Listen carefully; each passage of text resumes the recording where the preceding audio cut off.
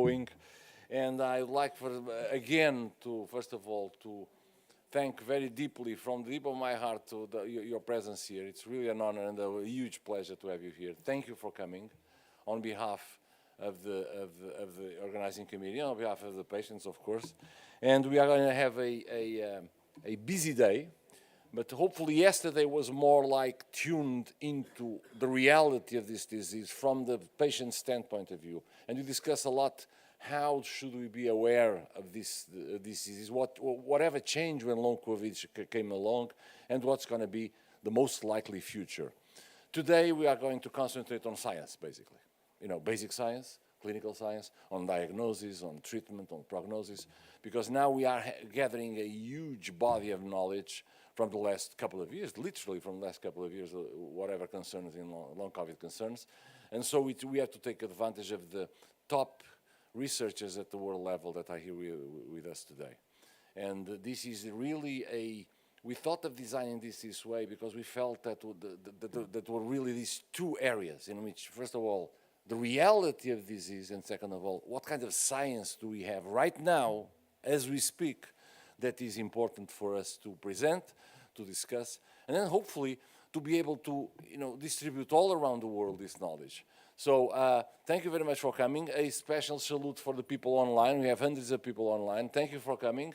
And now I'll speak a little bit Portuguese because I still have to defend my language after all these years. So, portanto, muito obrigado a todos. Bem-vindos ao segundo dia da nossa reunião. É uma honra tê-los aqui.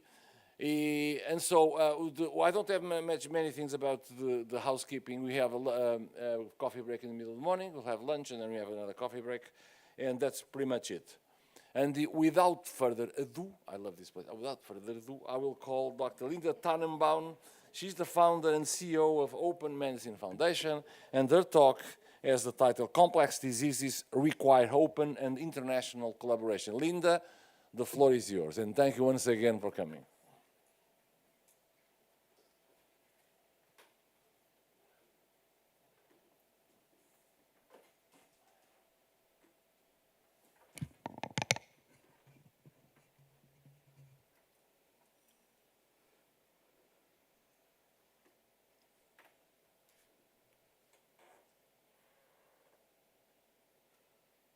Just want to make sure this works first. You can all hear me? Okay. Okay. Well, I'm really honored to be here today, and I want to thank the organizers for inviting me to be able to come and talk to you and mostly meet all of you and those that are online, to really follow by the remarkable speakers that are going to be following me today. So I'm excited to be the first to talk this morning, first of all, because hopefully you had your first cup of coffee, and those of you that are fresh. And I want to take the time, and I know that some of the organizers are here, but I want to especially thank Joan Hoffman for organizing this incredible conference and having the vision to have this conference. It is really important for us to get together, not only in person, but online, and to share hope of what everybody is doing, hope to the patients that actual research is happening, and hope that there is a future for health for patients who are suffering so much. So if you want to if we can all thank the organizers and Joan Hoffman, who just walked in the door, I would like to thank you personally for organizing this and having this. I would like to all of us thank him.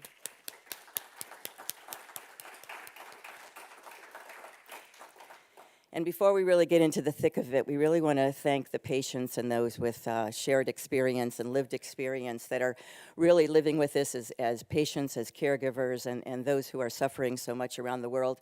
In the research world, we couldn't do research without you. I mean, we ask you questions, we have you fill out surveys, we draw samples, we try treatments, and we couldn't do anything without your help.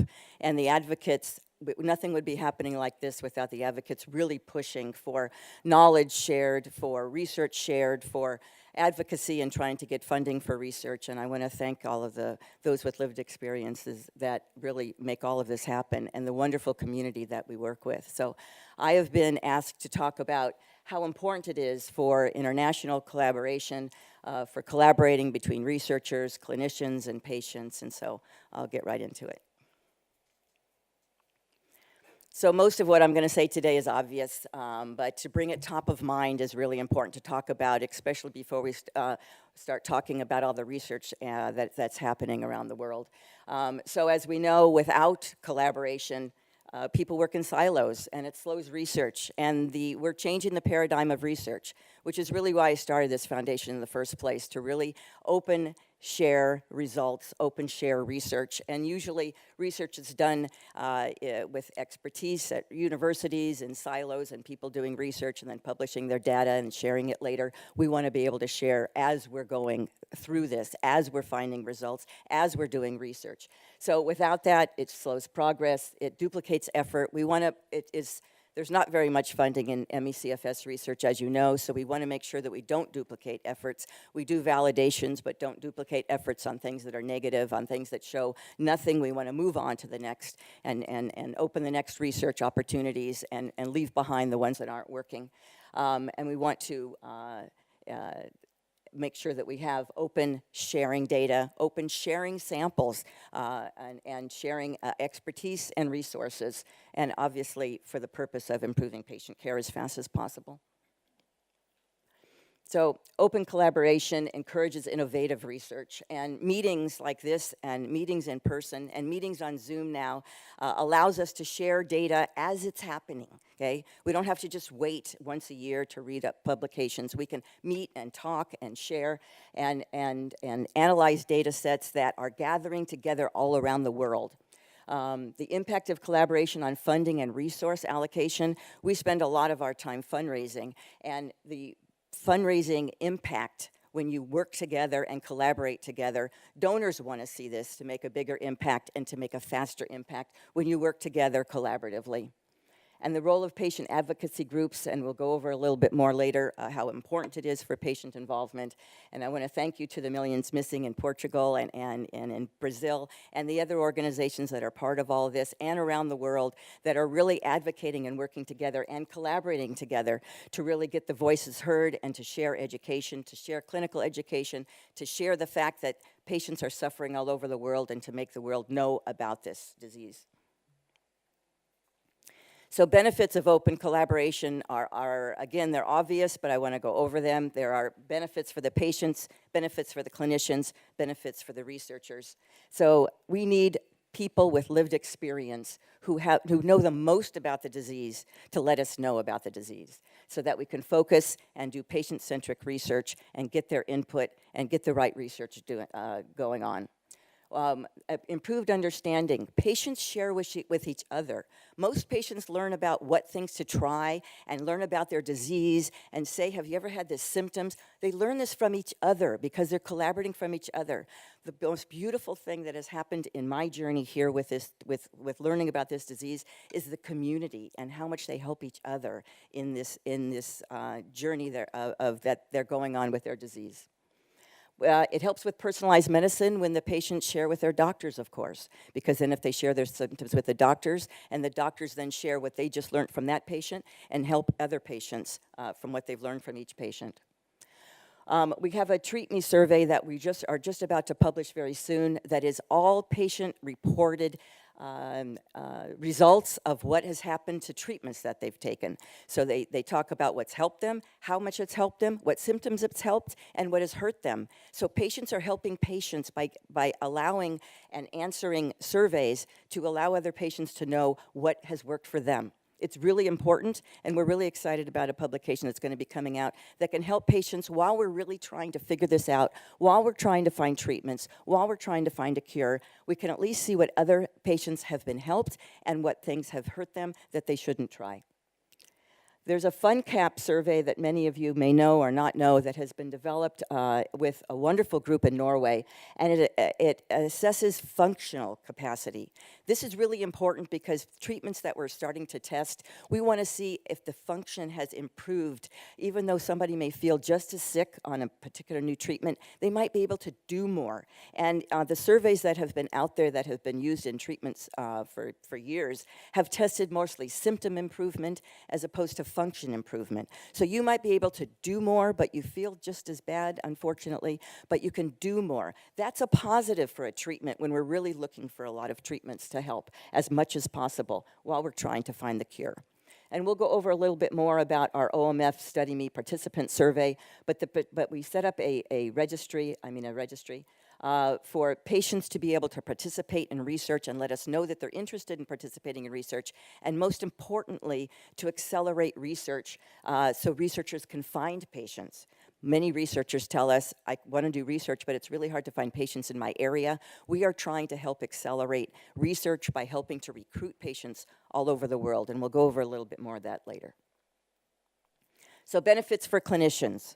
Obviously, if clinicians talk to each other about patients, share case studies, they can expand their knowledge, and most importantly, we need more clinicians knowledgeable about these diseases. The biggest complaint from patients is, I can't find a doctor, and we can't find doctors who understand the disease, who understand that these symptoms together are a diagnosis of ME/CFS, and how do we treat the symptoms, and of course how to validate that patients are sick, and what type of treatments should we try. So here's a few resources that I put here together. We partner with the Bateman Horne Center for Medical Education, and this has been a wonderful partnership because they have created wonderful resources for doctors, and most importantly for patients to be able to look for these resources, print them out or share them or email them to their own primary doctor, because it's really hard to train doctors all over the world in mass. And certainly if we send resources to doctors, they're not going to probably even open our emails to read. But it's most important for the patients to take a look at what resources are there and bring them to their own primary physician, their own doctors, and help educate, as well as what we have at the Bateman Horne Center. They've set up these ECHO programs that you heard before yesterday with Cindy Bateman talking about the ECHO program that doctors can come on and learn and share case studies themselves as well. But take a look at these resources for your doctors and for clinicians, and any clinicians that are here in the audience as well. There's wonderful resources, YouTubes and resources to learn about the disease, to learn about how to diagnose, and to learn how to treat, and what other things have helped patients on the treatment side.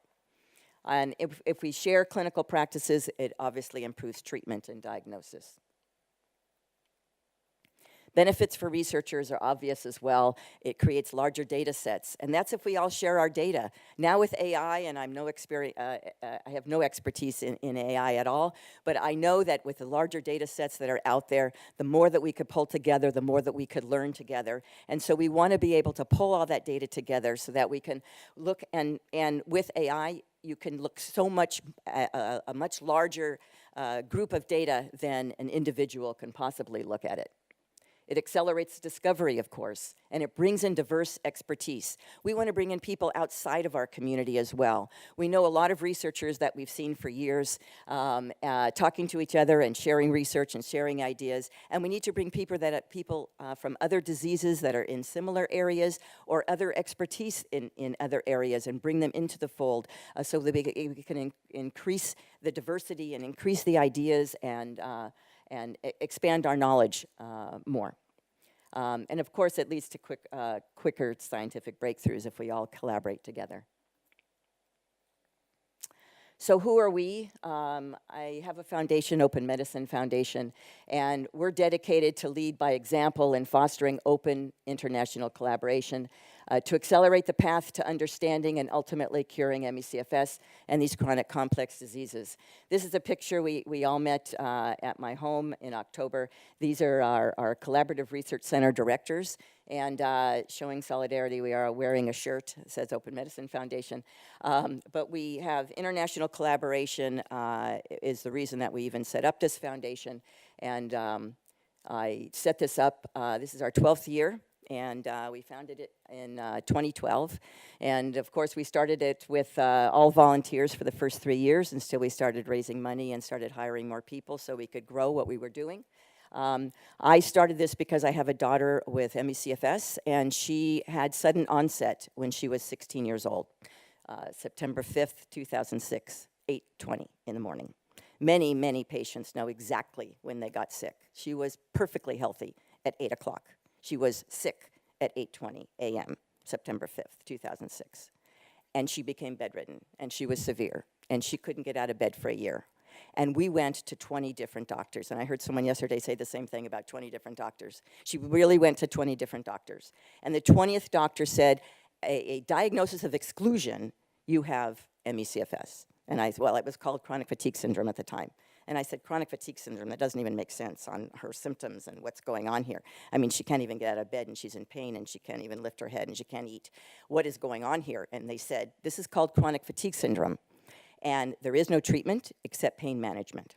And I said, pain management? They said, yes, biofeedback, neurofeedback, craniosacral massage, and go home and rest. So we went home and rest and cried and said, this is chronic. What are we going to do about this? So really, to get us through it, my background was laboratory diagnostics. I did every lab test we could possibly think that was in the clinical laboratory, and as you all know, they were all normal. Something was wrong with my 16-year-old daughter.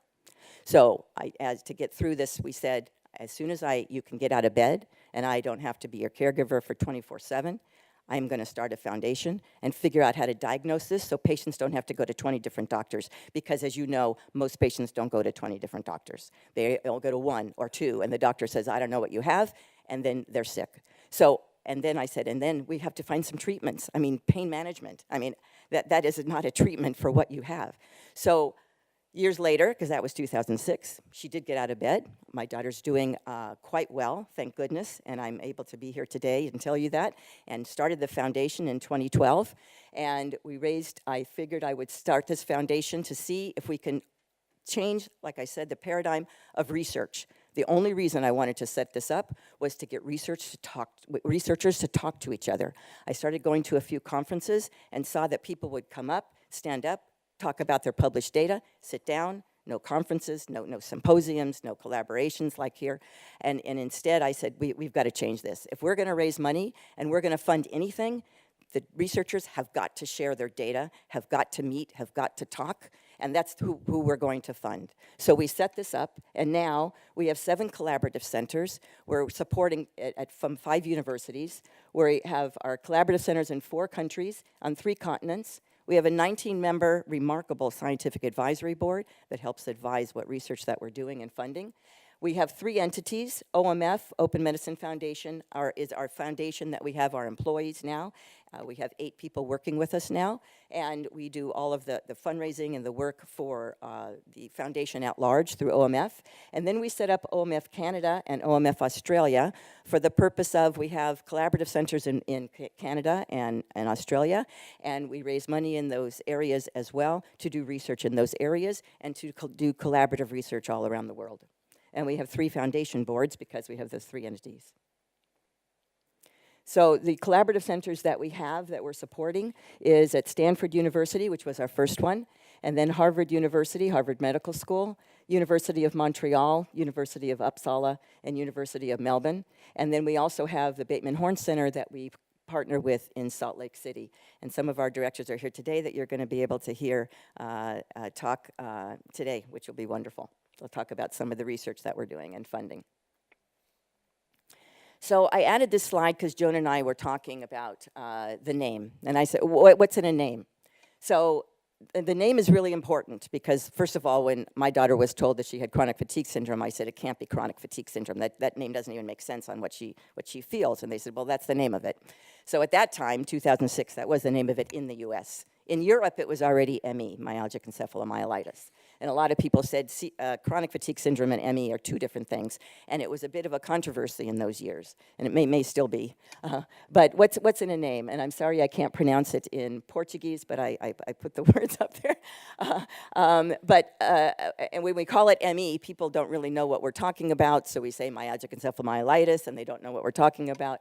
But chronic fatigue syndrome, we end up saying, well, it's a chronic fatigue syndrome, and now we call it ME/CFS. In the US, we call it ME/CFS. In different countries, they call it CFS-ME, or just ME, or just CFS. And so the name is a problem. In research, we really felt we had to keep chronic fatigue syndrome because the research publications are under chronic fatigue syndrome. So if a researcher is looking in publications and in PubMed saying what kind of research is being done already, if they just look up myalgic encephalomyelitis, they're not going to see as much as if they type in chronic fatigue syndrome. So it is important, even though we hate the name chronic fatigue syndrome, but it is important about the name. And the name, as Sue Levine's talked the other day about the history of what went on through this. It also changed names through time. Post-viral syndrome. A lot of people, when I first got into this, were calling it, the doctors were calling it post-viral syndrome, so that way people wouldn't have it in their record as chronic fatigue syndrome, so they could get life insurance, so they can get funding from insurance companies. And so really through the years, when you look at how many people had chronic fatigue syndrome, even the numbers didn't add up because the doctors weren't writing any diagnosis in their charts as chronic fatigue syndrome. So our Study Me registry is important for everybody to know and everybody who's listening to know. This is obviously free for patients and free for researchers because the purpose of this is to accelerate research, like I said a little bit earlier. So it's a participant registry. It takes less than 5 minutes to sign up. It's not asking any medical information. It's asking your interest to see if you are interested in hearing about opportunities for research for ME/CFS, for long COVID, for post-infection diseases, and fibromyalgia. Those 4 things right now. And then it asks your interest, and there's different symptoms listed. Are you interested in research for POTS? Are you interested in research for unrefreshing sleep? And there's a whole list of symptoms. Are you interested in this? So the purpose of this is, number 1, it's global.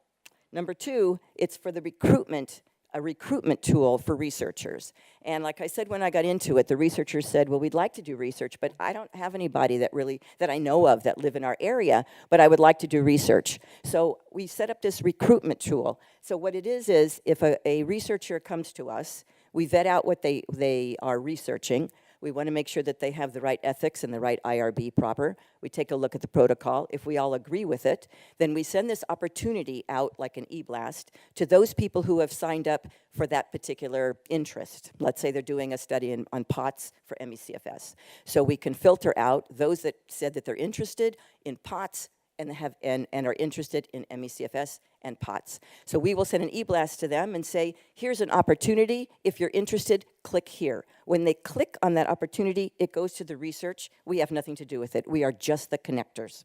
So any questions and any other information that you're interested in goes to the research group. So we are literally just connecting to accelerate research all over the world. We launched this last May. Within 3 months, we had people from over 61 different countries sign up and say they're interested in filling out surveys. They're interested in any local type of research. They're interested in flying anywhere for research to give their samples. People have this disease, as you know, all over the world. And it is amazing when you see how many people and how many countries are involved that actually know that they have ME/CFS, otherwise they wouldn't even have received an e-blast or haven't even know about us. And you can imagine how many people don't know that they even have this disease, because 90% of people aren't even diagnosed. But the people that know that they have disease, usually self-reported, self-identified, okay? In many countries. In our database, we have people of over 100 different countries. I mean, I haven't even heard of so many of the different countries that people have signed up from. This disease is everywhere. In our database right now, in fact, I just looked this morning and we already have over 8,500 participants. Every day people sign up for it because they're desperate to be part of the solution. It gives patients a feel like they're part of something, which is really important because they may be answering a survey and like the Treat Me survey, it is so important to answer these surveys, and I know there's too many of them out there, but it's so important because it is sharing data with each other and it's sharing data with researchers. So we have the highest participation age, so you know, is 25 to 55 that have filled out and signed up for studies. And as expected, female to male, more female than male have signed up. And we've already started recruiting for a number of universities. And like I said, we just started this last May, and as soon as researchers started hearing about it, they said, oh, could you help us recruit?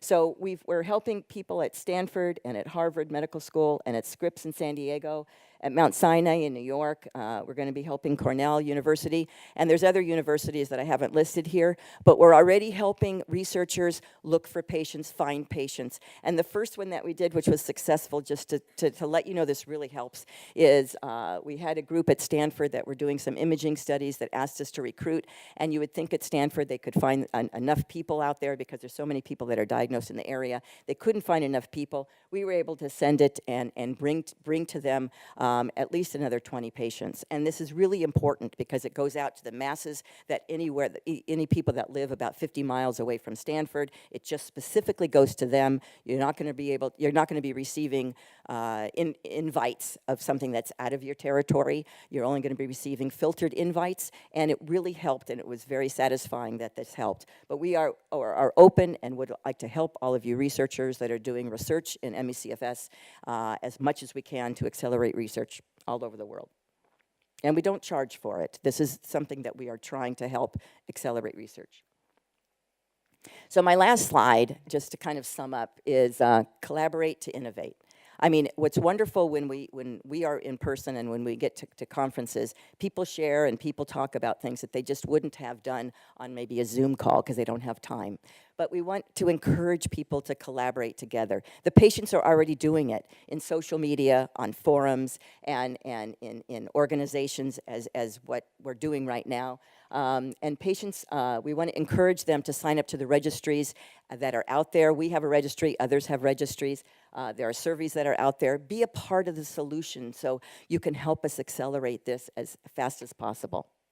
For clinicians, we urge clinicians to read about case studies, talk about case studies, get together and organize to talk to each other. We really appreciate the clinicians that are here today and listening because this is the way that we can share knowledge and share information so we can improve patient outcomes. And for researchers, we call on all researchers to participate and collaborate research together and share samples and share results and show up to conferences as this so that we can share ideas and share thoughts and share new paths for research. And that is all. Thank you very much.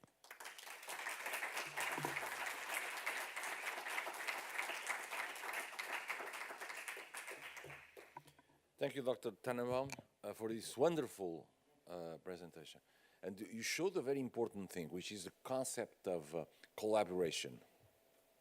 Among all the possible stakeholders, and normally the most important are the patients, the healthcare professionals, the health managers, and the policymakers. Of all these four, the collaboration among them it's really the answer for the question. So we are not isolated, as you said, in silos, doing our little thing. So it's really wonderful what we have done. You have done, and we you know, it's an example. I think it's an example for us all. There's an area that you mentioned, which is the registry, that I found that very interesting. And then I'd like to talk to you about patient-reported outcomes measurements, because that's going to be one of the biggest line of research for the future. And this disease is particularly good on that. So we'll talk about that, because that really excites me. So after an overview of what is an example of a private, individual, and groupal initiative to try to tackle a problem of this very serious disease, and really showed nicely how things should be done. We are now, I'm very happy to announce now that Dr. David Systrom is going to be our next speaker. David is director of Dyspnea Center and Advanced Cardiopulmonary Exercise Testing Program at the Brigham and Women. He's the co-director of the Ronald Tompkins Harvard ME/CFS Collaborative Research Center, and he also is an assistant professor of medicine at Harvard Medical School. David, the floor is yours. And just to show you my appreciation, I will get you a bottle of green wine, a Vinho Verde, tonight, this special one. Thank you very much for coming. I need a plug, yes. Yes. Well, thank you, Dr. Vascamaro, both for the nice introduction and the invitation to be here, and another call out to Joan for helping organize this symposium. For those of you, and I see a lot of familiar faces here today from yesterday, for those of you who were here, I am very briefly going to review what I think I attempted to convince you of yesterday, and that is that an element of exercise intolerance in ME/CFS and long COVID is related to dysautonomia and the autonomic nervous system dysfunction. And at the end of this talk, I'm going to attempt to link some of the notions about dysautonomia and dyspnea. So this is shortness of breath on exercise in ME/CFS and long COVID. This is a woefully understudied area. Dyspnea is a complex symptom. It has many facets. When I was a fellow back in the day, and this is a long time ago, Dr. Vascomano, long time ago, I went to a symposium on dyspnea at the University of Pennsylvania, and they showed a clip of one of the greats in ventilatory control, it was Julius Comro. And he addressed a conference again at the University of Pennsylvania where he was. They showed a film of this. He said, we're going to get together over 3 days and talk about dyspnea. And at the end of the 3 days, we're not going to have any idea what we're talking about. So it's a complex symptom with a lot of facets. But I'm going to attempt to give you, at the end of the day, a little hypothesis here, a little hypothesis generating data. So yesterday, for those in the remote audience who may not have been here, at the Brigham and Women's Hospital and Yale and Porto and Sao Paulo, we are doing invasive cardiopulmonary exercise testing, which gives us a very deep dive into the pathophysiology of exertional intolerance in ME and long COVID. And I'm not going to show the movie again, but just to recap, we've got a metabolic cart that measures pulmonary gas exchange and ventilation. We've got 2 catheters, the radial and pulmonary artery catheters, which give us blood flow measurements, amongst other things.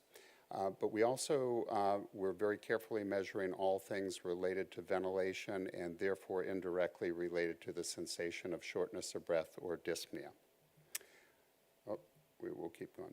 So what I attempted to convince you of yesterday was that most patients with ME and long COVID who are free of heart and lung disease, super important in long COVID, end up in these 2 buckets in our flow, our diagnostic flow diagram. They have mildly depressed peak exercise VO2s, and the reason for that is a combination of preload failure. This is failure to prime the pump, failure to adequately move venous blood against gravity in the upright position up to the right heart, and additionally a problem over on the arterial side, which is manifested with our testing by impaired systemic oxygen extraction, and we think one of the reasons for this could be peripheral left to right shunting, in turn a form of dysautonomia. So we think that both of these things potentially are related to dysautonomia or autonomic nervous system dysfunction because of the Philip Joseph paper that I presented to you yesterday that suggested a very high prevalence of something called small fiber neuropathy. So the small fiber nerves play a role in blood vessel tone and blood flow. So this is a recap of what I attempted to tell you yesterday. What I'm going to try to tell you today is that this very same entity, neurovascular dysfunction, and in particular the autonomic nervous system dysautonomia, may play a role in shortness of breath. So I'm going to flash back to the Will Oldham paper, and buried in the title was the fact that what we were initially trying to elicit reasons for was unexplained exertional shortness of breath or dyspnea. And what we ended up finding was that all these patients sent to us with unexplained dyspnea had ME/CFS. This was in the pre-COVID era. Now, others have jumped on board after our initial findings, including here the Cleveland Clinic, where they've also related the sensation of shortness of breath to this preload failure. This is the low filling pressures in the upright position that is the hallmark of ME/CFS with our type of testing. Now, how does shortness of breath develop? Here's a little cartoon that kind of simplifies, I think, the conventional wisdom about why one becomes shortness of breath. It's an imbalance between ventilatory demand, and I'll get heavily into this, and ventilatory capacity. So the demand to breathe versus the ability to generate airflow with a ventilatory pump. And when there's an imbalance, excessive demand related to capacity, dyspnea, or breathlessness ensues. So this is a basic concept in exercise physiology. If ventilatory demand exceeds capacity, shortness of breath will ensue. Now, there's a lot of different pathways that have been studied over the years in terms of ventilatory demand. And there are a variety of neural and humoral signals that are depicted here. We'll summarize first. There are afferent pathways to the brainstem that then travel northward to the higher cortical areas where shortness of breath is sensed by the brain. But they're all mediated largely by the vagal nerve. And they come from the lung. When the lung is dysfunctional, there's some of this. They come from the heart, both the left and the right heart. When the heart is dysfunctional in any way, shortness of breath can ensue. They come from chest wall receptors. And as you'll see, I'm going to focus on this. They come from the exercising muscle as well. And there are a couple of varieties of pathways related to exercise, meaning increased metabolism from the muscle, that are at play that drive ventilation. One is a humoral pathway, and the other is a neural pathway, and I'll come back to that. Now, our best insight so far into the mechanisms for shortness of breath and long COVID come from Indy Singh's paper of long COVID, which I presented an element of yesterday. What I told you yesterday is that it looks frighteningly like ME/CFS. So preload failure and evidence of impaired oxygen extraction. What Indy also did was a deeper dive into the mechanisms for shortness of breath during exercise in long COVID. And I'll walk you through a little basic pulmonary physiology here.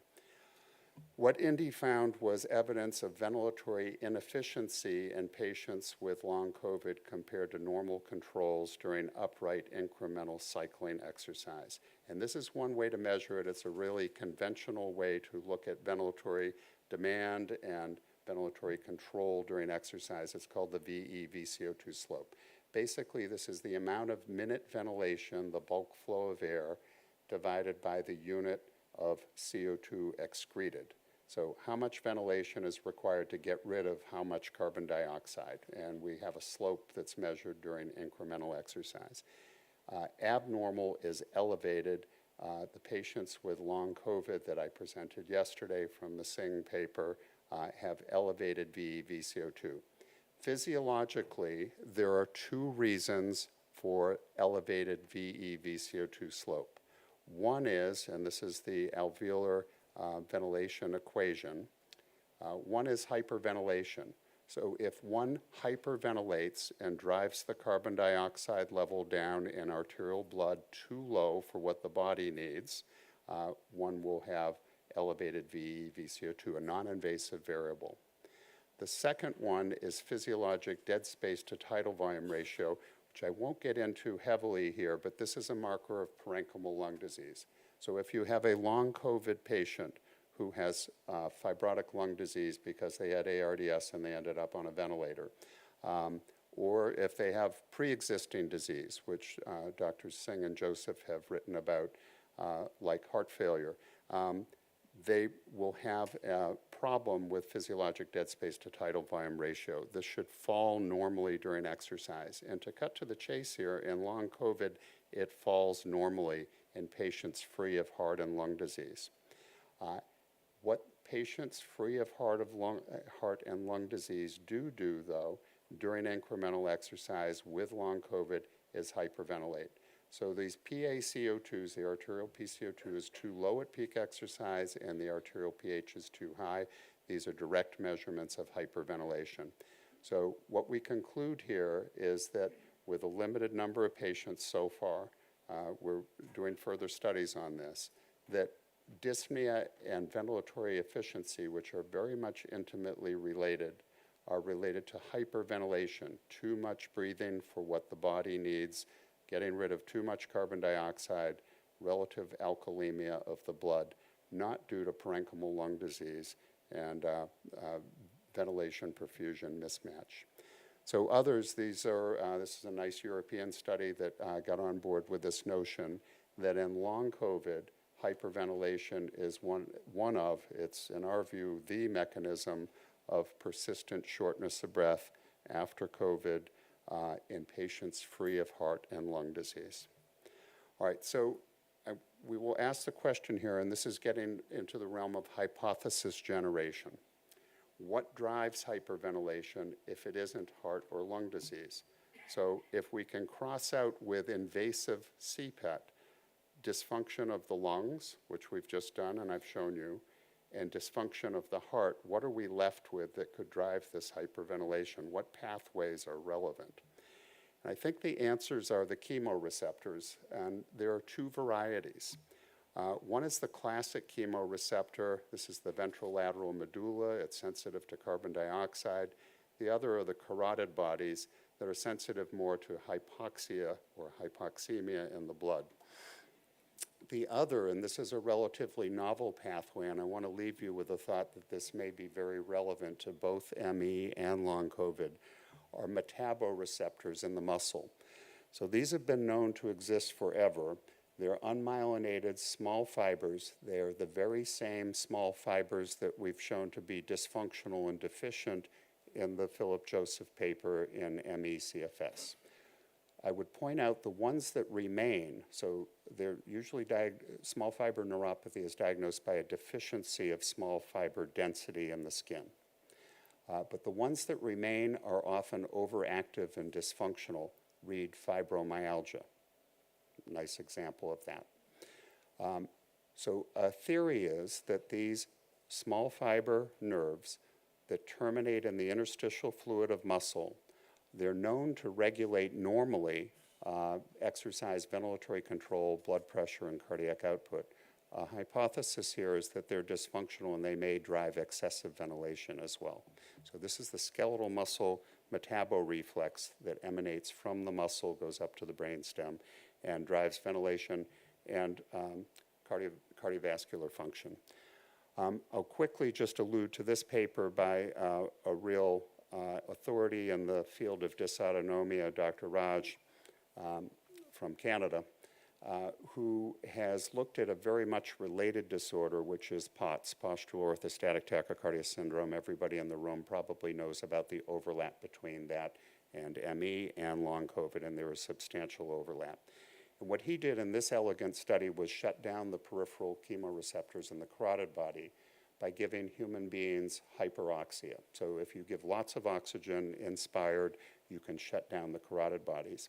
And he showed that the upright tilt table test, which elicits hyperventilation, and in our research, we see the very same thing in patients who've had both tilt table test and the invasive CPET. We see hyperventilation in both. He's shown that the hyperventilation persists after shutting down the carotid bodies. So I think this moves the focus of the genesis of hyperventilation to the periphery and perhaps to that skeletal muscle metaboreflex and perhaps to the very same small fiber neuropathy that we talked about yesterday. I'm going to give you a quick flashback to an ancient study of mine, and I've been teased by the youngsters in my lab that this is not even really available through AI. We've got to go back and find this paper from 1998. We did very quickly a study in normal individuals that documented this skeletal muscle chemoreflex is relevant to ventilatory control. This is in normal individuals. And we did so by taking normal individuals, putting them in a phosphorus MR spectroscopy magnet where we can measure muscle metabolism directly and pH in the muscle. And we did a very simple intervention, which is done by others. Big blood pressure cuffs around the proximal thighs during exercise. You inflate them, you trap metabolites in the lower extremities, you stimulate the neural reflex because none of the metabolites is getting centrally to the arterial or ventrolateral medulla chemoreceptors. You deflate them and then you have the humeral reflex. So what we found there was during inflation, we had hyperventilation, that's this curve here. And that inflated cuff was associated with a more acid muscle pH. This is muscle, not blood, by phosphorus MR spectroscopy. And when we tried to link that minute ventilation during low-level 3 minutes constant load exercise, there was a regression. The more acid the muscle, not the blood, the more ventilation. So we think this is the skeletal muscle chemoreflex in normals. We're postulating this is on overdrive in ME/CFS and long COVID, mediated through dysfunctional small fiber nerves. So this is a diagram that suggests that in patients with ME and with long COVID, free of heart disease, left or right, who have this peripheral limitation that we think is mediated by small fiber neuropathy, we think we may have a neural reflex that is driving ventilation and creating dyspnea. So we are going to further study this with a so-called LIFT study. And a special call out to Linda Tannenbaum, whom you just heard, who has helped fund this study that we're just beginning at the Brigham in Boston, with the help of Jonas Berquist, who's here in the audience from Uppsala.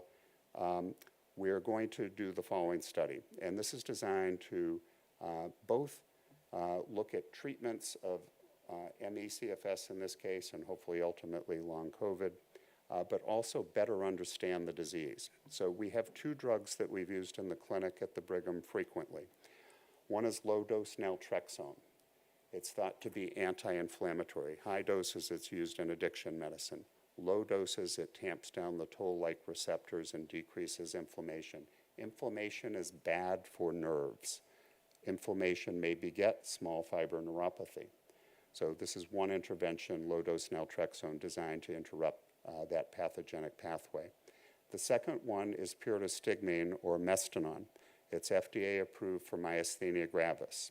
We think it facilitates nerve traffic that's dysfunctional in small fiber neuropathy.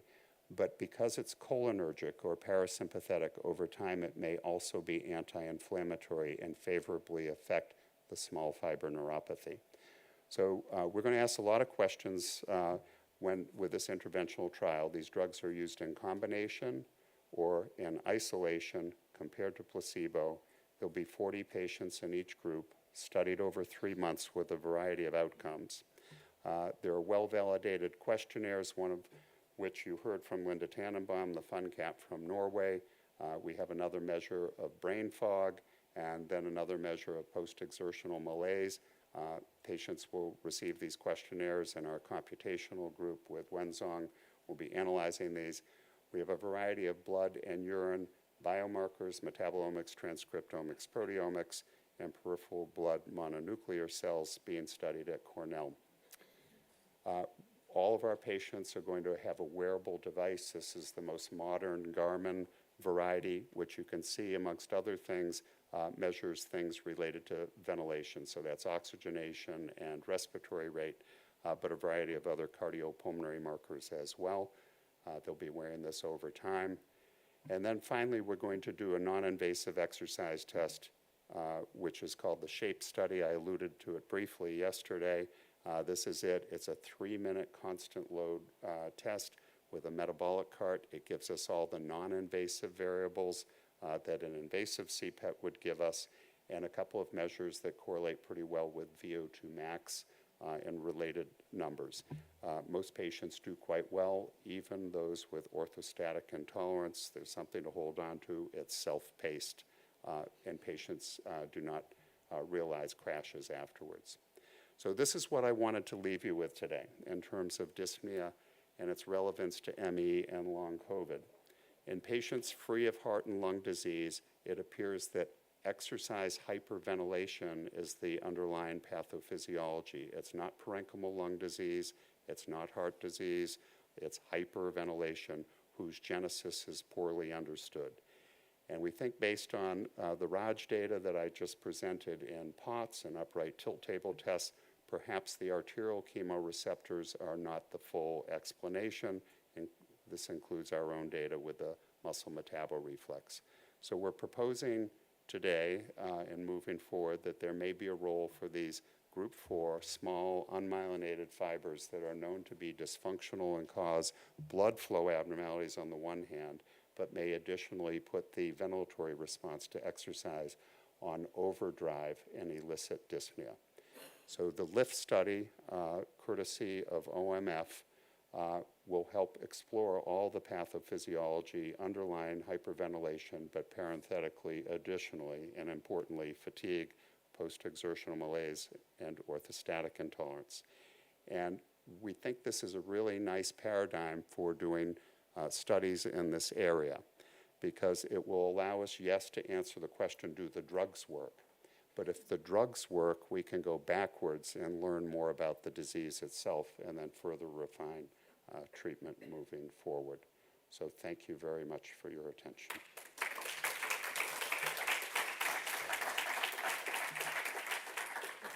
You're very welcome.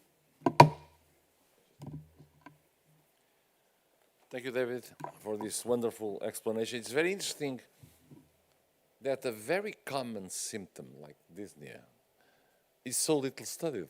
If you know, when I look over your presentation, what comes to mind is half of my patients have dyspnea. I mean, and we know very little about this.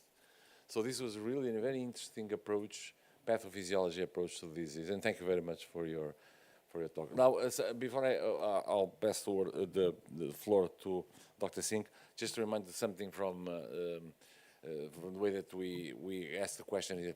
Can you please write the questions on those small little papers that you have there? Okay, it's easy for us then to manage that. Now, our next speaker is Dr. Inderjit Singh. He's assistant professor of medicine at Yale School of Medicine. I'm sorry. Philip Joseph. He's Associate Director at Yale University Pulmonary Vascular Program and Pulmonary Critical Care and Sleep Medicine. Dr. Joseph will address us with the talk entitled Neurovascular Dysregulation on EME-CFS. Thank you very much. Sorry for announcing the next guy. Oh, it's okay. Basically, Dr. Singh and I are the same person. Anyway, they confuse us all the time at Yale. All right, my name is Philip Joseph. I'm a physician at Yale University. And I want to thank you all for inviting me. Thank you to the organizers. This is actually my first trip to Europe.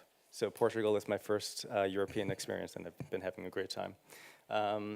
So I've been tasked to explain neurovascular dysregulation in 20 minutes in ME-CFS and some of the insights we've gained from invasive exercise testing. And a lot of this work was when I was a fellow at Brigham and Women's Hospital. My first rotation was in the exercise lab with Dr. Systrom. And I remember the first case I saw of this, which was of preload failure. And Dr. Systrom said to me, this is a classic case of preload failure. This is in 2015. I was a new fellow in the Harvard system, and I thought, oh man, I really don't know anything. So I spent all night looking this up, preload failure, PubMed, Google, couldn't find anything. And I went in the next day and I said, Dr. Systrom, I couldn't find anything here. And he said, that's right, you're gonna publish on this. So I don't have any disclosures, I remain an academic physician. So the goals to discuss the use of the invasive CPAT in the evaluation of unexplained dyspnea, explain the pathophysiology of exertional intolerance in ME-CFS, describe exercise phenotypes in ME-CFS, and describe the use of pyridostigmine to treat neurovascular dysregulation and potentially explain some of the underlying pathophysiology. A lot of this is repetition from yesterday as well. So I would say that initial conversation with Dr. Systrom inspired me to go back to the basics and textbooks. This is Dr. Singh and I in my apartment. Fellows in the Harvard Medical System have to read physiology textbooks at night to each other. And that is me pretending to read upside down. Shows you how much I know. But I think it's worthwhile going back to the basics and the Wassermann diagram, which is really a simplistic way, but also it gives us a good way to think about approaching dyspnea and approaching, is there a pointer here? Okay. How oxygen is being absorbed or being oxygen uptake from the atmosphere through the ventilatory system, through the left side of the heart, delivered to the muscle bed, and used by the mitochondria to produce ATP. That's what it's all about, producing ATP. And then carbon dioxide production going through the venous system, through the right side of the heart, and being exhaled into the atmosphere. Any break in these gears can cause dyspnea, can cause exercise intolerance. So this is where the invasive exercise test comes into place, which is we can have a very complete look at all those facets of exertional intolerance by using a Swan-Ganz catheter. This is, again, Indy Singh in my apartment playing with the catheter. So this is meant to illustrate that this is a very, it's a minimally invasive tool that has minimal complications done with experienced hands and is used to expand upon the differential that I'll go into in the next slide. This is just a video of the invasive exercise test that we've set up at Yale. Oh, I know there's sound here. I don't know if you can mute the sound, but Dr. Sistrom showed a similar video yesterday. So there's a continuous measurement of intracardiac pressures throughout exercise. Okay, wedge, please. Every minute, we're calling for a wedge pressures, which is a surrogate for left atrial pressure, left ventricular, and diastolic pressure. Every minute of exercise, there's a mixed venous sat and an arterial sat being drawn to calculate a direct thick cardiac output. We push patients to the max, so you could see a patient going through maximal exercise, and then see the thumbs up, so that just reinforces that Dr. Sistrom was correct, that patients do say that this is better than a dentist's office. And the whole point is to expand upon why someone has depressed or decreased aerobic capacity, as defined by a VO2 less than 80% of predicted. We look for pulmonary mechanical limitations to exercise, which is a non-invasive assessment. And then we're further refining this, this algorithm with looking for central cardiac limitations to exercise, looking for left heart disease, which is important. Oh, it's not lighting up. So left heart disease, especially in the long COVID group, pulmonary vascular disease, and then preload failure. And this combination of preload failure and the peripheral limitation, which is impaired systemic oxygen extraction, is commonly observed in ME/CFS. And I'm going to hopefully prove that to you in the next few slides. So we're going to hone in on the circulatory gear here. These data have been presented throughout this conference. So this started in, this is years before I started fellowship. Will Oldham and David Sistrom published this paper looking at patients with unexplained dyspnea who presented to the invasive CPET lab, and after ruling out significant cardiopulmonary disease, exercise pulmonary hypertension, exercise pulmonary venous hypertension, and looking at patients who had impaired VO2 and normal VO2. And in the impaired group, it's just showing that they had an impaired VO2 of about 53% of predicted. They had a decreased cardiac output, and this was a function of preload failure. So they had an inability to augment their right atrial pressures and their wedge pressure. Sorry, oh, here it is. So right atrial pressures remained low at peak exercise. Wedge pressures also were on the low side. So the summary from this is that preload failure may contribute to exertional intolerance in a subset of patients with unexplained dyspnea. Further review of some of the records of these patients with impaired oxygen uptake and preload failure showed that there was a hint towards dysautonomia, or disorders of the autonomic nervous system. Some of them had abnormal tilt table tests, abnormal nerve conduction studies, abnormal tests of adrenal function. And around this time, there was increasing evidence of small fiber neuropathy, used to be called small fiber polyneuropathy, that may underlying commonly associated disorders such as fibromyalgia, such as widespread pain syndromes, and POTS, postural orthostatic tachycardia syndrome. So we decided to look at this and assess if small fiber neuropathy was prevalent in ME/CFS in our invasive CPET cohort. So this is the famous Philip Joseph paper that's been thrown out throughout this conference. So this is a paper we published in Chest about our insights from invasive cardiopulmonary exercise testing in ME/CFS. So same kind of algorithm, which was we looked at our total invasive CPET database, took out the patients with missing data, significant cardiopulmonary disease such as exercise pulmonary arterial or venous hypertension, and honed in on the patients with low right atrial pressures, a right atrial pressure below 6.5 millimeters of mercury. Then we looked at patients who had the presence of a skin biopsy and did a chart review or a telephone questionnaire to see if they had a diagnosis of ME/CFS based on the National Academy of Medicine criteria. So of those, out of the 1,500 or so invasive CPETs, we had a study cohort of 160 patients with ME/CFS and the presence of a skin biopsy. This is just baseline characteristics showing that at least in the United States, in Boston, it was a middle-aged female population. BMI was normalish for an American, 25. Very different in Europe.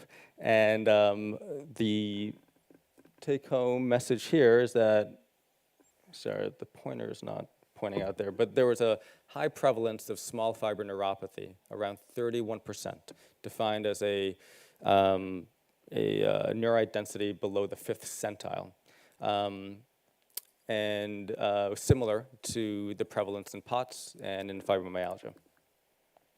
Unfortunately, neurite density did not correlate or was not associated with physiologic parameters such as VO2, cardiac output, and right atrial pressures. This might be a limitation in our technique. At least when I was a fellow, the skin biopsies were at one site over the medial malleolus, and it's small fiber neuropathy is a patchy disease, so we might be underrepresenting the presence or the prevalence of small fiber neuropathy. Not sure if I would just say there's no correlation thus far, but maybe that should be something to be investigated. So, interim summary number 2, small fiber neuropathy may be the underlying pathophysiology of preload failure and ME/CFS.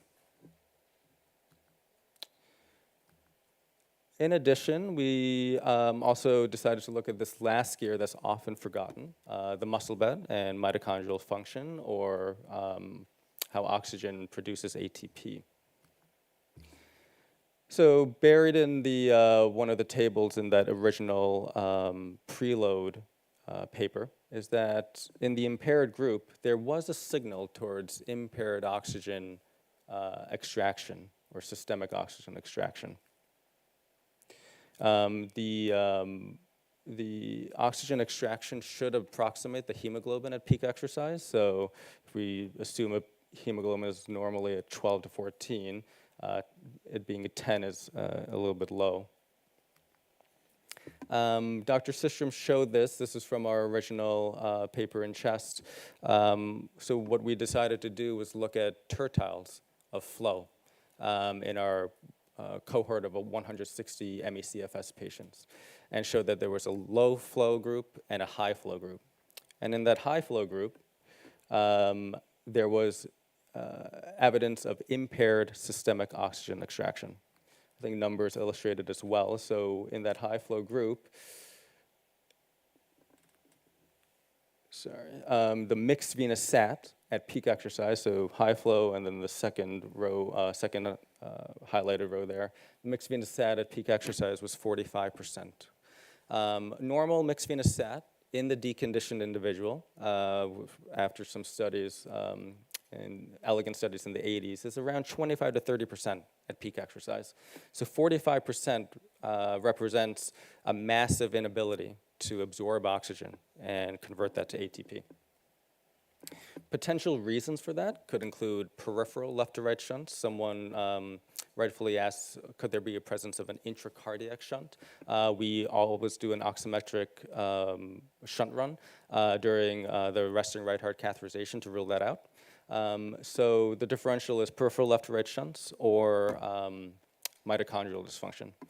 This is a paper looking at palmar biopsies in patients with fibromyalgia, showing that there was abnormal innervation of cutaneous AV shunts, potentially explaining this peripheral left to right shunt hypothesis, or supporting it.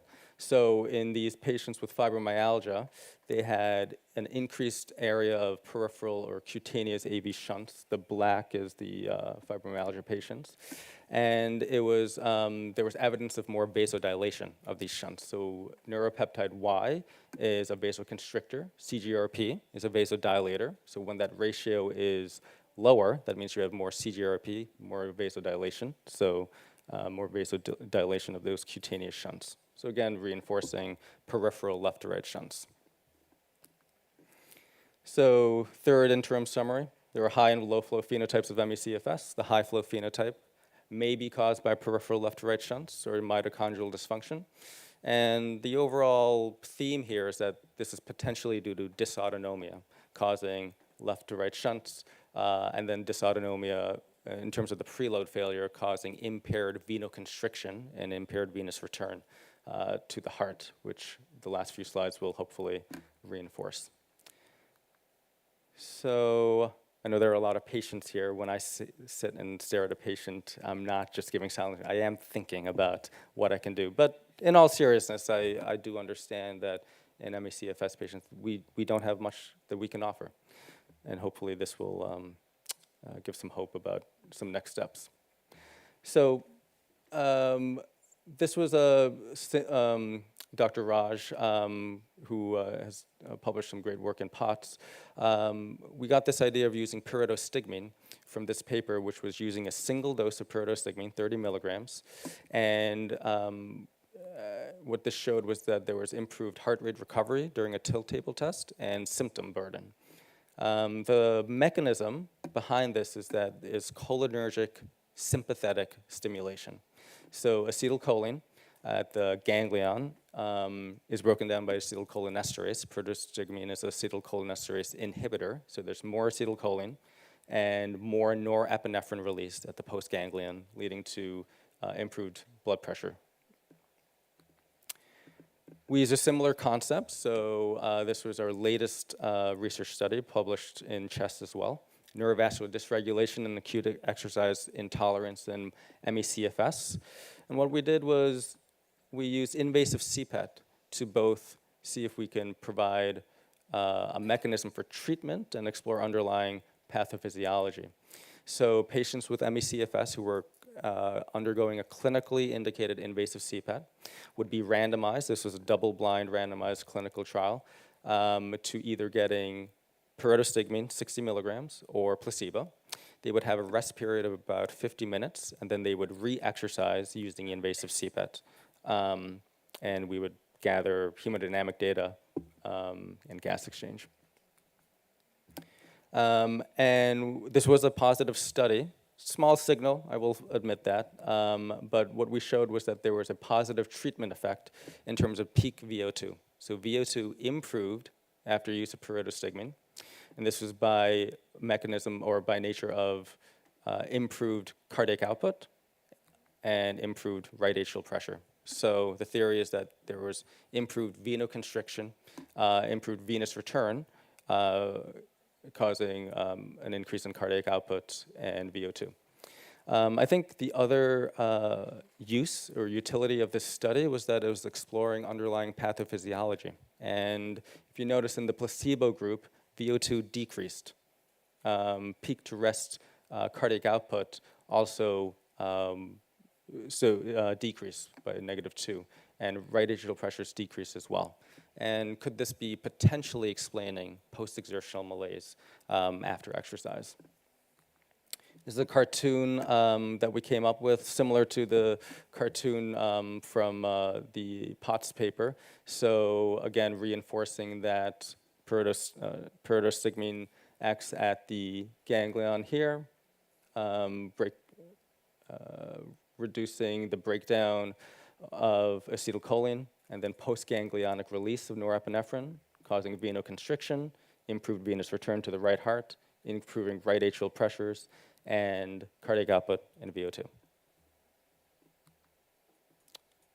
So in summary, I hope I proved to you that ME/CFS is real and that there's physiology or pathophysiology that can be explained by invasive exercise testing. That preload failure contributes to dyspnea, that small fiber neuropathy may be the underlying pathophysiology of preload failure due to impaired venoconstriction. That small fiber neuropathy can contribute to the high flow phenotype of ME/CFS by causing peripheral left to right shunts. And that pyridostigmine may improve aerobic capacity by increasing cardiac output and right ventricular filling pressures.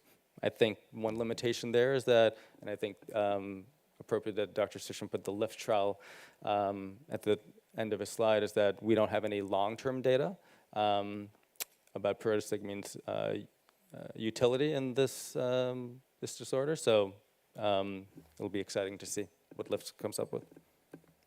And then I don't think I'm taking questions right now, but those are my cats, because I don't have kids.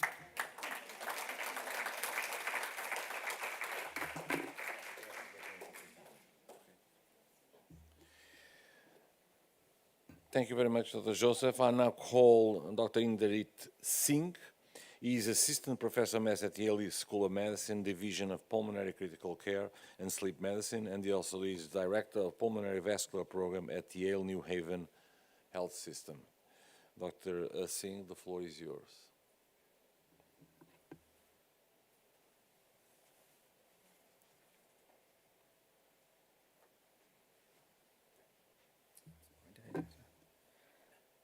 All right, thank you for having me. So my talk today will be on the pathogenesis of exercise intolerance in long COVID. These are the grants that I've received to help support some of the research that I'll be talking about today. So the focus of my presentation will initially describe what the typical clinical presentation of patients with long COVID. I'll reiterate and re-emphasize the pathophysiology of long COVID that has been described by Dr. Joseph and Dr. Sishram. And then I'll talk about our publications and our work that's ongoing on how we have integrated advanced cardiopulmonary physiology with advanced omics to better understand the aberrancy that begets this syndrome. So the WHO defines long COVID as such. You know, these folks have a broad range of symptoms, which can be physical and cognitive, that develop during or after the acute COVID illness, and they continue for 2 months or 3 months if you take into account the onset of the acute illness, and they have substantial impact on the individual's life, and they're not explained by an alternate diagnosis. The most commonly reported symptoms are exertional intolerance, post-exertional malaise, which is a state where patients have a crash following either a physical or a cognitive activity. So our initial understanding of the pathophysiology of long COVID was informed by this paper that Dr. Sishram and Dr. Joseph has talked at length about. We followed up this small study with our experience at Yale, which had over 50 patients. And I'll briefly describe the findings of that paper as well. This is a level 3 CPAT. I'm not going to get into too much detail because I think Dr. Sishram has spoken at length about this earlier on.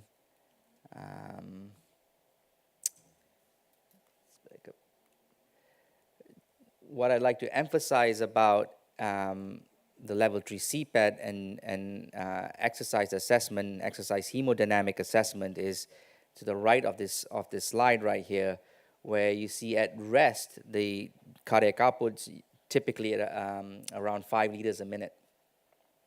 In untrained, non-athletic individuals, that cardiac output can go up as high as 20 liters, and in elite athletes, that can go up to about 40 liters a minute. But what I like to point out is that you could see that during exercise, the vast majority of blood flow is distributed to the skeletal muscle. So the large blue area amongst the untrained athletes and the athletes, you can see the vast majority of blood flow is directed towards the skeletal muscle. And so when we examine the systemic extraction, oxygen extraction that Dr. Systrom has described, we're actually primarily looking across the skeletal muscle bed. So during heavy exercise, the vast increase in cardiac output that we observe is directed almost exclusively to the exercising skeletal muscle. And just a point of interest, you can see that the blood flow to the brain remains constant irrespective of the stages of exercise, and that's related to cerebral autoregulation. This is a slide that Dr. Joseph had shown earlier. This is our setup at Yale. We do level 3 CPATs upright or semi-recumbent. In the semi-recumbent patients, we do simultaneous echocardiograms. Similar to the setup at the Brigham, we have a arterial line, a pulmonary artery catheter, where we get continuous hemodynamics, minute-to-minute venous blood gases and arterial blood gases so that we can calculate what the systemic oxygen extraction across the skeletal muscle bed is. And leveraging our expertise in level 3 CPATs, we published our findings and we demonstrated that these patients have a primary peripheral limit to exercise that is characterized by impaired systemic oxygen extraction. And there are no evidence of heart failure or pulmonary hypertension. The setup at Yale is as such that the patients with long COVID, they get seen in our post-COVID clinic, and they undergo an exhaustive list of investigative testing, which includes echocardiograms, CAT scans, lung function testing. Some of them have coronary angiograms, all of which either are normal or do not explain their exertional limitation. Only then do they get subjected to a level 3 CPAT. All 10 patients here had mild self-limiting illnesses, and the time of onset of the level 3 CPAT from the acute COVID illness was over 300 days. So these folks had symptoms that were going on for approximately a year following the acute mild COVID illness. Dr. Systrom described earlier about the pathophysiology of this exaggerated hyperventilatory response that we also observed in this patient population. And this is the follow-up study that we published recently, looking at our entire cohort of patients with long COVID. And you can see that the vast majority of patients, with the exception of 2 patients who had exercise pulmonary hypertension, the vast majority of patients exhibited a primary peripheral limitation to exercise characterized by impaired systemic oxygen extraction. We also did a sub-analysis amongst those patients with impaired systemic oxygen extraction. We compared those individuals who underwent supervised exercise rehab programs to those who did not. And we did not find a difference in the degree of oxygen extraction impairment. So pushing back against the idea that the impaired extraction that's observed in this patient population is because of deconditioning. We then, decided to look and see, what is it that's causing this impediment in the oxygen extraction across this patient population. And our initial study, which we published last year, looked at about 22 patients where we ran proteomic analysis on peak exercise mixed venous blood in these patients with a primary peripheral limit to exercise, these long COVID patients. And what we found was there exists a dichotomy in the aberrant cardiopulmonary physiology and the protein expression in these patients. So in the first, to your left right there is the physiology that we demonstrated during the level 3 CPAT. And what we found was that if we were to dichotomize patients according to the severity of the oxygen extraction to mild and severe, we find that the patients with the milder oxygen extraction impediment had this compensatory enhanced cardiopulmonary response where they had increased or greater oxygen delivery. We also saw a similar dichotomy in terms of aberrant protein expression between patients with mildly impaired oxygen extraction compared to those who have more severely impaired oxygen extraction. So if you look at this volcano plot here, this thing's out now. You can see that in patients who have mildly impaired oxygen extraction impediment, you have this compensatory increase in proteins that are involved in mitochondrial oxidative phosphorylation. Whereas in the patients who had more severely impaired oxygen extraction, you see persistence of proteins that are involved in the inflammatory disease process and in endothelial dysfunction. Now, these are patients more than a year after the acute COVID illness, and the vast majority of patients had mild self-limiting illnesses, and despite that had evidence of persistent inflammation and endothelial dysfunction that contributed to the aberrant pathophysiology that we showed in our CHEST and our ERJ paper subsequently.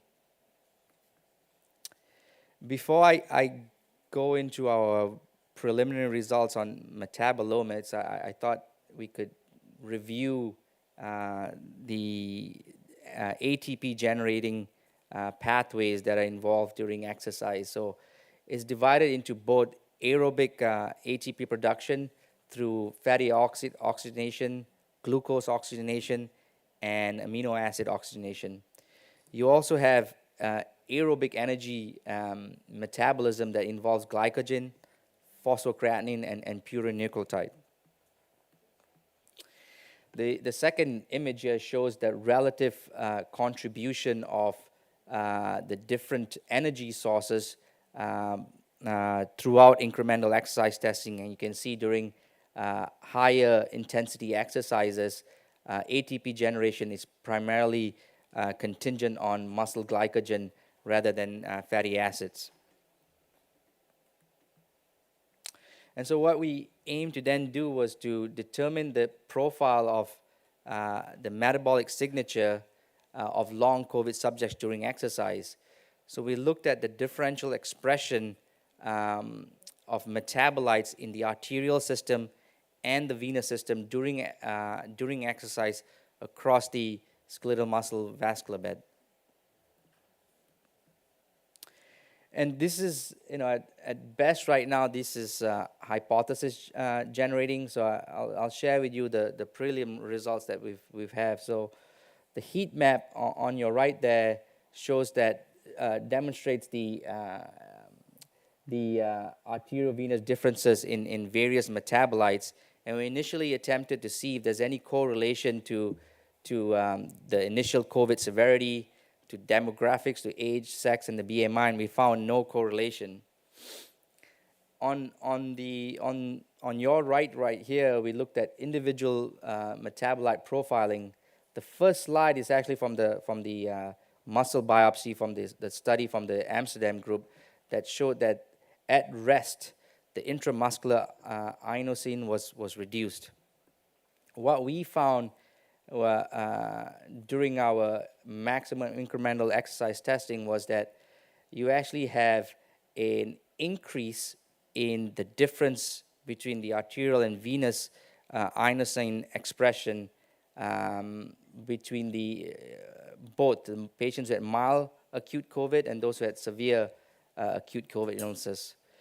We also demonstrated there was an increase in venous succinate release during exercise that was correlated with the individual's exercise capacity. And we'll get into all this a little bit in more detail in the next couple slides. Finally, we also demonstrated that there was a signature towards lactate generations that's dependent on the severity of the acute COVID illness. These are very small numbers. We saw there was an appropriate increase in lactate from rest to peak between both severe and mild acute COVID illnesses, but the increase in lactate from rest to peak amongst the most severely affected folks was somewhat blunted compared to the patients who had milder disease. And so how do we put all of this together? And this is how we, again, I want to emphasize this is primarily hypothesis generating, and we're still looking at more data here. So this is, we know that these folks have normal oxygen delivery. We know that the cardiac output's normal. We know that the hemoglobin is normal. And so the underlying aberrancy that we're observing in this metabolite study resides in the intracellular space. So the first aberrancy that we observe that implicates both the aerobic and anaerobic energy metabolism cycles is that there is reduced mitochondrial ATP and ADP ratio.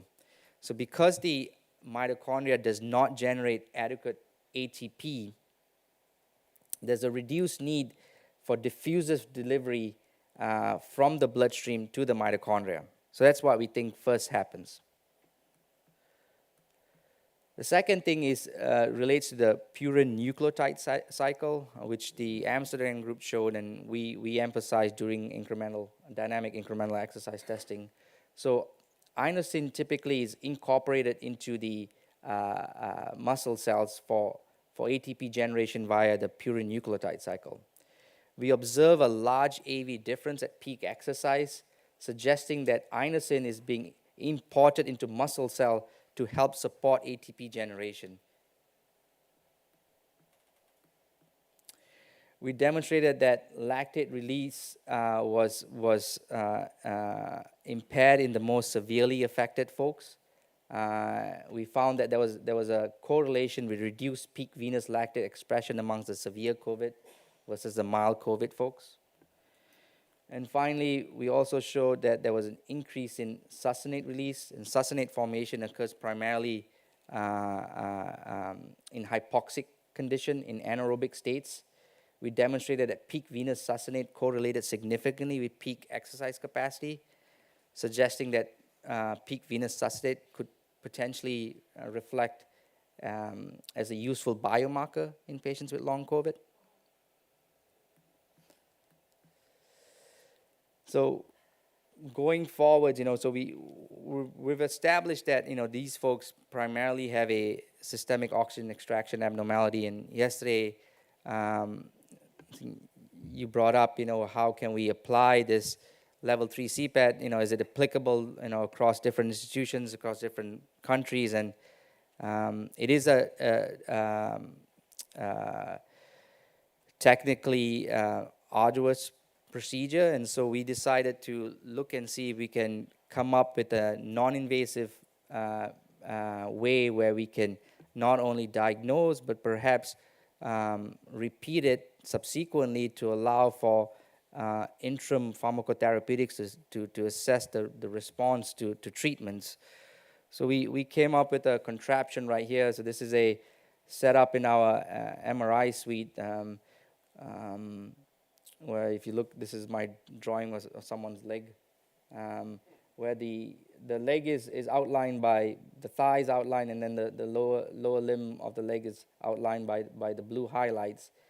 And then there's a pulley at the very end of it, and you extend and flex your leg, that's demarcated by the red highlights, and the magnet sits on the top of the thigh, and what it looks for, it looks at the decay of phosphocreatinine. And you look at the earlier slide I had, phosphocreatinine is actually utilized in the very early stages of exercise, in the rapid phase of intense exercise activity.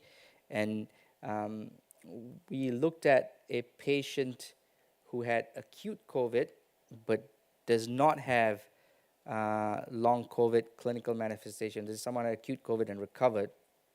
And this is the expectant decay from rest to exercise and to recovery, where you have the rise in phosphocreatinine, where you see the expectant decay of phosphocreatinine during initial rapid exercise in someone who does not have long COVID. We hypothesize that patients with long COVID will demonstrate a much more rapid decline in phosphocreatinine because of their reliance on anaerobic energy metabolism, with slower recovery post-exercise. And then we also hypothesize that the rapid decline and slower recovery of this phosphocreatinine will be associated with the impaired oxygen extraction and resultant reduced exercise capacity. So in summary, impaired systemic oxygen extraction and the subsequent utilization underlies the pathophysiology of reduced exercise capacity in these patients. Impairment in both aerobic and anaerobic ATP production underlines the pathobiology of the impaired extraction. And the integration of multiomics analysis allows for the ability to correlate advanced physiology with molecular pathobiology and perhaps hopefully help address the need for more precise treatment approach in this patient population. This is my acknowledgement slide. In the bottom right there is David Systrom, without whom there's no Yale exercise physiology lab. There's no Yale pulmonary hypertension. So Philip Joseph does all the procedures, so he takes the credit for that. And this is the team back home. Thanks. Yeah.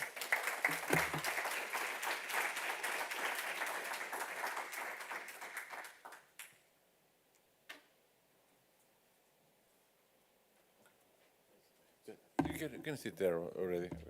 Let me call Doctors Systrom and Joseph to the round table, please. Yeah. Well, thank you very much for all these excellent presentations that actually pinpoint the problem of the complexity of these diseases. It's really, really obvious after hearing your work and interpreting us this huge amount of data and this fantastic hypothesis that we are facing a very complex disease. It's very interesting because each one of you is looking at slightly different ways of this thing. And but for patients, I think the most, and that's going to be my first question. The floor is open for questions, of course. My first question would be, I think that for patients, one of the most important things is that get this disease out of exclusion criteria to inclusion criteria. What am I saying here? I'm saying that if we could have a biomarker or a physiological test or an imaging test, doesn't matter, that it would be pathognomonic of this disease, that would be a major step forward. Now, my question is very simple. On your lines of research, do you think this will happen soon? And if you think it will happen soon, what kind of diagnostic tests should we expect for this coming, 5 years? And I'll put that question to you, David, and then to all of you also. Is a functional test, an imaging test, a biomarker? Because that's why I think it's very important here. Is this on? Yeah. So I'll maybe speak broadly. Imaging, I'm not so sure. I mean, most of the conventional imaging we think about are heart and lungs, and although there are abnormalities in subsets of patients with mostly long COVID, I'm not sure that will be a scalable screening device. I do think Indy presented some nice data on proteomics and metabolomics, and we have some similar data. What I would say about those entities is that most in the business with those blood-borne biomarkers as diagnostic tests in a variety of diseases require a lot of patience.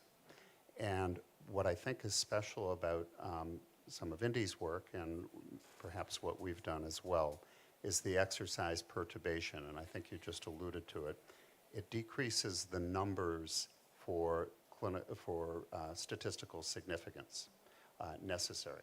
So it really ratchets down the N necessary to determine whether a given blood-borne biomarker is significantly different from normal individuals. So I think the prospect of ultimately of a scalable screening device and a diagnostic test might combine some low-level exercise test like the SHAPE test that we've talked about and a blood-borne biomarker, whether it's proteomics, metabolomics, transcriptomics, lipidomics, on and on it goes, the inflammasome, or even a combination of those blood-borne things. But I think the exercise perturbation really helps move this whole area, out of requiring thousands of patients to determine whether something's significant or not. You're talking about the non-invasive pulmonary testing.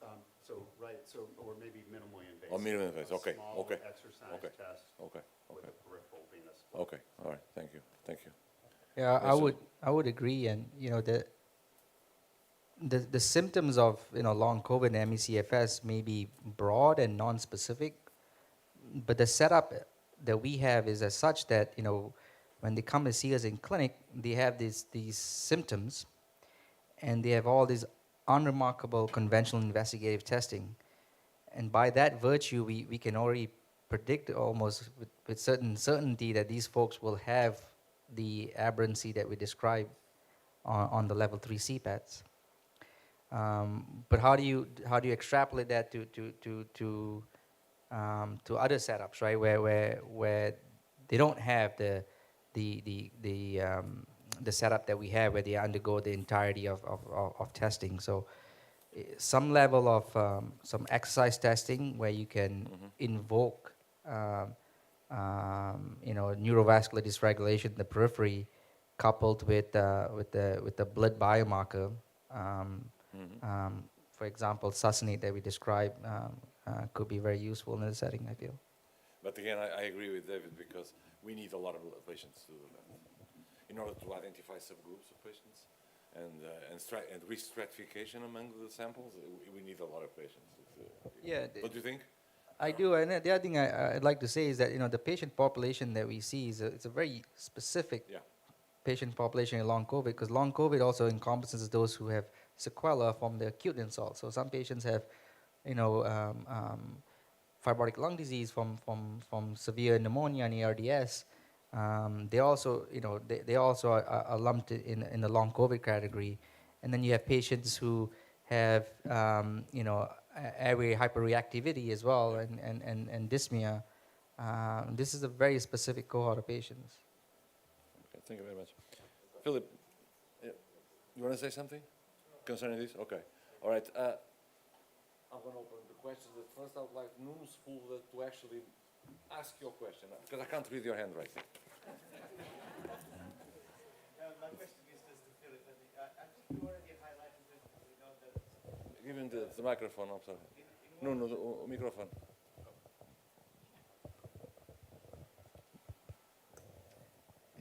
Yeah, I agree with all that you said, about that we need more data, and I'm going to tackle a little bit on my presentation. But I was just wondering that in one of the studies, you guys used the National Academy diagnostic criteria, and I've seen that it seems like you had like a very low number of patients that reported an infection as a disease trigger.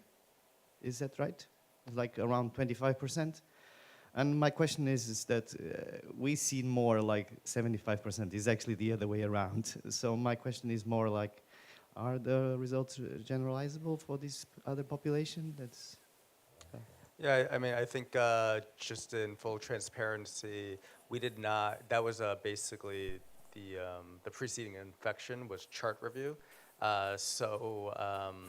It wasn't a specific question we asked the study cohort. It was a retrospective review, so it might be underrepresented. So I wouldn't say, it could very well be over 30% there. Okay, we have more questions? Please, Dr. Dora. Then you, okay? You first, then. Well, thank you very much for your excellent presentations. I'm fascinated with your theory about crosstalk between muscle, lung, and heart or cardiovascular system. There are any histological or morphological marker for that low rate, hypothesis of low rate neural terminations in the muscle or not? Do we have pathology related to what we think is a systemic vasculopathy, in this case, the failure to venoconstrict? There are animal models, and I think it was alluded to in the other two talks, and I probably didn't give it fair representation, that suggest, in addition perhaps to the dysautonomia, we have talked about autonomic nervous system dysfunction, that especially in long COVID, but perhaps in some patients with ME, there is an endothelial abnormality. It could be endotheliitis, inflammation of the endothelium itself and its interaction with a smooth muscle underlying it. The microclots that were alluded to yesterday are also very likely significant in terms of pathogenesis in a subset of patients, maybe more frequently. I think Sulevine alluded to this, more frequently in long COVID, but also described in ME. So these are little packets of clots that get into the microscopic vasculature. They are loaded up with pro-inflammatory cytokines, and when they're released, they inflame the endothelium and perhaps contribute to its dysfunction. And there's even a line of thought that red blood cell interaction with the endothelium could be at play in some patients. The red cells, both in ME/CFS and in long COVID, are too big, too stiff. Rheologically, they don't get through capillary beds normally, and they also don't interact and vasodilate appropriately. So there could be some patchy perfusion abnormalities in the microcirculation, leading to impaired oxygen supply. So a lot of different lines of thought, mostly from animal models, but some human, that suggest an endotheliopathy from those pathways. Thank you. And then you. Over there, please. First there. No, that's all right. We respect the order of call. No problem. It's just a couple of minutes. Thank you so much. Fantastic panel. I think you increased my knowledge so much about this exercise intolerance around COVID-19 or long COVID. There's been some descriptions, especially in CPAT level 1, of dysfunctional breathing in this patient population. My question is, do you see that? This is something that we should look at. This is really a marker of long COVID, and it's probably simpler than all. There are very sophisticated kind of studies. And the second is about lung function, more simple lung function basic data. What about lung diffusion? I've seen a lot of patients with normal lungs, normal heart, but still there is a lung diffusion that is low than expected. And what do you think? Is this also a marker of some endothelial dysfunction, or and how do you see that in the future for phenotyping and also for following the therapies and so forth, because it's so simple to do a lung function test, right? So maybe I'll be brief and leave time for my co-speakers here, but we're aware of the Donna Mancini paper that described dysfunctional breathing with a level 1 non-invasive CPAT. And we agree, and I think I'll be interested in the Yale experience. We occasionally will see what appears to be oscillatory breathing, and not certain of its genesis, whether it's part of the dysautonomia pattern. We don't think it's classic heart failure in most patients, and we don't think it's pulmonary hypertension, which is less commonly associated with that. I will actually address the DLCO, which is interesting, and it's something that we have talked a lot about. The upright DLCO, where gravity is the enemy, for the patient with dysautonomia with presumptive blood pooling in the legs and the abdomen, there is a similar topographic pressure gradient from top to bottom of the lung in the upright lung. And we observed this hemodynamically in our upright exercise testing. I'd emphasize you lose all of this if you go supine. And we've known forever from John West's work that in tall individuals especially, the apex of the lung may be perfused only during systole, and it's a de facto dead space area. Alveolar dead space is increased, it's not perfused. Our hypothesis is that because in a subset of individuals with both ME and long COVID, the input and outflow pressures to the lung and out of the lung are so incredibly low that the apex of the lung is de-recruited, and those capillary beds are de-recruited, and that's what we're catching on the decreased DLCO when everything else looks normal, the CAT scan. We would clearly differentiate, though, these patients from those with parenchymal lung disease. And I'm aware of a paper that just was released yesterday or the day before using hyperpolarized xenon gas of the lung that described diffusion abnormalities. But if you look carefully at that one, the most severely affected patients with long COVID had ground glass opacities on the CAT scan that went with it. They had parenchymal lung disease. The vast majority of patients that we see with invasive CPET have really perfectly normal pulmonary gas exchange. They don't have abnormalities, even at peak exercise. The AA difference, the alveolar arterial O2 difference, is normal, and usually the VDVT, the dead space to tidal volume ratio, is normal. I don't think I have much to add to that, honestly. I agree. I mean, we do observe the reduction in DLCO, and for us, sometimes it's a telltale sign that they have this. In a reduction in DLCO with normal spirometry, normal lung volumes, and a normal CAT scan, that's a telltale sign for us that these folks probably have this as well. Yeah. Right. Thank you. Dr. Dora. Thank you.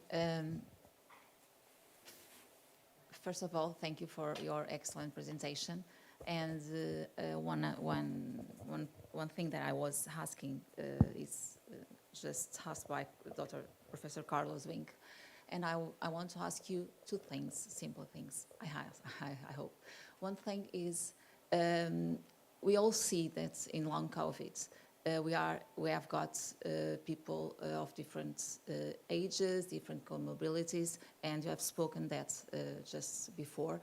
I want to ask you if during that studies that you expose patients to effort to middle and more effort exercise, you have ever seen not an hypotension, a postural hypotension hypothesis that was said before, but arrhythmia, some cases of arrhythmia.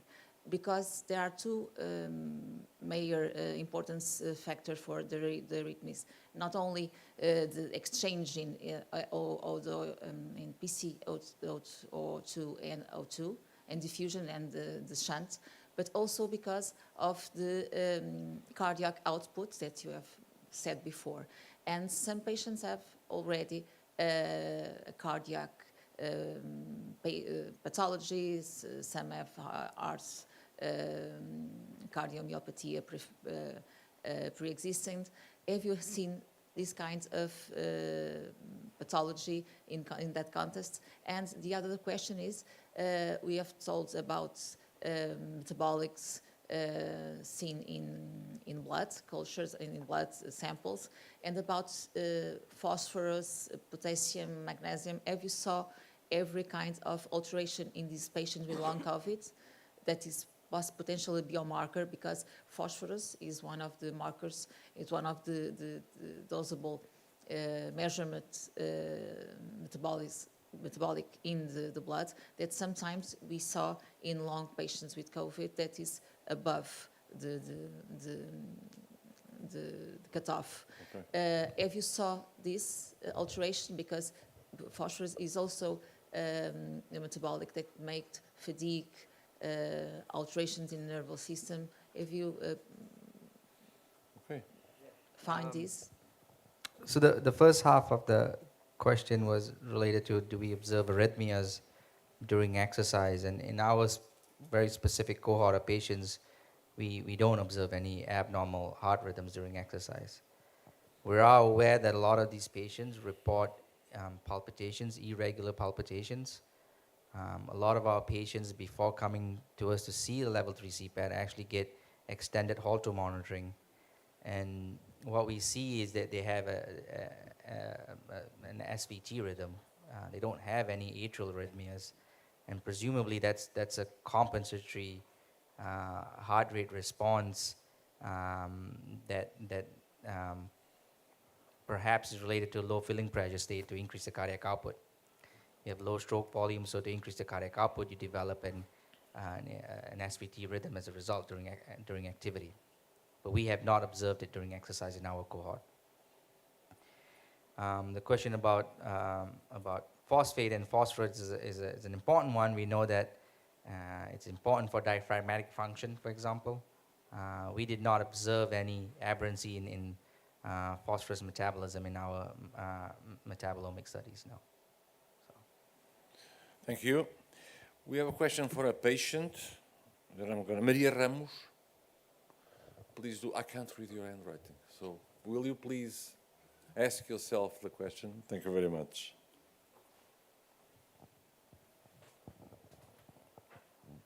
Está aí, está aí.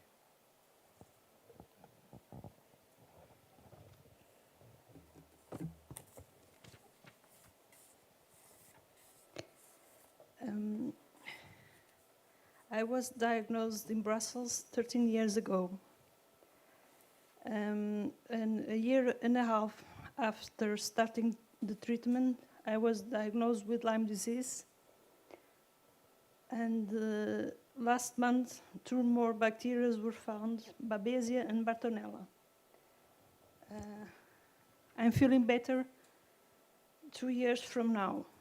And my question is it possible to recover from MEA Lyme disease up to 85%, as doctors told us? Thank you. Who wants to answer? So I think tick-borne illness and illnesses are a well-described precipitant, presumably for ME/CFS, kind of predated the long COVID clinic or long COVID phenomenon. And I don't hold myself out as an expert. Susan Levine, who has ID expertise, may comment, but I'd ask her to. But we collaborate with infectious disease physicians at Mass General, in particular Donna Felsenstein, and we inherit patients who have been treated for tick-borne illnesses who have had some success with the treatment of ME/CFS. I think predicting how full a recovery any individual with ME/CFS is difficult. I would say on the hopeful end, we've had cases, phenomenal cases, of patients who've been treated and have realized full recovery, really what they would view as their normal selves. And at the other end, there are less robust responses. And I think one of the things we as a group have to do moving forward is stratify our treatments, really enable precision medicine, and predict what's going to work for any individual. So I wouldn't give up hope, and because we have had phenomenal success on many occasions. And Sue, do you want to comment? Microphone is coming, Susan. Just. Yeah, hi. I agree with David that there are some people who have had success. And I think, unfortunately, and I always say this, that we don't really know who our successes are, because if they're not ill, they don't come back to us. And so they're lost to follow-up. But I believe, particularly in cases of Lyme, and it's been reported in long COVID, that there may exist a reservoir in the gut bacteria of COVID particles, and possibly in some cases, Lyme or other tick-borne illnesses may reside in reservoirs either in the gut or in the brain and cause kind of a perpetuation of symptoms. And I'm not sure what the right approach is to get rid of them, or if there should be like a low-level maintenance therapy as a potential clinical trial in some of these patients. Thank you. Dr. Rink. I would like to go back again to exercise physiology and talk a little bit about lactates. The lactates dynamics that you see in these patients are different from other disease entities. And I've seen in social media a lot of patients having their own lactate sensor and measure it on a regular basis to drive their exercise. Do you think that is useful? Do you find that there is some different changes in lactate in this disease compared to others? And what would you recommend to this patient to use that to, monitor their pacing, and what would you recommend?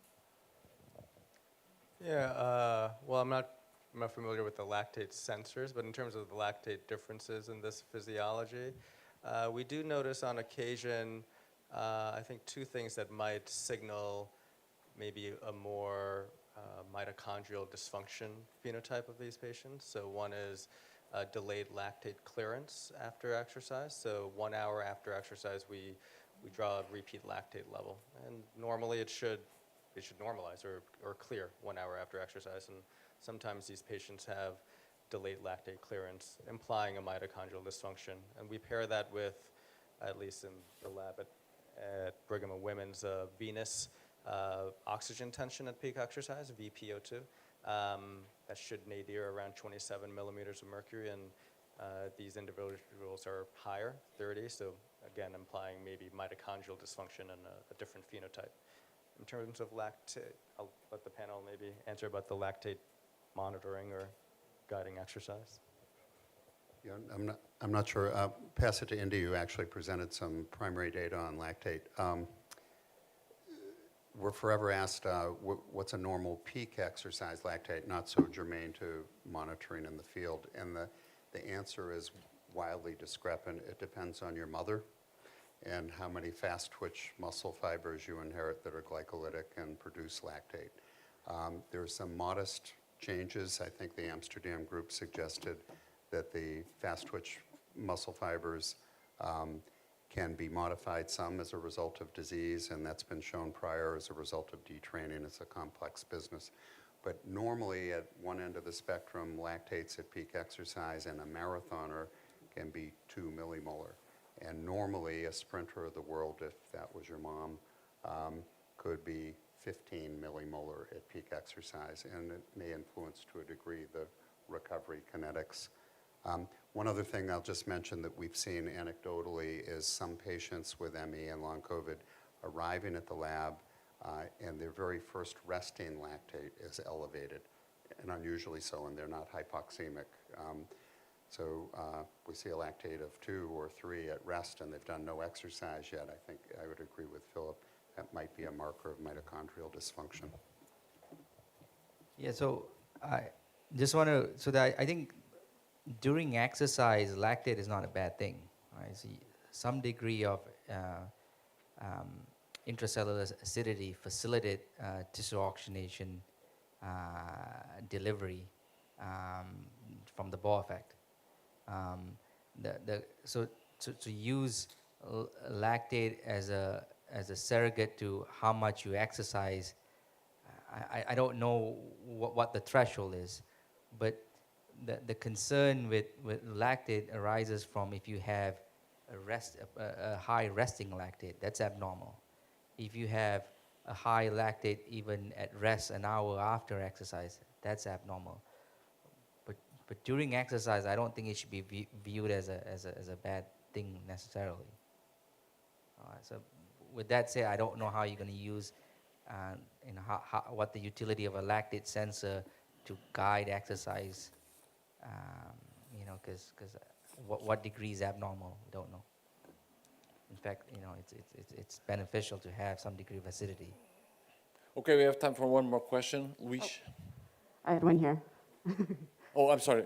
After that, lady. It's okay. Okay. Please, please. So I had a different question, but I just have to mention we're some of the patients that are leading that lactate study through Twitter. So it's hashtag the acid test. And we collected data from hundreds of patients. Todd Davenport is helping us with it, and those results should come out in about a month. So look out for that. I'm glad that somebody mentioned that. My question is, you mentioned a lot of, you know, you're looking specifically at exercise, but, you know, I'm a patient, and we have symptoms even at rest. I'm having symptoms right now, just sitting here, and some of the patients are, you know, severe, very severe. They have symptoms just lying in bed, and those symptoms can get worse from just trying to communicate or cognitive exertion. So I'm curious what you think is going on there with what you have found. Yeah, I think maybe if I paraphrase the second question loosely, we are very much aware there's a range of severity of disease, including those who are suffering and bedbound and homebound, and at the other end there's less severely affected cadre of patients with both ME and long COVID. And I think if you are absolutely right, our focus and our is often exercise-based and what limits you on with exertion. So what is the answer if you're miserable at rest? And my broad answer would be, and I don't think this is too wildly out there, inflammation. And inflammation is what makes you feel like you have the flu. And it begets all sorts of symptoms, including cognitive. I think blood flow may play an abnormality, may be part of the story at rest, but maybe not all of it. I think systemic inflammation. We have some unpublished data with the intramural NIH that looked at a 40 multiplex cytokine profile and activation of the inflammasome. It's the so-called TRAIL pathway. And for those who don't know, TRAIL is ubiquitous. It's a cytokine released from all sorts of cells in the body in response to virtually every perturbation you can think of, including all the things that precipitate PEM. And we have some preliminary evidence with exercise that TRAIL goes up abnormally in ME, and the inflammasome is activated abnormally in ME compared to normal controls. This isn't at rest. This is mostly related to exercise. But I don't think it's too wild to extrapolate a bit from those data that this is about unbridled inflammation and all the symptoms that go with that. We have data to show even at rest, there is abnormal upregulation of proteins involved in the inflammatory pathway. What I presented earlier was the exercise data, but those proteins were elevated even at rest. And when we compared, and you don't, even at rest, the extraction is abnormal in these individuals. It's more enhanced during exercise. For example, you can calculate the difference between the arterial venous extraction, and you see that it's abnormal at rest. Even during regular resting right heart catheterization, we see elevated mixed venous saturations, also implying that the extraction is abnormal even at rest, supine. And how inflammation relates to that, inflammation itself can affect mitochondrial function. Inflammation can alter the caliber of the vessels and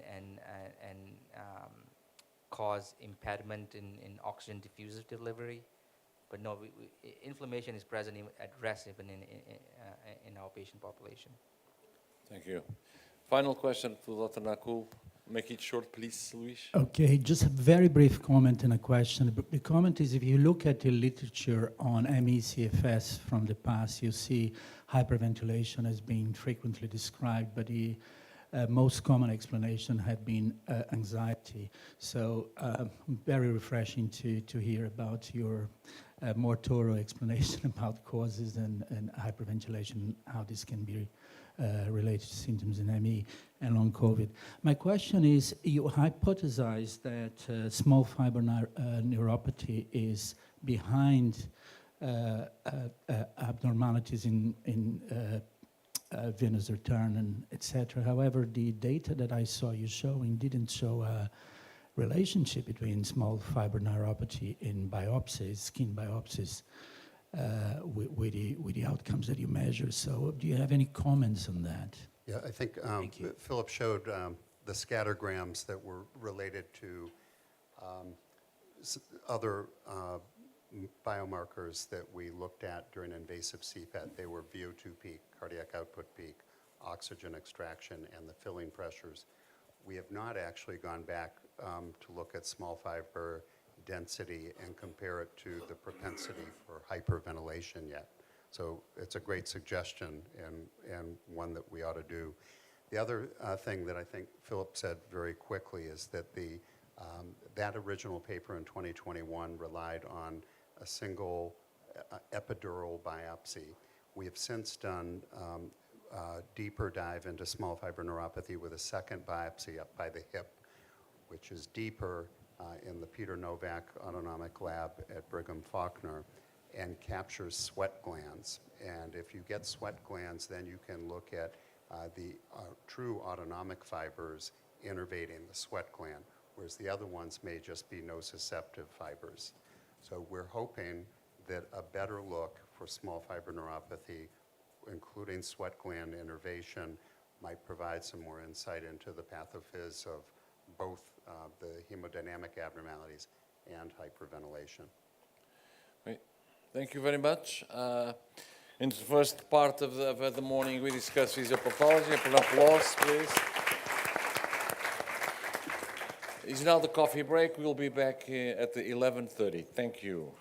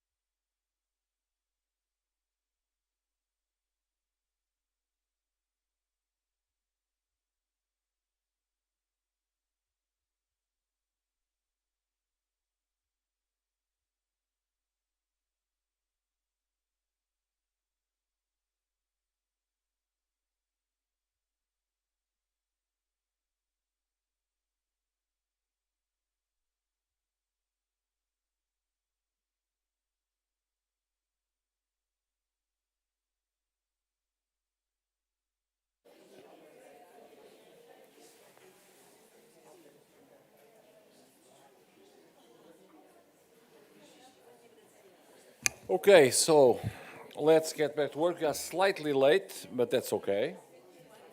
Up until lunchtime, we are going to listen to three conferences and a roundtable, okay? Let me start by announcing that Dr. Rudolf Oliveira, who is the Associate Professor of Head and Pulmonary Hemodynamic Assessment Program, Pulmonary Vascular Disease Service and Pulmonary Function and Exercise Physiology Unit, Division of Respiratory Diseases, Federal University of São Paulo, Unifesp, Brazil. His talk is going to be, the title for his talk is Diagnostic Workup of ME, CFS and long COVID in Portuguese. He will speak in Portuguese, but the slides will be in English. That will also apply to Dr. Mário Santos, which is one of our co-Portuguese. Before we go on, somebody parked a car with the following license plate. They asked to get it quickly because it's on the Embassy of America spot. So it's a question of getting immediately removed. 41 JD12. É Nissan Micra preto. Ninguém? Já não está aqui esta pessoa. Ok, pronto. Ok. Não, é porque não é daqui. Ok. Dr. Rudolf, the floor is yours.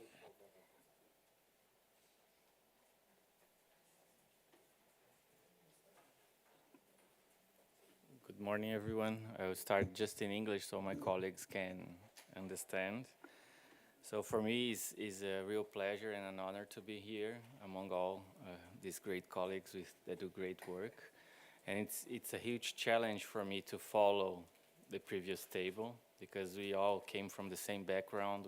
We are all sons of Dr. Sistrom, exercise sons. And we share a lot of the publications that have been shown throughout the conference. And I think I will be novel enough because I speak in Portuguese. So this will be the different part. And to give the Brazilian perspective of what can be done. Because I think when we see Harvard, Yale, it seems like very far and far away from our reality.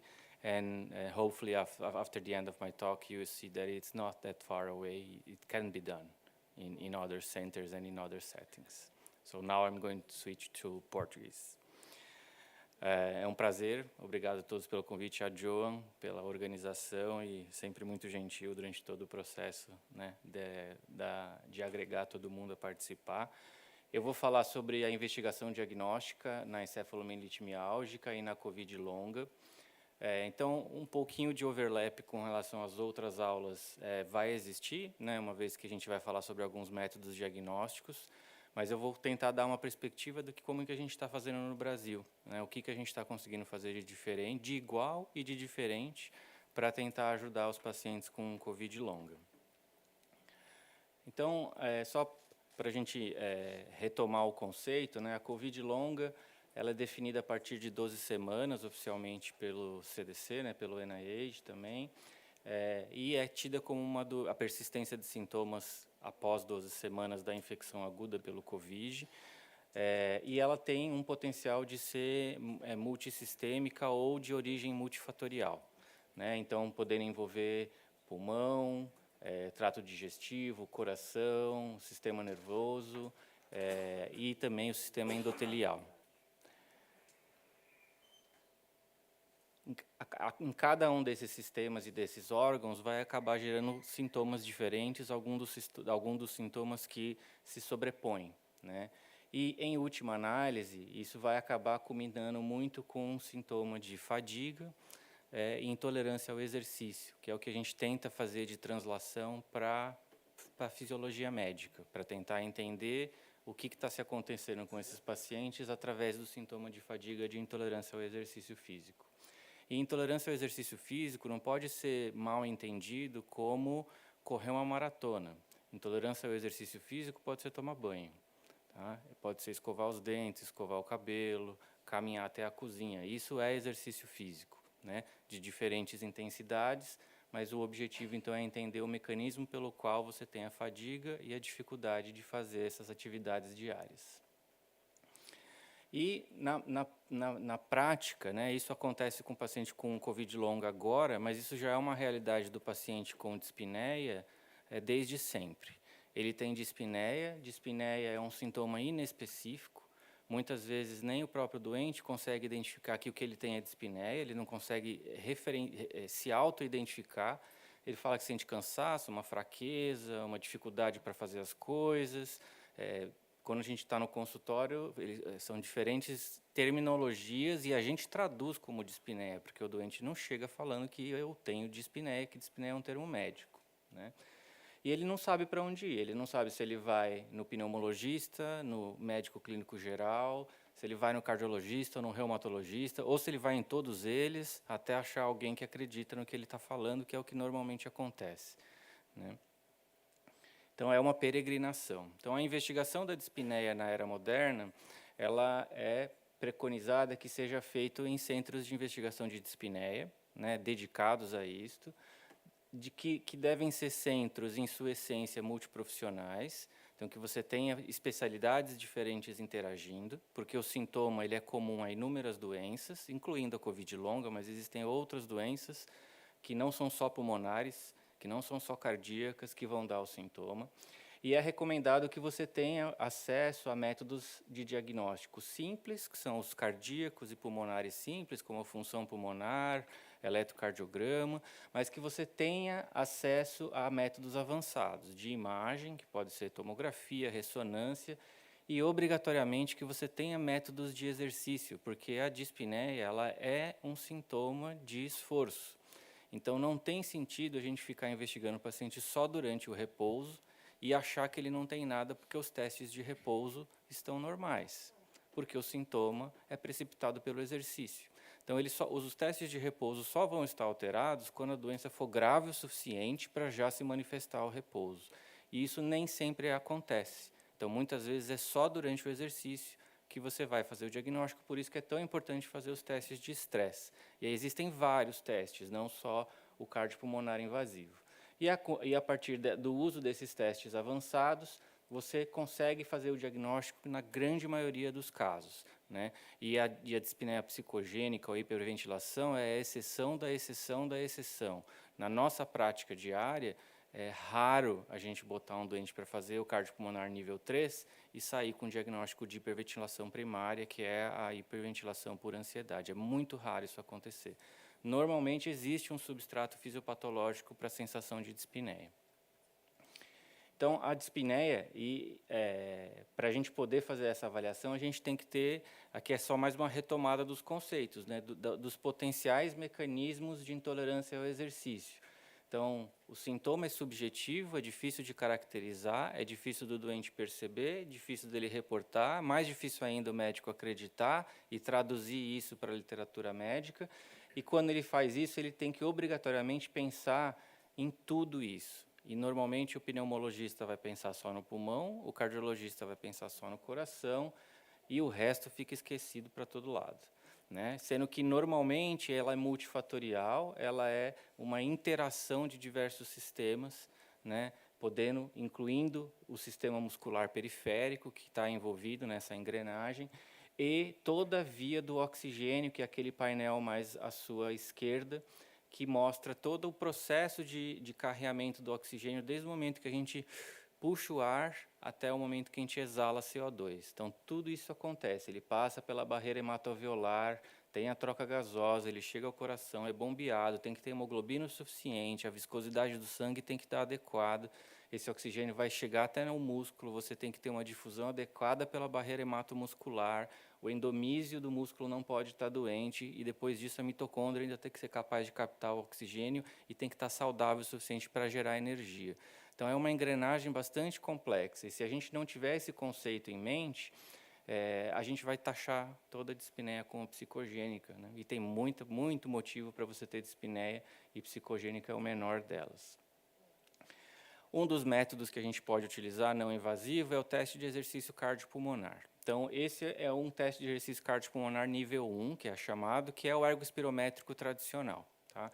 Ele, por si só, já dá para a gente muitas informações, principalmente sobre ventilação, já que ele está medindo a troca gasosa, tá? Então, ele consegue dar limitação ventilatória, então, no caso de a presença de alguma doença pulmonar de base, ele consegue fazer o diagnóstico de limitação ventilatória ao esforço, sem a necessidade de outros métodos invasivos, e ele vai te dar inferências de limitações metabólicas e cardiovasculares. São medidas indiretas, tá? Então, ele não consegue dar precisão, ele consegue apontar que talvez tenha algo errado. Então, ele é um teste mais na fase inicial da investigação. No início do Covid, né, a gente foi inundado de alguns trabalhos que foram publicados com o teste de exercício cardiopulmonar, batendo na tecla de que os pacientes que tinham Covid estavam dispneicos por descondicionamento, né? Dentro da fisiologia do exercício, né, a gente começou a se revirar de incômodo, né, de um pouco de revolta com os resultados, porque você olhava os resultados a fundo e tinha sinais de ventilação ineficiente, tinha sinal de alteração de troca gasosa, e mesmo assim os estudos taxavam como descondicionamento físico, que é subjetivo, dificilmente você vai conseguir caracterizar isso ao certo, né? Então, a gente levantou a hipótese de que, obviamente, tinha muito mais além do que descondicionamento, tá? O teste de exercício cardiopulmonar, quando bem interpretado, ele pode, então, dar noções para a gente sobre limitações cardiocirculatórias, ele pode definir limitações ventilatórias, ele pode inferir limitações musculares periféricas, para que você vá para um passo adiante e tente fazer o diagnóstico propriamente dito com métodos mais avançados e mais diretos, tá? Tem dois tipos de Covid longa que a gente tem que ter em mente, né? Tem a Covid longa que, na nossa mão no Brasil, foram os pacientes da primeira onda da Covid. Então, foram os pacientes que foram mais graves, foram para a UTI, foram entubados e saíram com sequelas pulmonares, eles saíram com fibrose pulmonar.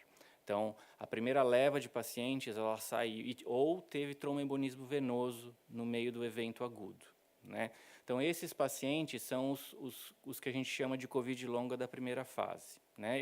Alguns deles persistem sintomáticos, porque ficaram com sequelas dessa repercussão aguda grave que eles tiveram. Então, nesses casos, se o paciente, por exemplo, teve um quadro de tromboembolismo pulmonar na fase aguda, persiste sintomático depois de passado 12 semanas, a gente tem que investigar a persistência de trombos, né? Pensando em tromboembolismo pulmonar crônico, com ou sem a presença de hipertensão pulmonar, tá? Então, aqui a gente propôs um algoritmo de investigação que a gente publicou um ano retrasado já, frente ao diagnóstico de TEP na fase aguda, para você persistir a investigação caso o paciente persista sintomático, né?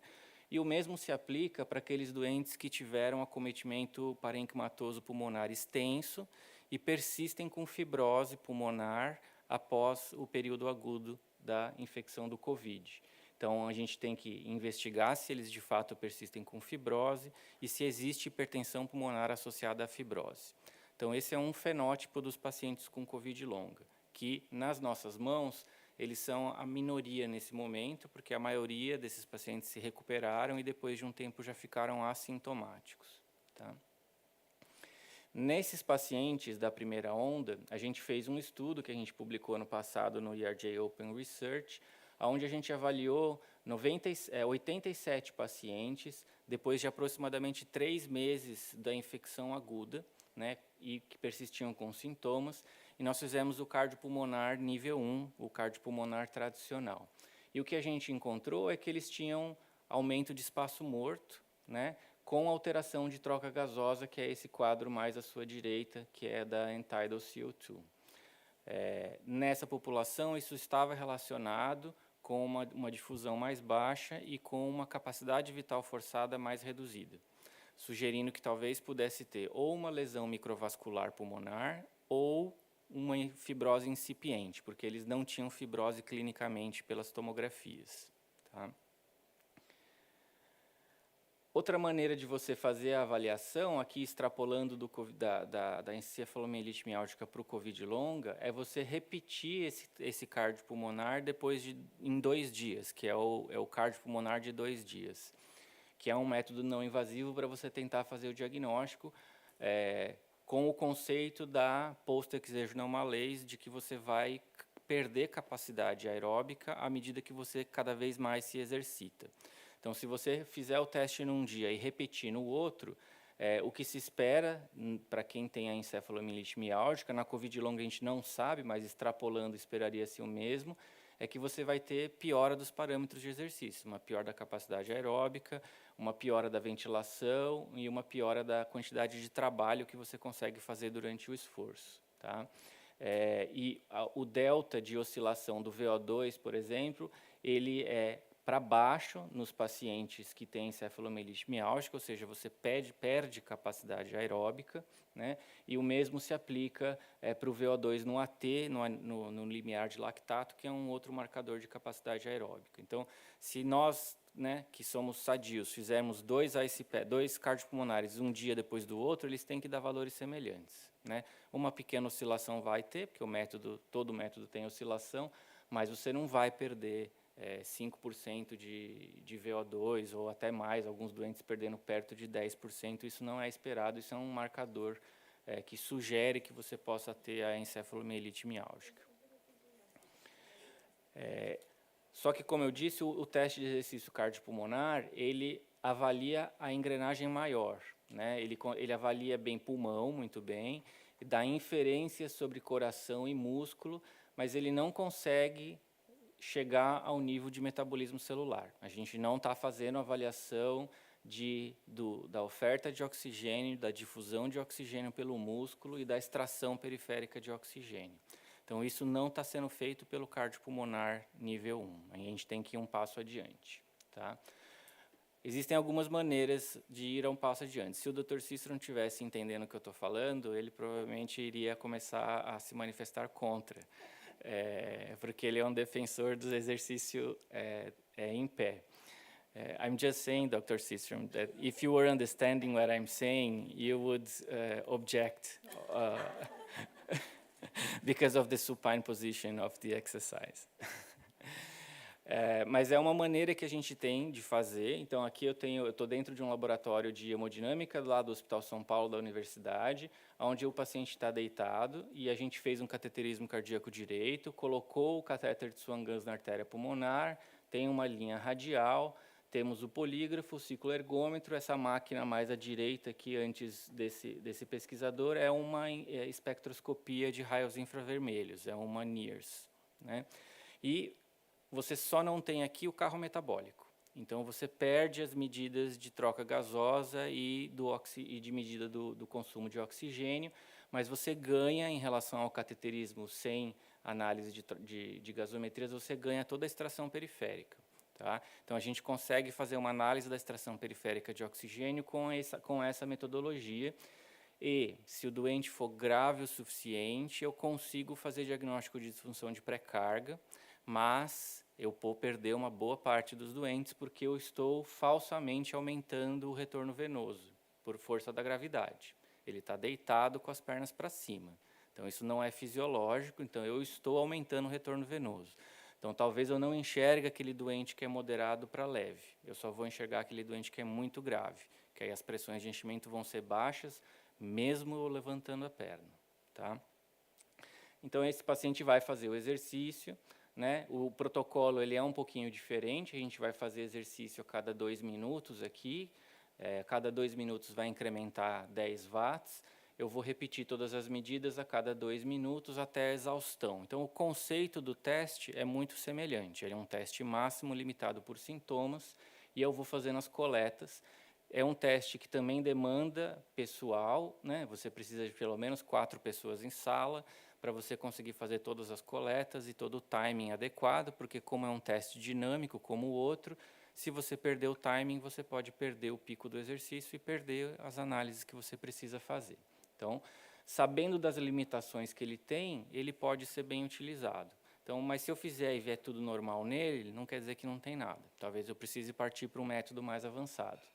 E o método mais avançado é possível de ser feito fora dos grandes centros ricos, vamos dizer assim, como o dos nossos colegas, né? Então, isso daqui é a gente fazendo cardiopulmonar invasivo na Universidade Federal de São Paulo, tá?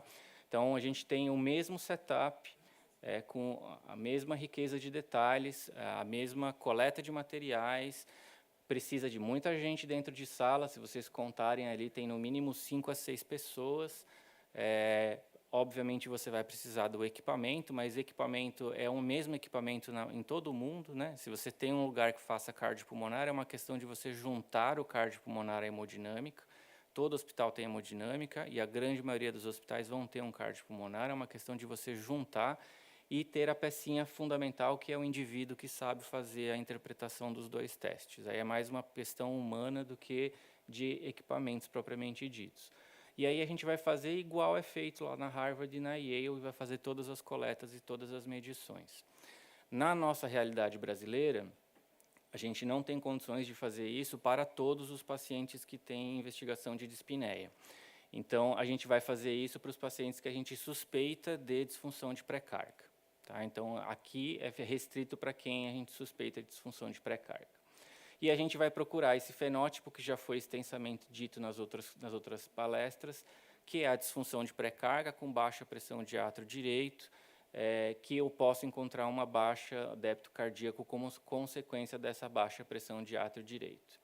E isso, para quem faz hemodinâmica de exercício em pé e mexe com disfunção de pré-carga, é o que a gente encontra. São pressões eradas a negativas, né? Que, a princípio, quando você vê pela primeira vez, você acha que tem alguma coisa errada com o equipamento, porque como que você está justificando o indivíduo estar com pressão arterial negativa, né? E você checa, e as pressões são negativas, e elas ficam negativas o teste inteiro. Isso é a disfunção de pré-carga medida objetivamente pelas pressões que você está com o catéter dentro do átrio direito. Então, não tem como estar errado, né? Desde que o nivelamento esteja adequado. Então, isso aqui é uma pressão de átrio direito negativa, e a direita, a pressão de oclusão direita, a oclusão negativa, mostrando que o átrio esquerdo também está com pressão de enchimento baixa. Outra maneira de tentar aproximar isso de uma maneira não invasiva é usando a Near Infrared Spectroscopy, que é a oximetria de músculo, e a gente mostrou que ela correlaciona-se muito bem com a PVO2 medida durante o exercício. Então, ela pode ser um teste não invasivo que você pode acoplar ao cardiopulmonar para tentar inferir extração periférica de oxigênio.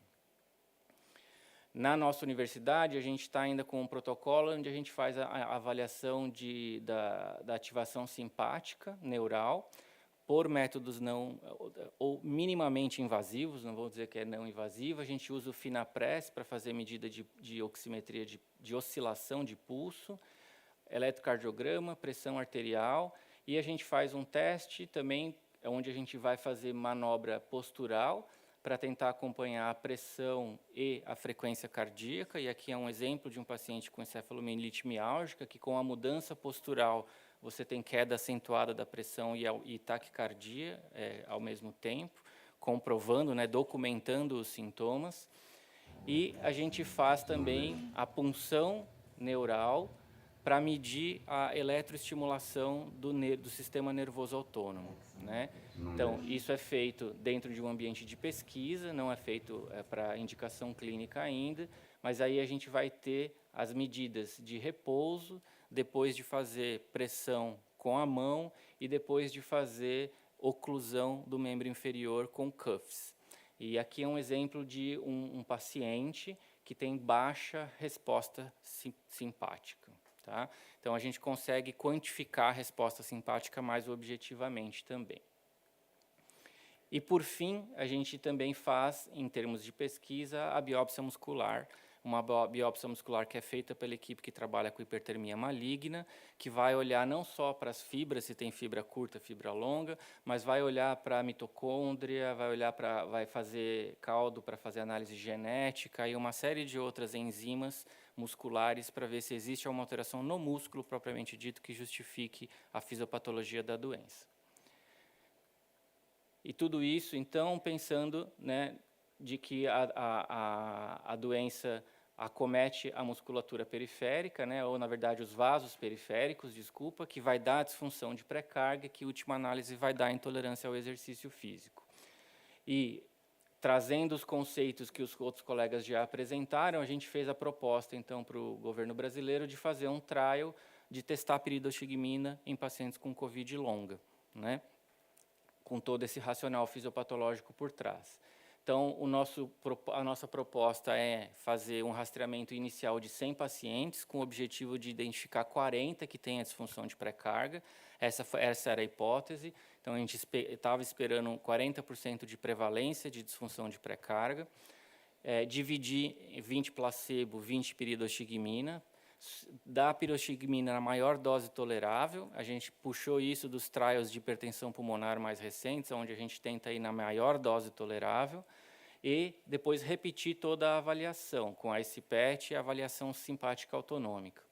Até o momento, a gente recrutou 24 pacientes e 6 fizeram a avaliação completa, dos quais 5 têm disfunção de pré-carga. Então, o N é pequeno, mas a prevalência é de 80%, e 3 têm baixa extração periférica de oxigênio. Esse é o clinical trial. Eu sei que eu já estou terminando. Eu sei que está sendo transmitido para muitos locais, inclusive para o Brasil. Então, esse clinical trial ele é restrito ao Brasil e, especificamente, a gente está recrutando pacientes que são da grande região de São Paulo por questões logísticas de deslocamento até o centro. Aqueles pacientes que tiverem os sintomas que estão aqui descritos na tela e estiverem interessados no estudo, é só entrar em contato pelo WhatsApp do estudo, que é um telefone só da pesquisa, que eles vão conseguir mais informações de como poder participar, e o estudo está ativamente em fase de recrutamento. Isso é o trabalho, obviamente, de muita gente, com apoio financeiro de muitas instituições e com a colaboração de todos os nossos colegas, muitos deles que estão aqui na sala. Muito obrigado.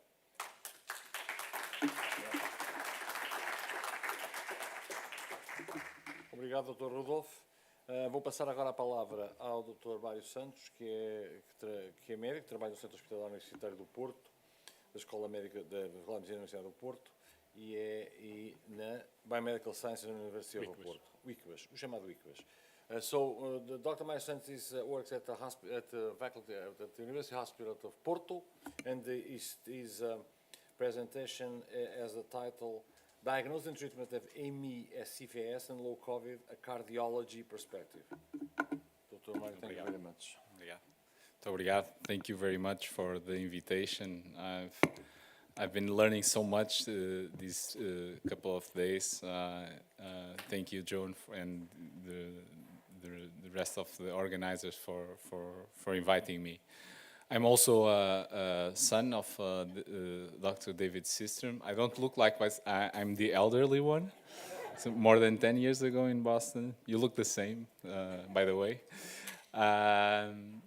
And I will switch to Portuguese now.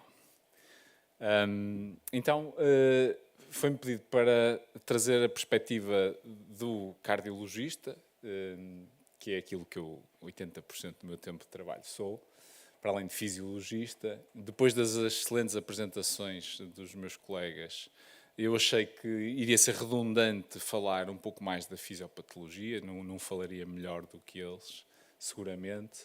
E tendo a oportunidade de ter como audiência profissionais de saúde e doentes, achei que não podia perder essa oportunidade para falar sobre as expectativas que, de um lado e do outro, nós devemos calibrar numa consulta de cardiologia. Quando um doente com esta patologia ou suspeita desta patologia vai a uma consulta de cardiologia. Aquilo que o doente deve exigir ao seu médico cardiologista, aquilo que o médico cardiologista deve perceber como a sua obrigação naquela consulta.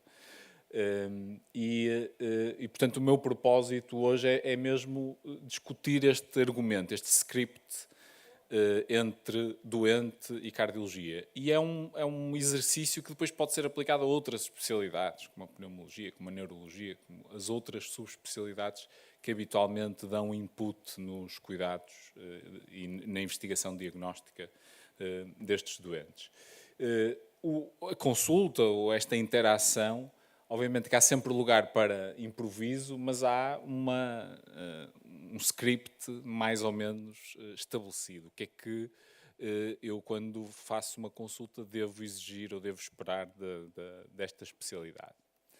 E o que é que todos os cardiologistas sabem sobre Covid? Sabem isto, que todos nós soubemos no início da pandemia. É que os doentes com patologia cardíaca estabelecida tinham mais risco de morrer ou de ter hospitalizações mais graves com internamentos em unidades de cuidados intensivos se tivessem a infecção aguda por Covid-19. Isto é o que todo o mundo ficou a saber, inclusive a cardiologia. Depois também fomos a perceber nos primeiros meses que esta é uma infecção que dava algumas patologias que nós estávamos habituados a ver de outras infecções víricas, muitas vezes nem identificávamos o vírus, mas a miocardite aguda teve bastante mediatização e, portanto, todos nós sabemos que uma infecção aguda por Covid traz, ou pode trazer esta complicação da miocardite. E, portanto, essencialmente, eu creio que a maior parte dos cardiologistas tem este conhecimento da Covid aguda e da doença cardiovascular. No Covid longo, o conhecimento é muito menor, na verdade, na minha percepção. Quando nós somos chamados para uma equipa multidisciplinar e dar um contributo para a avaliação da Covid longa, de facto, precisamos saber outras coisas para além daquilo que referi há pouco. E o primeiro ato deste script, aquilo que nós devemos sempre fazer e aquilo que vocês devem estar à espera que o cardiologista faça é perguntar-se se este doente não teria uma doença pré-existente ou coexistente com o desenvolvimento do Covid que não esteja relacionado com a infecção Covid-19. Esta é uma pergunta importante e é um dever importante que se desenvolve nesta consulta. E é muito fácil nós cairmos no anchoring bias, não é? Que é um viés cognitivo onde nós olhamos muito para o primeiro pedaço de informação que nos dão. Portanto, quando recebemos um doente com o diagnóstico de um reumatologista, este é um doente Covid longo, este é um doente com síndrome de fadiga crónica, nós não podemos tomar como certo que os sintomas que o doente nos está a reportar se devem à Covid longa e temos que colocar esse passo, fazer um passo atrás e responder à pergunta: existe alguma doença cardiovascular pré-existente ou coexistente que não tenha nada a ver com este diagnóstico? E, portanto, isso é importante. E é importante também porque muitas da sintomatologia que estes doentes nos apresentam, como intolerância ao exercício, a dyspnea, as palpitações, as tonturas e mesmo a síncope, a perda de consciência, são sintomatologia de doenças cardíacas. E por isso é importante que essa investigação diagnóstica prévia ou paralela seja feita para que não falhemos este diagnóstico que ninguém deseja esse tipo de outcome. E há doenças muito comuns. Eu relembro que a doença cardíaca isquémica é uma das principais causas de morte das mulheres na Europa e por isso, e muitas vezes nas mulheres tem uma apresentação que se designa de atípica, portanto, com dyspnea de esforço e por isso nós temos que pensar nela. Para além disso, a insuficiência cardíaca é também uma condição cada vez mais prevalente. Nós estamos a terminar a análise de um estudo epidemiológico a nível nacional que a Sociedade Portuguesa de Cardiologia desenvolveu com a ajuda da nova Medical School e que vai ser apresentado este mês no Congresso Nacional de Cardiologia. E nos resultados preliminares, em pessoas com mais de 50 anos, 1 em cada 6 tinha critérios para a insuficiência cardíaca, a maior parte com fração de ejeção preservada, e 90% das pessoas que foram rastreadas não tinha noção desse diagnóstico. E, portanto, nesta consulta é muito importante que os doentes percebam porque é que nós não atribuímos imediatamente os sintomas que nos estão a contar à doença, ao diagnóstico da doença do síndrome de fadiga crónica ou Covid-longo que os doentes já têm. É muito importante nós fazermos essa avaliação. Por outro lado, eu acho que isto é relativamente feito em todas as consultas. Por outro lado, nós também devemos evitar a sobreinvestigação. É evidente que a medicina moderna tem instrumentos, tecnologia que nos permite ir mais além, e depois há muitos exames, e então, nestas consultas, aquilo que se verifica é: vamos fazer o eco, vamos fazer o outro, vamos fazer as provas de função respiratória, vamos fazer uma ressonância à procura de fibrose da miocardite, de uma eventual miocardite, vamos fazer um PET scan se estamos a suspeitar de outra patologia, sarcoidose e outras com atingimento cardíaco, podemos fazer uma cintigrafia, podemos fazer uma prova de esforço, podemos fazer um ecocardiograma de esforço, podemos fazer uma angiografia coronária, podemos fazer um cateterismo direito, podemos fazer um taque cardíaco e depois repetir outras vezes estes exames porque não foram feitos por mim ou foram feitos há muito tempo, etc. Portanto, há um risco de sobrediagnóstico. E eu creio que esta sobreinvestigação vem sobretudo da falta de conhecimento da doença síndrome de fadiga crónica. As pessoas sentem-se muito desconfortáveis em assumir que a dyspnea não tem origem cardíaca e não há nenhum problema em assumirmos isso. Temos é que saber que tipo de sintomas é que dá a síndrome de fadiga crónica, se os sintomas são proporcionais e se ficamos tranquilos em estabelecer esse nexo de causalidade.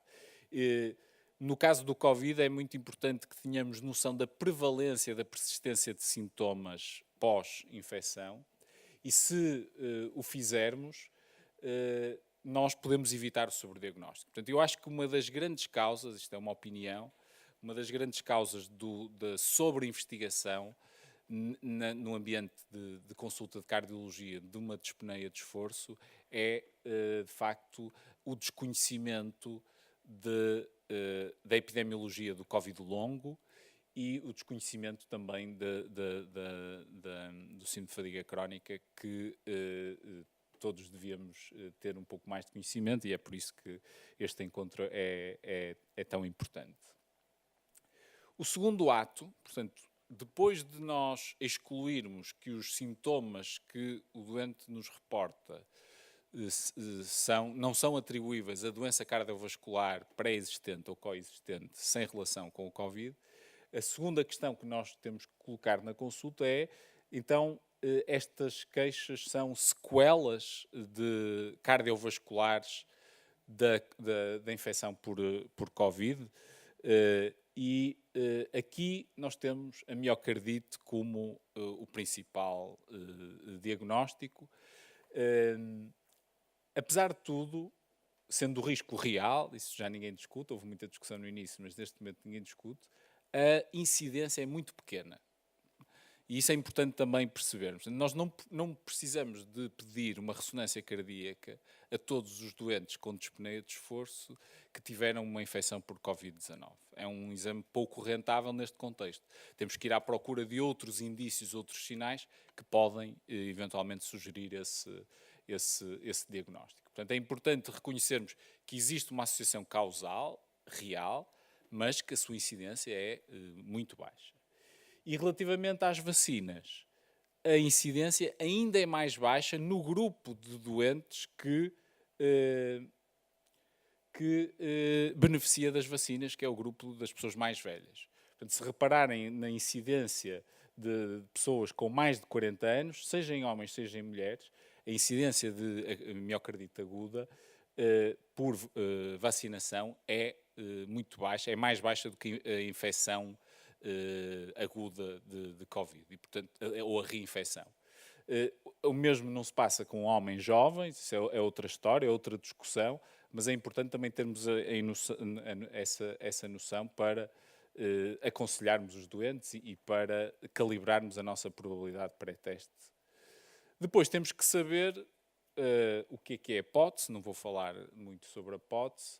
Apesar de ser uma manifestação cardiovascular de uma disautonomia, não é também um conhecimento muito generalizado de toda a comunidade cardiológica, porque apesar de tudo também não é assim tão frequente e apesar de todos nós estudarmos durante o treino clínico esta patologia, é importante fazer um refresh desta doença, os seus critérios de diagnóstico, a forma de avaliar, e depois reconhecer, que acho que esse é também um dos problemas, que ela pode ser debilitante mesmo sem síncope. E eu acho que é muito frequente, não havendo síncope, que é uma red flag que nós estamos habituados a questionar, tendencialmente subestimamos o impacto que a hipótese tem na qualidade de vida dos doentes, e acontece muito frequentemente, quer dizer, o doente estar na consulta e a pessoa estar a escrever no computador, mas quando diz síncope,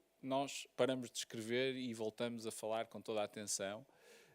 A síncope, nestes doentes de etiologia reflexa, tem uma causa benigna, mas a intolerância ortostática é mais importante para a qualidade de vida do doente do que propriamente a síncope. E este é também um aspecto que eu acho relevante com a experiência de avaliar alguns doentes com este síndrome.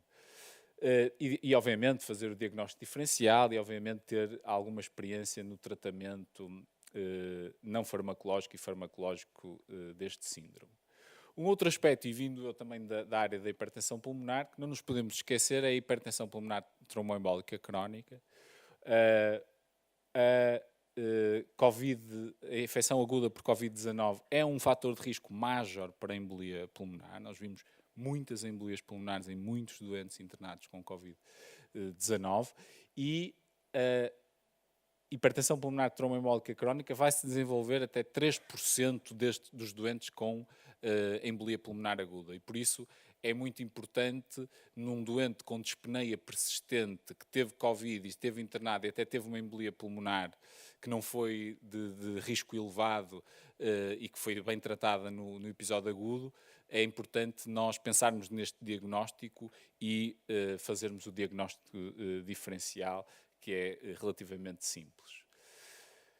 E este era o segundo ato. Portanto, o primeiro, existe doença pré ou coexistente. O segundo, existe alguma sequela da infecção de Covid aguda cardiovascular que explique os sintomas do doente. O terceiro é talvez menos importante, menos falado, mas mais falado recentemente, à medida que existem mais dados sobre isto, que é o facto da infecção por Covid ser um fator de risco para o desenvolvimento de doença cardiovascular, que é a principal causa de morte da população.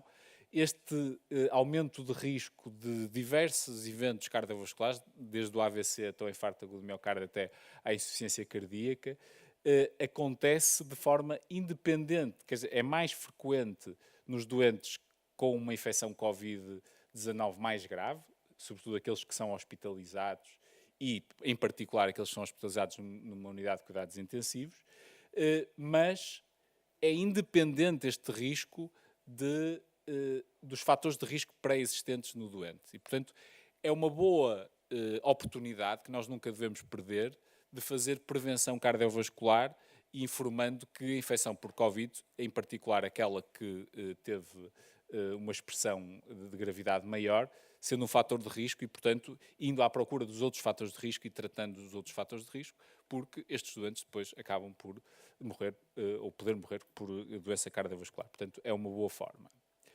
E, por último, o quarto ato é lembrarmos que o exercício não é uma panaceia. Portanto, ele não é um tratamento para tudo.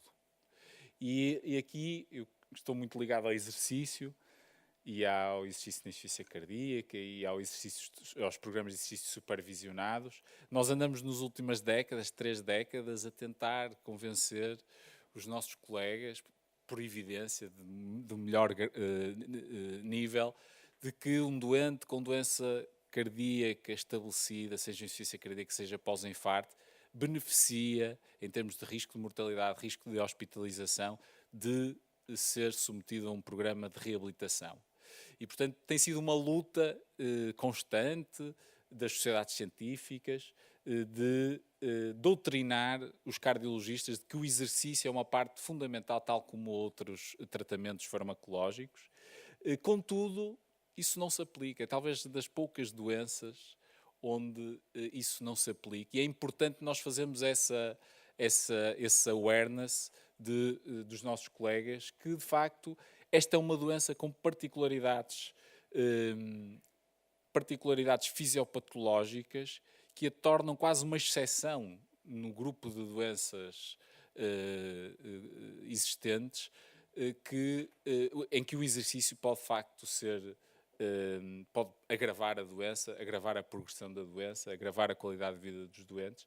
Isso é também uma importante mensagem que nós devemos trabalhar na consulta de cardiologia.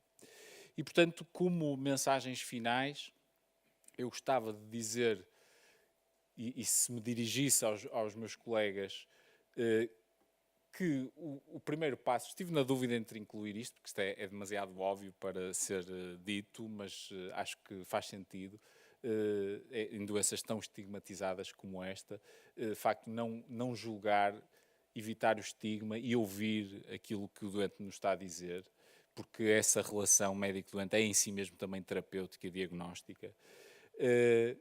Não desvalorizar os sintomas não cardiovasculares, quer dizer, não desligar quando o doente começa a falar do nevoeiro mental e de outros sintomas, porque isso são peças do puzzle que nos permitem interpretar melhor a dyspnea e os sintomas e as palpitações e outros sintomas, digamos, cardiovasculares. Eles são peças importantes do puzzle.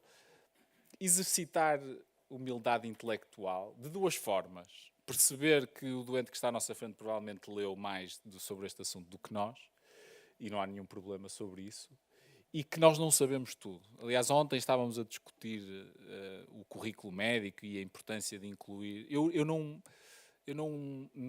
estou certo que incluir o ensino desta patologia em particular no currículo médico pré-graduado seja muito vantajoso, porque a retenção de conhecimento é muito pequena, mas ensinar os alunos de medicina sobre doenças complexas, sobre doenças que não encaixam no algoritmo que nós ensinamos, e explicar-lhes que há muita coisa que nós não sabemos ainda, e que há coisas que nós estamos a ensinar que sabemos, mas que há umas décadas não sabíamos, e portanto temos de ter essa humildade,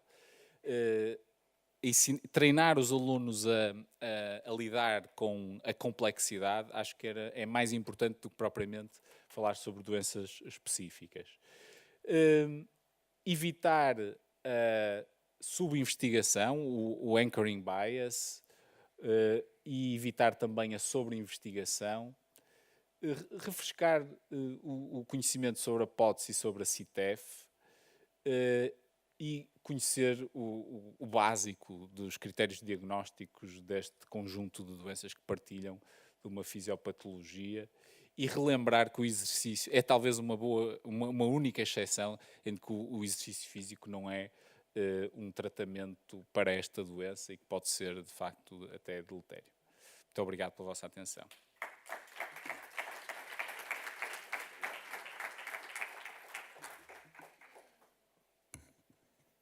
Thank you, Dr. Mário Santos. We are now going to hear a talk by Dr. Jonas Berquist. Dr. Berquist worked at the Biomedical Center at Uppsala University and is Chief Medical Officer and Director of the EME CFS collaboration at Uppsala University, and also is part of the Open Medicine Foundation. Jonas, thank you very much for coming. The floor is yours. Thank you so much for that kind introduction. Let's see if we can get that.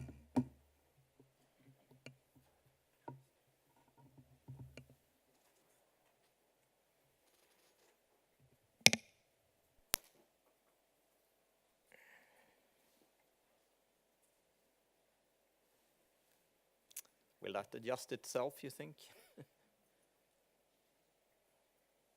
It's sort of a bit high on the screen for some reason.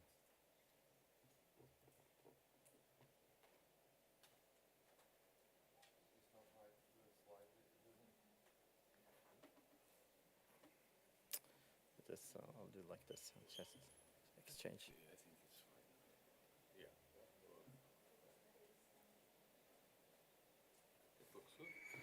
Okay, we run it this way. Thank you so much. First of all, thank you for the invitation to come here. It's a fantastic opportunity for me to be here in Portugal. I was here a few years ago, but had a good opportunity to meet a lot of colleagues, but also new colleagues here. And I have to say, a disclaimer. I'm not the son of David Systrom, Kathy, I promise. We might be cousins, actually. Syström is a very Swedish last name, actually. So we are probably cousins, David. So that feels good, I think. So I will talk a bit about what we are doing in Uppsala and in collaboration of the Open Medicine Foundation research collaboration centers.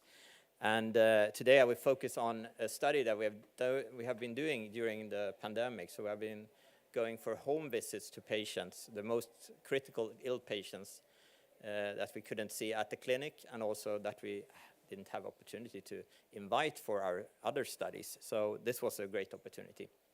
But I just start with the situation in Sweden right now. We are in a rather hopeful situation, in a hopeful time. First of all, we are learning more and more about post-viral infections. We are learning more about what happens in neurocognition, which of course is one of my interests. But also we are getting acceptance for these patient groups, and I think that's a very important thing. So we see that colleagues that are in other fields are getting interested in doing research on patients with post-viral issues, and it's also accepted by the politicians, partly at least, and it's also accepted by the funding agencies. So we are in a hopeful situation. And I think also just to comment on what David ended his presentation with this morning, this clinical trial that we are conducting, the LIFT trial, I think that's also something that we look very much forward to see the results of. And hopefully that's just the first in a line of trials. Mario just presented what happens in the heart. And as you may know, actually in acute critical ill patients with COVID, you can also get effects on the central nervous system in the brain. Luckily, this is a very unusual situation. But we have patients where you actually can see acute inflammation in the central part of the brain on the scans. This patient was a special case with severe infection, where we could actually monitor both viral particles and inflammation in the central nervous system tissue and cerebrospinal fluid. The patient survived and have recovered more or less, but still have sequelae. But long COVID patients, as you know, they don't typically present with this kind of phenomena. They are more subtle in their symptom pictures, and we have already heard very nicely how well the symptom picture overlaps with what we have in ME/CFS. And I think we can really learn from this. And yesterday, Sue Levine presented very nicely the history of pandemics and outbreaks that actually have led to post-viral consequences for patients. So I won't go into that. I just want to conclude it's not a new disease. We are seeing this back in history, and we have to learn from what's happened in history. And last year, I had the opportunity to actually be invited to go to Iceland and to Akureyri, where the Icelandic disease outbreak was in 1948, 1949. And I had the opportunity to meet one of the surviving patients from that outbreak, actually, Asgeir Johannesson, who has been suffering from the disease since 1948-49, but has sort of done well considering the consequences of the disease. So, as you all know here, myalgic encephalomyelitis or chronic fatigue syndrome is a neurological disease, and most often post-viral disease, as we say. But I will focus on changes over time, and this is something that I think we should explore more of in our studies in order to find differences within patients, but also find relationships to what makes patients change when they have good days and bad days. And when we do that, we need to do temporary resolved sampling. So we need to get samples over time, and we need to follow and monitor patients frequently. And one example of a paper we published fairly recently was a 17-year-old girl, who has helped us really with her diary to tell us how her situation changes over time. And she's been fantastic supportive of our research, and also her family have helped out a lot with the research. And just to show you how well she has recorded her symptoms in her own scientific way to give us a hint of the variability you see in patients. And I think many of you recognize this also. You had very good days sometimes, but you have also very poor days. So in order to address this, we went for a rather time-consuming and you could say challenging task, and that was to do home visits. And it was partly related to, as I mentioned, due to the pandemic, we couldn't go and invite patients to come to our clinic for investigation. So we wanted to have opportunity to see them, and we went to their homes. And this is in parallel done in collaboration with Australia, as you see in the lower part of this panel here, with Chris Armstrong's Collaborative Research Center. And what we did in Sweden, we had opportunity to go to the patient's home, and we started very early in the mornings, running the whole facility there in their home. So I will show you on the picture later on. And we did multiple blood sampling, blood draws during the day. And the patients were exposed to 3 very mild exertion events. One was a mental test, a neurocognitive test, you could say. What we could see that patients performed rather poor on this. But on the other hand, some of our healthy controls matched gender and sex and age matched controls were also performing rather poor. It was a hard task, actually.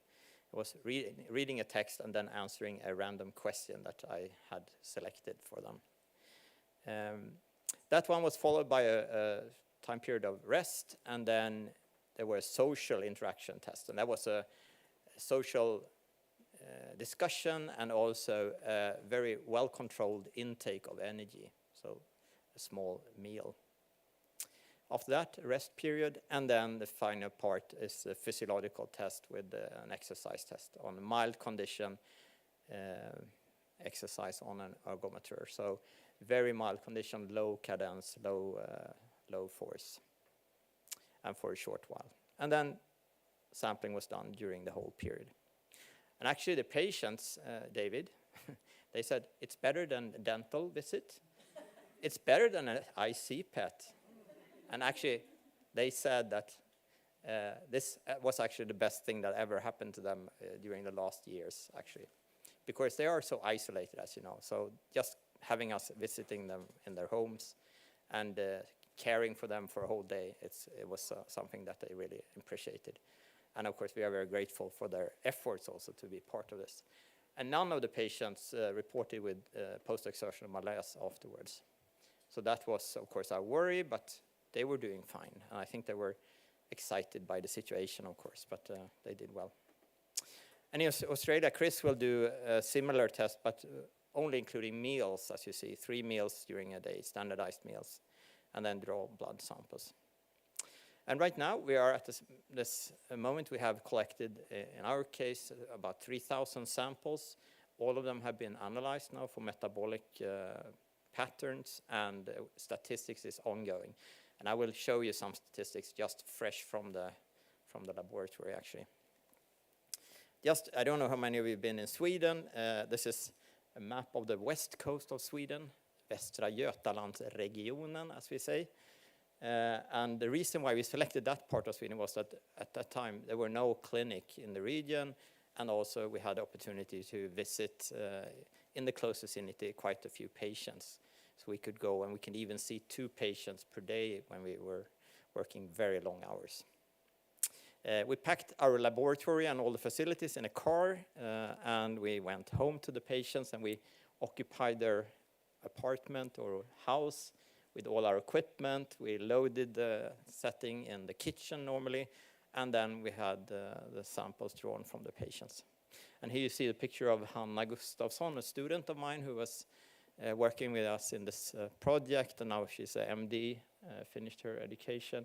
And that's her aunt, who is a nurse, who helped us on the way.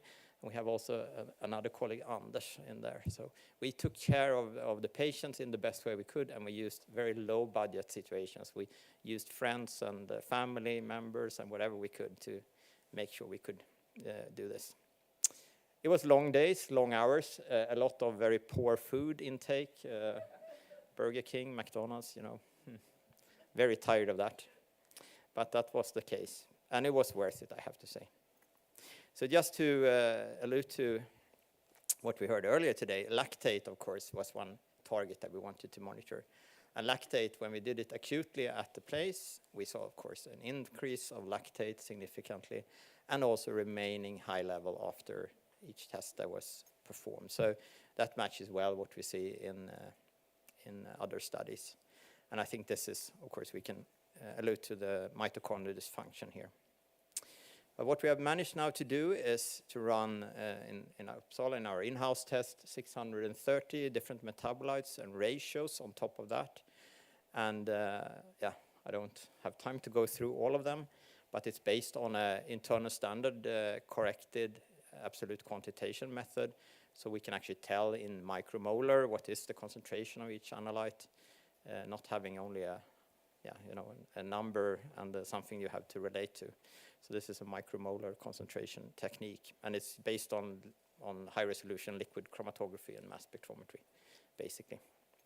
So we are happy to say that this is done now. So we have done all the samples on this. But meanwhile, we have also been developing another set of markers. So we have increased the lipid part of this panel, increasing it with a few hundred more. So now we have about 1,000 metabolites plus ratios that we will monitor. And that is still ongoing. So we will do that. So what's the purpose then of having the possibility to monitor over a time period and monitor the same individual? Well, there's a lot of information there, of course, that we can gain. And one thing is, of course, we can see what happens during the daytime, during the tests. And this is just one marker that I pulled out as an example. This is kynurenine. And those of you who remember the metabolic trap story that Ron Davis and colleagues presented a few years ago, it's very much involved in kynurenes, and kynurenes are very important in ME and post-COVID, as we know. But here we can see, for instance, how these individuals worked out in the kynurenine pathway. You see a significant decrease in kynurenes in patients, while the controls and the athletes are above. What happened in the kynurenes at time point T4, which is then the physiological exercise or ergometry, you see that there is an increase in the patients. So the basal level is kept low, and then under exercise, they actually increase the kynurenes for a short time period. We can use it for other things also. For instance, this case, this is a patient number 5 in our study. I forgot to mention that we are running 25 patients, 25 healthy normal controls, and then 25 athletes. And the athletes are actually very kindly, the tennis team in Sweden, the athletic tennis team in Sweden has helped us with being the control or contrast group, you could say, in athletes. So here we have a patient. You see the darker line in the middle here, and you see that that patient is not in the same range and not reacting as the other patients are doing, basically. And actually, when we looked back and saw the history of that patient, it's not a normal patient. It's not what we would say a patient we would include in the study if we would knew everything from the beginning. So we can tell and we can see the differences going on inside single individuals also, which is very important. Just giving you a few examples then of things that we are. I will focus on lipids a bit today. So phosphatidylcholines, for instance, is higher in many cases in the patients, as you see, and especially the long chain phosphatidylcholines, lower in the short chain, and that is significant. And phosphatidylcholines is involved, for instance, in membrane lipid construction and sphingomyelin synthesis. You can also look at the data in the way that you separate for gender or sex. And here we have selected men and women, then, as you see, and there is differences between the sexes, as you can tell, and especially in the patients. And here's another phosphatidylcholine. You see a more similar pattern between the sex, actually. Another example, phosphatidylcholine, lowered in the patient significantly. It's a messenger molecule, and it's also involved in inflammation and nervous system control. So it makes sense. If we look at sex differences, we see that there is some differences, but not maybe so obvious here.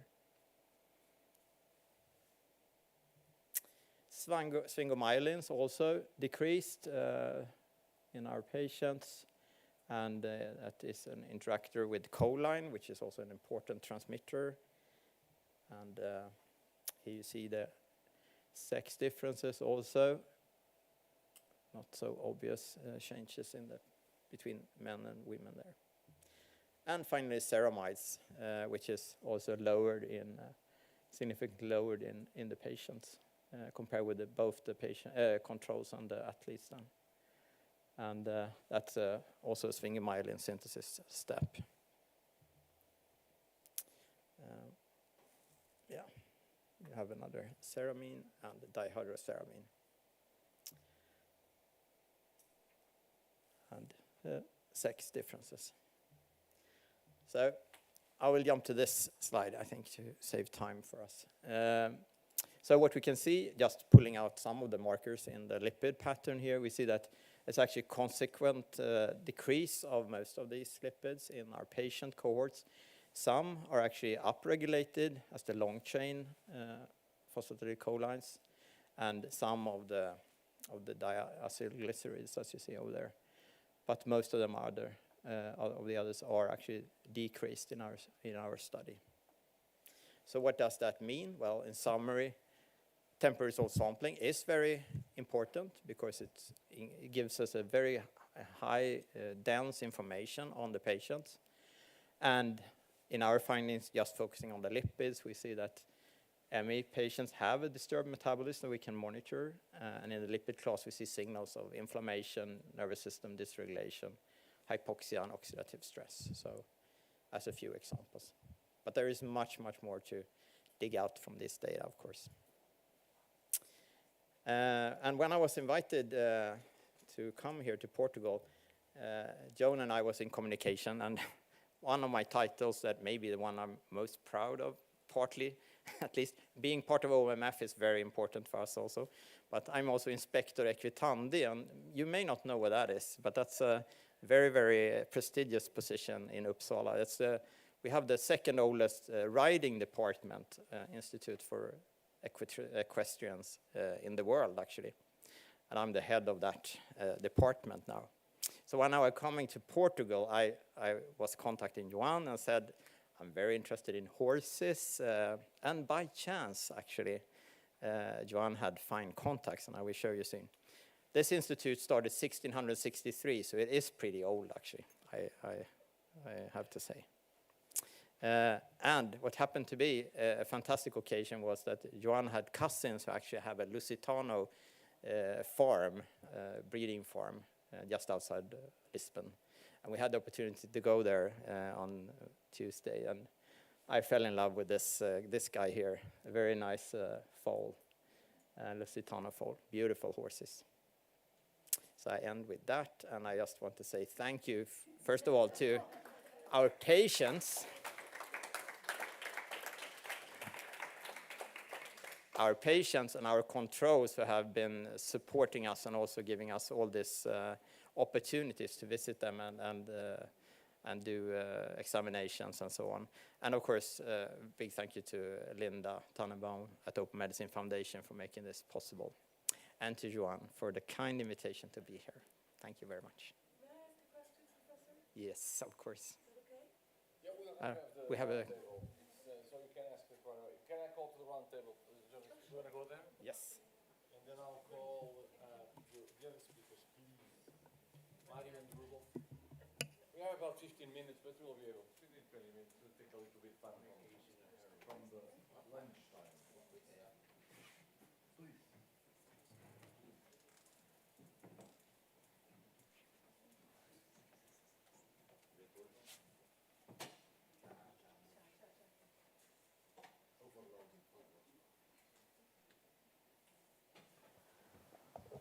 Okay, so the floor is open for questions. We'll have about 20 minutes to question. Please be brief. Thank you.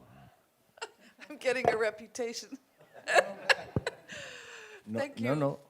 Thank you, Professor Berquist, for your presentation. Thank you also, OMF. You have been extraordinary support for many years. I have a question. Please bear with me. I will try to be brief, but brain fog doesn't help. I've also kept track of my symptoms via Excel, and done this for maybe 10 years. What I noticed and was always disregarded was that there is a huge correlation between activity and food cravings, insane food cravings. And I decided, you know, saw endocrinologists, saw nutritionists, no answers, no answers. And so I did a questionnaire, cohort of about 80 patients, nothing official, obviously, I'm, you know, not a doctor. And 80% answered that following even mild activity, there are these insane food cravings. So again, in my non-medical ignorance, I did my best to try and understand, and the only explanation I got was that there seems to be a faulty functioning of the metabolism in relation, or rather mitochondria in relation to metabolizing oxygen. So we function, apparently, mostly on an anaerobic metabolism rather than an aerobic metabolism. Now, that's all I know. There is not a lot of information out there.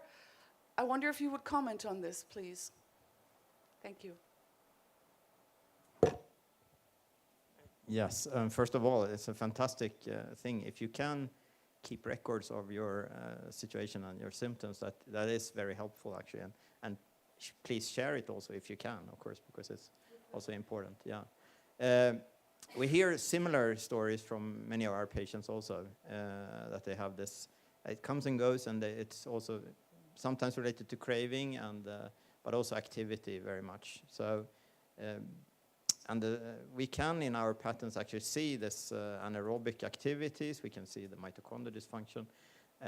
Hypoxia is another part that we're looking at in detail right now, with hypoxanthine, which is a marker for that, which I am very interested in. And yeah, I mean, there is absolutely something there. We don't know exactly how it works and what's the reason for having this. Another thing that we are extremely interested in is also following hormonal endocrine differences in the patients. And we see that it seems like the hormonal picture is changing in similar way, and it's also following patterns that are related to activity, fatigability, etc. So hormones are most likely very important also here.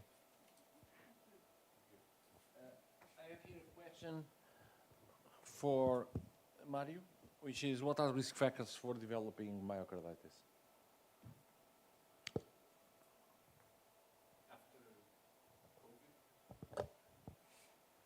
Yeah, I think the male sex, there's a predominance of males, and age. Younger age is associated with, so younger males are the sub, yeah, compared to the others. Anything else? On risk factors, no, as far as I know. Another question? If you find any correlation with the number of infections and risk of affecting the heart, the number of incidents of infections with COVID-19? Yeah, the reinfection is Yes. associated with lower risk of myocarditis than the primo infection. Okay. Okay. More questions? Faço a pergunta em português, que era para os dois. Na vossa experiência, portanto, que questionários é que utilizam para, enfim, caracterizar esta doença, nomeadamente a PEM, ou a caracterizar a disfunção, a incapacidade? Porque eu, na minha prática clínica, tenho muita dificuldade porque não há questionários validados em português, pelo menos em português de Portugal. Não sei se no Brasil, que tipo de questionários já traduziram o de Paul. Acho que o questionário de Paul é um dos mais conhecidos e muito utilizados a nível mundial. Portanto, a minha questão era, que tipo de instrumentos é que estão a usar na vossa prática clínica para objetivar as queixas e para caracterizar a incapacidade dos doentes.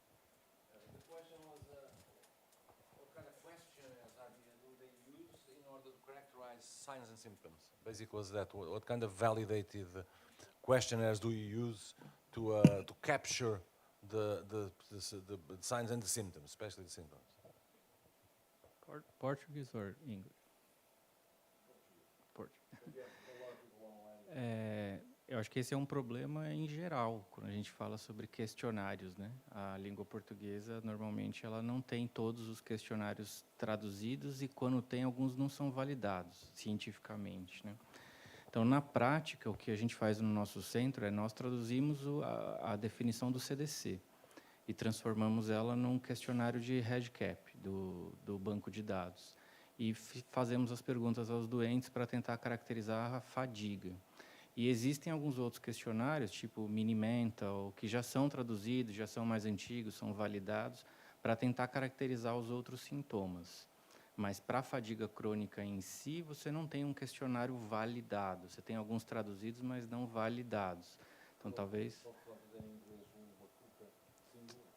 I'm just saying that we, in the Portuguese language, we have a problem. It's just not restricted to chronic fatigue syndrome, but to questionnaires in general, that they are not translated to Portuguese. And a few that are translated are not validated scientifically. So we try to translate ourselves, and it's a task that maybe we should do, try to validate in the Portuguese language. One brief question, very brief. Oh, David beat you to it. You're next, Monica, you're next. Quick question for Drs. Oliva and Santos.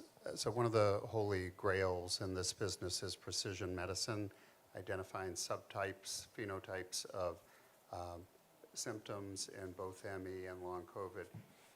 Broadly speaking, at one end is fatigue and post-exertional malaise. At the other end might be orthostatic intolerance. I'm wondering, with respect to the latter, muscle sympathetic nerve activity or any other testing you're doing, Rudolph, help you direct your therapy? And Mario, if we got a lot of compensatory tachycardia, any wisdom about avabradine versus beta blockers in such patients? Yeah, so that's a great question, Dr. Systrom. and it's really helpful. And most of the patients that we find preload failure in the ICPET, they have abnormalities in the sympathetic nerve evaluation. But there are some cases that they do have autonomic dysfunction and don't have preload failure. It's pure autonomic dysfunction. So it helps to guide therapy because it's a different phenomenon. And also in our cohort is about 60% that have poor oxygen extraction. So it's not a 100%. So at the end you can deep phenotype the different types of long COVID and tailor the treatment according to the phenotypes.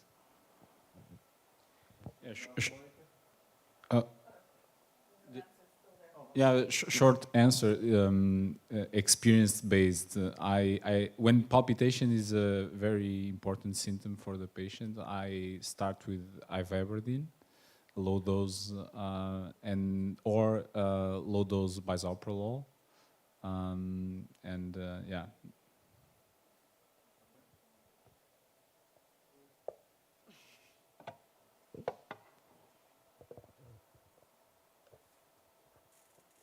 Hi, this is for Dr. Berquist. A major link in between lipid metabolism and angiogenesis, inflammation, renin-angiotensin is sphingosine 1-phosphate. Was there a reduction in sphingosine 1-phosphate in your cohort? I didn't hear exactly the last. Can you repeat just the final part? Sorry, do you see a reduction of sphingosine 1-phosphate in your cohort, or do you, shall I look at your data? I don't know by heart, unfortunately, but I will look for it actually, because as you saw, there are quite a few markers to keep track of in our data set. But we are screening for that, and we are looking for things that will, for instance, report on inflammation and things like that. So, yeah, good point. Yeah. First, I just wanted to thank Dr. Berquist for the designing your study, actually going to patients' homes. That's super helpful. So as a patient, thank you. You know, there are a lot of housebound and bedbound patients who can't take part in most studies. So I might have missed it, but I was curious if you had any like severe, very severe bedbound patients. Yeah, so the patients we selected were those that were, of course, tolerant to us to come visit, but homebound and bedbound, many of them. So we tried to reach the most severe possible patients we could get to.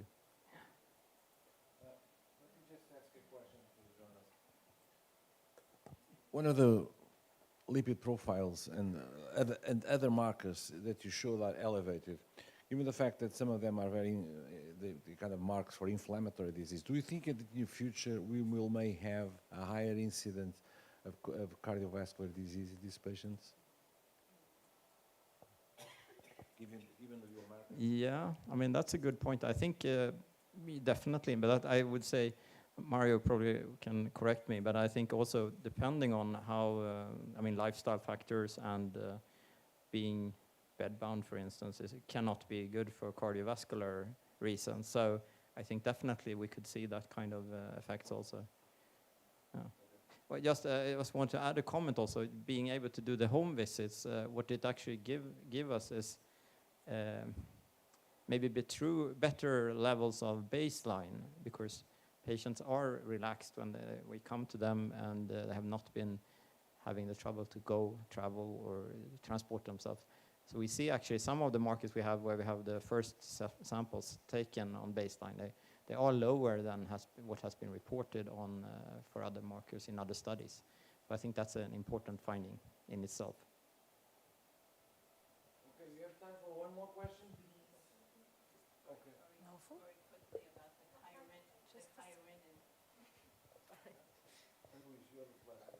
Hi, Dr. Berquist. A question about the chirinin levels. Are those tied in with sleep issues? Because that's part of the tryptophan pathway. Yeah, could be, but as you probably know, I mean, the metabolism of kynurenine is below serotonin and melatonin, which is more sleep related, and then kynurenes are related more into neuroprotection, neurotoxicity, and goes down to chinolinic acid, which is then quite toxic substance actually. So but of course, effects of the transfer from tryptophan to serotonin, melatonin, or the bigger pathway down to kynureninic acids and kynurenes are all connected. That's interesting. Thank you. So, final question, last but not least. You can always talk over lunchtime. Thank you so much for the opportunity to having the last word before lunch. A question to Rudolf, eu vou fazer em português. É uma complementação de uma questão que foi feita sobre como você faz o clinical phenotyping do paciente. Só para eu entender, o critério de entrada inclui um critério de ME/CFS, como o CDC, ou você inclui pacientes também que não atendem ao critério diagnóstico de ME/CFS, mas podem ter doença cardiovascular ou pulmonar? O critério do nosso estudo é ter tido infecção por Covid e estar sintomático depois de 3 meses. Ponto. É um critério bem amplo mesmo, propositalmente, porque a gente quer fenotipar o Covid longa de uma maneira mais ampla. Para nossa surpresa, quase que 100% dos pacientes que chegam para a gente é o fenótipo de fadiga crônica. Então, a gente aplica os questionários para caracterizar, mas pontuar no questionário não é um pré-requisito. Então, o critério de inclusão é ter tido Covid e permanecer sintomático, né? Aí a gente faz toda a avaliação em todo mundo, né? Avaliação clínica com os questionários, faz a avaliação com a ICPET, a avaliação de sistema nervoso simpático. Aqueles que preenchem o critério para disfunção de pré-carga continuam no estudo para randomização, placebo, pyridostigmine, e repetem todos os testes depois de 8 semanas para ver se teve resposta. Okay, with that, I think we should take off for lunch. We'll be back at 2:30 We will be back at 2:30 for resuming our work. Thank you very much.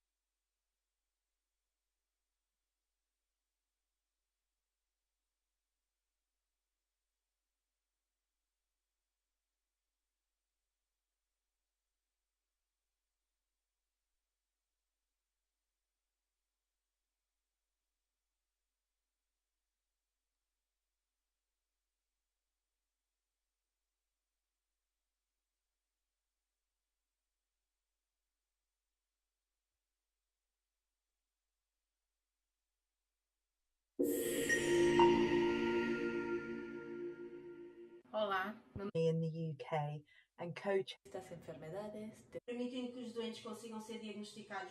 Has been and will remain to be.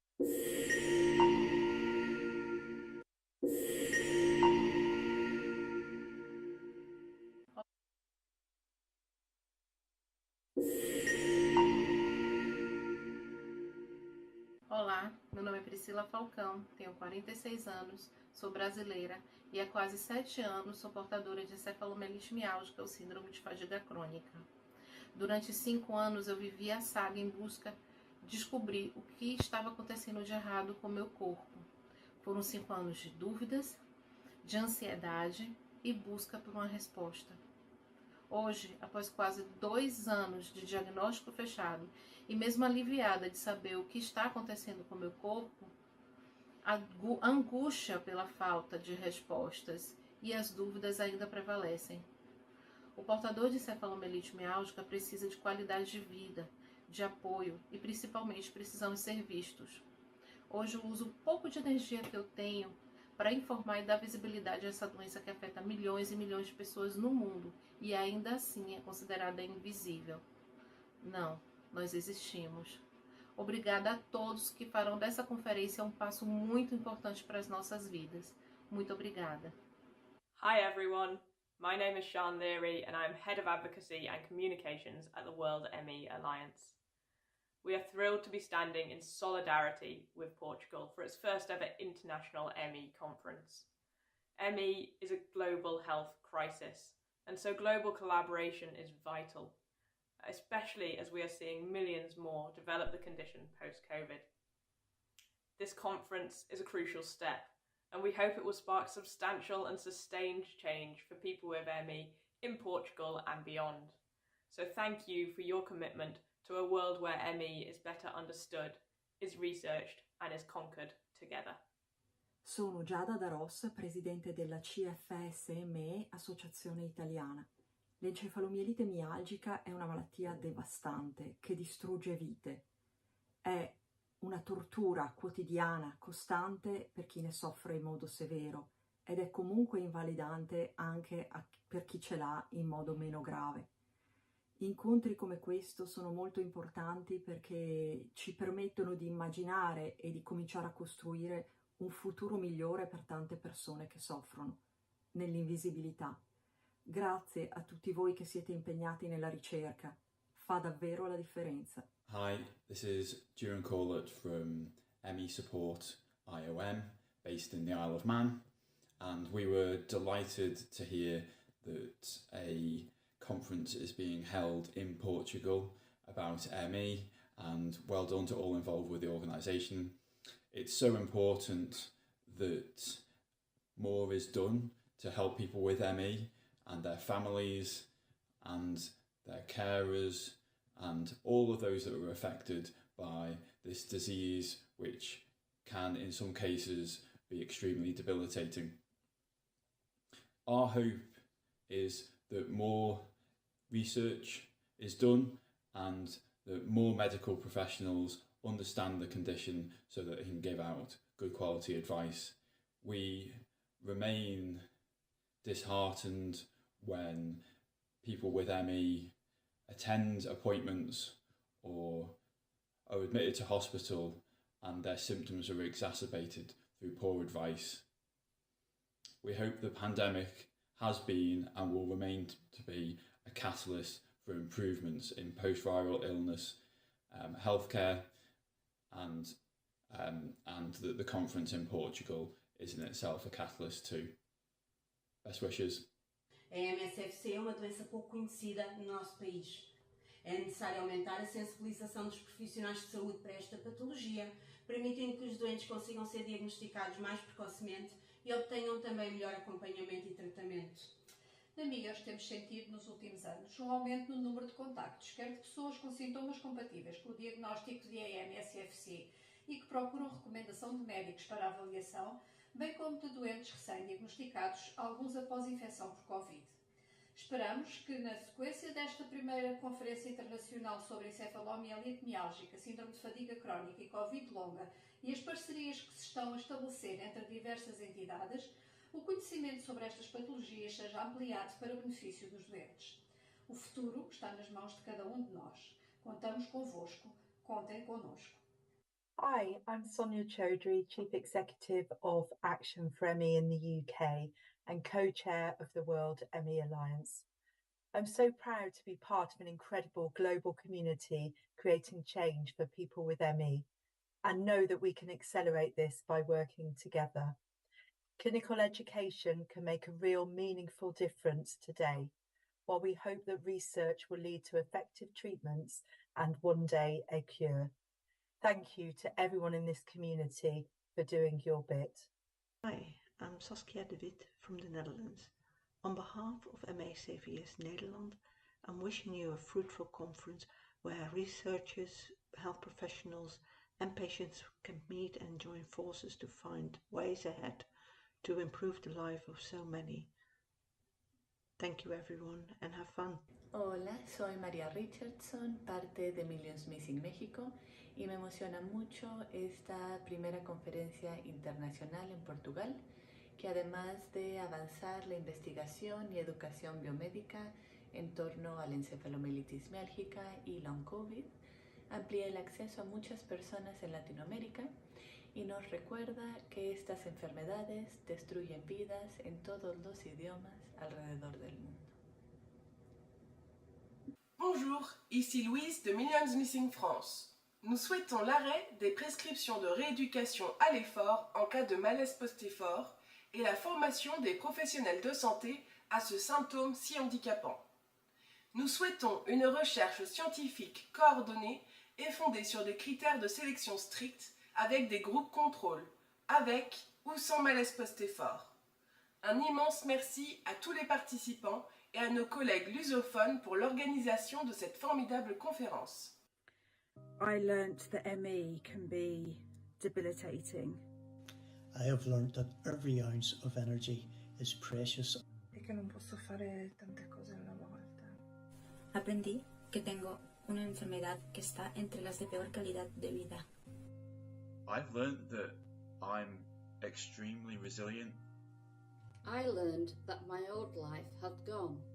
I have learned from ME that available energy is not the same every day.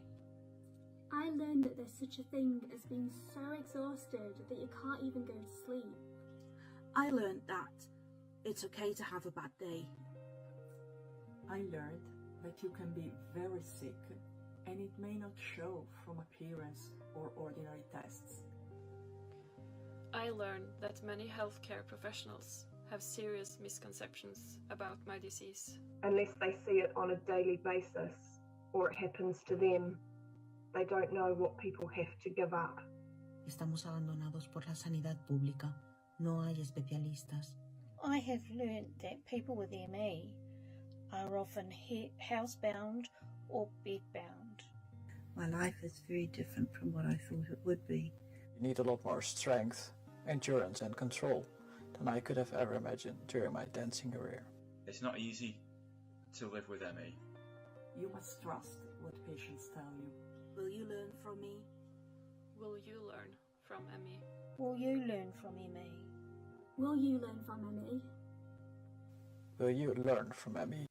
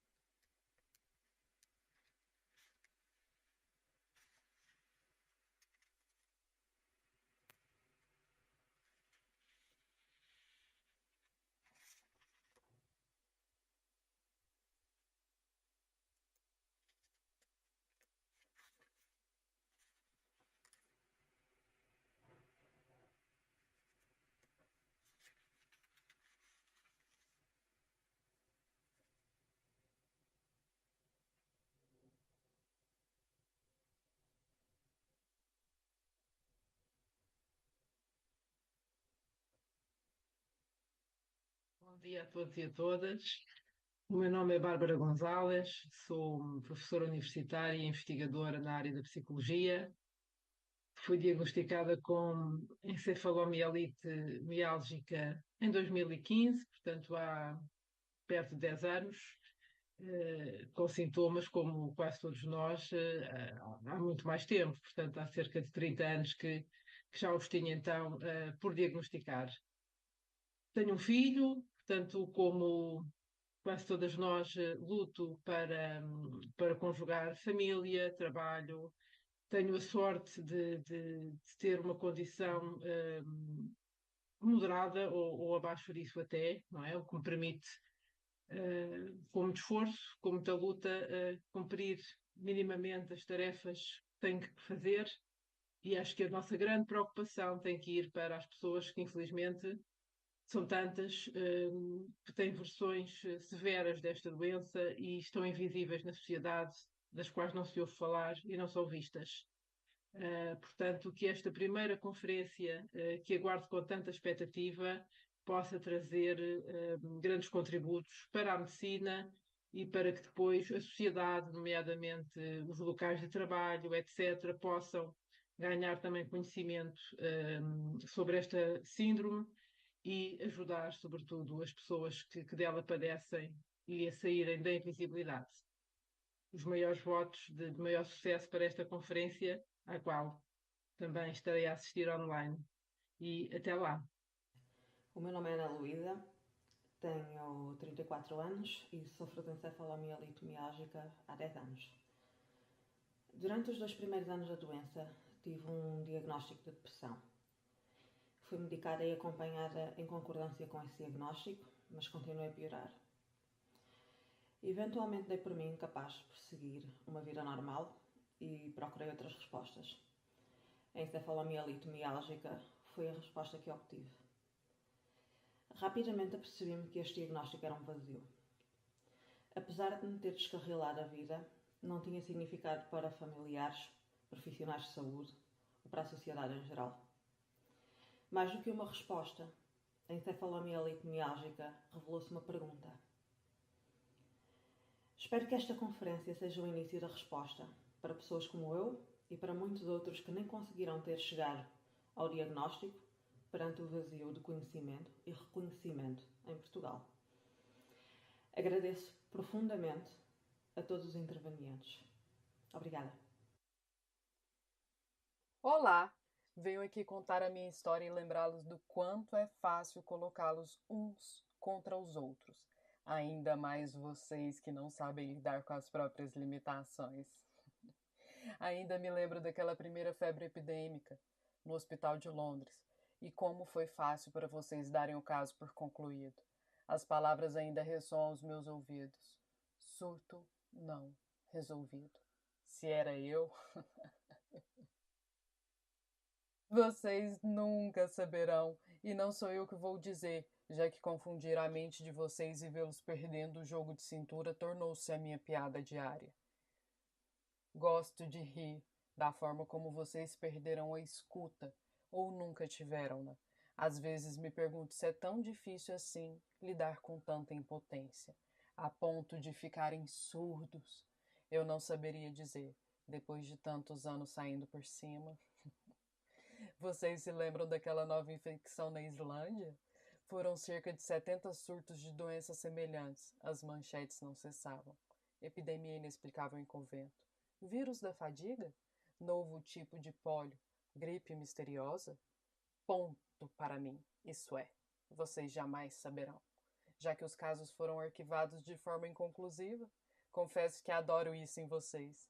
A cada dia que se passa, o jogo se torna mais fácil. Ai, se não fosse tão engraçado assistir de camarote os conflitos entre vocês. Me pergunto quando foi que vocês perderam a lógica do funcionamento do corpo humano, porque dessa lógica eu entendo bem. E posso dizer, está tudo claramente interligado. Vocês realmente acreditam que é possível separar o psicológico do físico? Quanta bobagem! É no mínimo curioso como o indivíduo perde energia, que já não tem, se questionando sobre sintomas exacerbados e tão evidentes, por terem ouvido. É psicológico, é coisa da sua cabeça, de alguém que não estava disposto a lidar com a própria falta de saber. Deve ser mais fácil dizer isso do que se perder em investigações. E te digo mais, não faz muita diferença saber o que vem primeiro, se é o ovo ou a galinha. É apenas óbvio que eles dependem um do outro e afetam um ao outro, em maiores e menores proporções. Quando foi que vocês se esqueceram que conhecimento nunca é demais? Ainda me lembro daquela possível epidemia de mononucleose, ou talvez uma possível síndrome viral que era caracterizada por fadiga extrema e debilitante, além dos problemas cognitivos. Os resultados laboratoriais não identificaram causa viral, e nem anormalidades no sistema imune. Em vez dos pesquisadores cogitarem que se tratava de algo que poderia envolver critérios ainda não conhecidos, resumiram tudo aquilo em histeria pura e foram esquiar. O mais engraçado disso tudo, mais de 30 anos depois, eu ainda não faço parte dos conteúdos abordados nas aulas das faculdades que são voltadas para a área da saúde, mesmo com o estrago que eu faço. São sintomas persistentes por mais de 6 meses de fadiga extrema, disfunção gastrointestinal, dores, alterações cardíacas, problemas cognitivos, tontura ou náusea, distúrbio do sono e mal-estar após esforço. Ainda assim, não há nada melhor do que me deliciar com a confusão que vocês fazem entre vocês mesmos. Afinal, é impagável me deparar com os pacientes desamparados em meio a tantos sintomas físicos e psíquicos. Ainda me lembro daquele paciente, aquele que estava com sintomas desautonômicos exacerbados, que nunca viu os seus médicos conversarem entre si, e menos ainda com o psicólogo. Enfermeiros, fisioterapeutas, nutricionista, o que são mesmo? Ainda dou risada do cardiologista que trocou uma das medicações que interferiu no funcionamento das medicações neurológicas, que atrapalhou os quadros depressivos, e ainda tinha aquele médico, aquele que se achava mais médico do que os outros, e por isso achava que não precisava trabalhar em equipe, que tirou o remédio da pressão e desencadeou outros sintomas gastrointestinais, e ainda assim se recusava a falar com o gastro, que também não tinha interesse nenhum em se comunicar com os outros, muito menos ouvir o psicólogo, que acompanhava o paciente semanalmente. Afinal, o psicólogo nunca sabe de nada mesmo, né? No fim de tudo, o paciente seguiu desamparado, tomando decisões que nunca esteve apto a tomar, depois de se revoltar com toda a equipe, aquela mesma equipe que só não se destruiu porque nunca soube que era uma equipe. Continuo aqui, firme e forte, cada dia mais presente. Ultimamente sinto que subi de cargo quando me correlaciono ao pós-Covid. Às vezes, ainda me pego imaginando quantos ou quais dos seus precisarão ser atingidos para que eu seja levada a sério e então comecem a perceber o indivíduo como um todo. Assinado encefalomielite miálgica, a vulgo síndrome da fadiga crônica.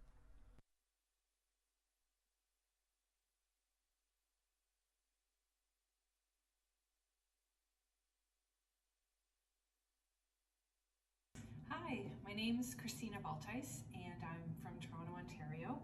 I'm a visual artist who's lived with ME/CFS for the past 18 years, which is a really long time.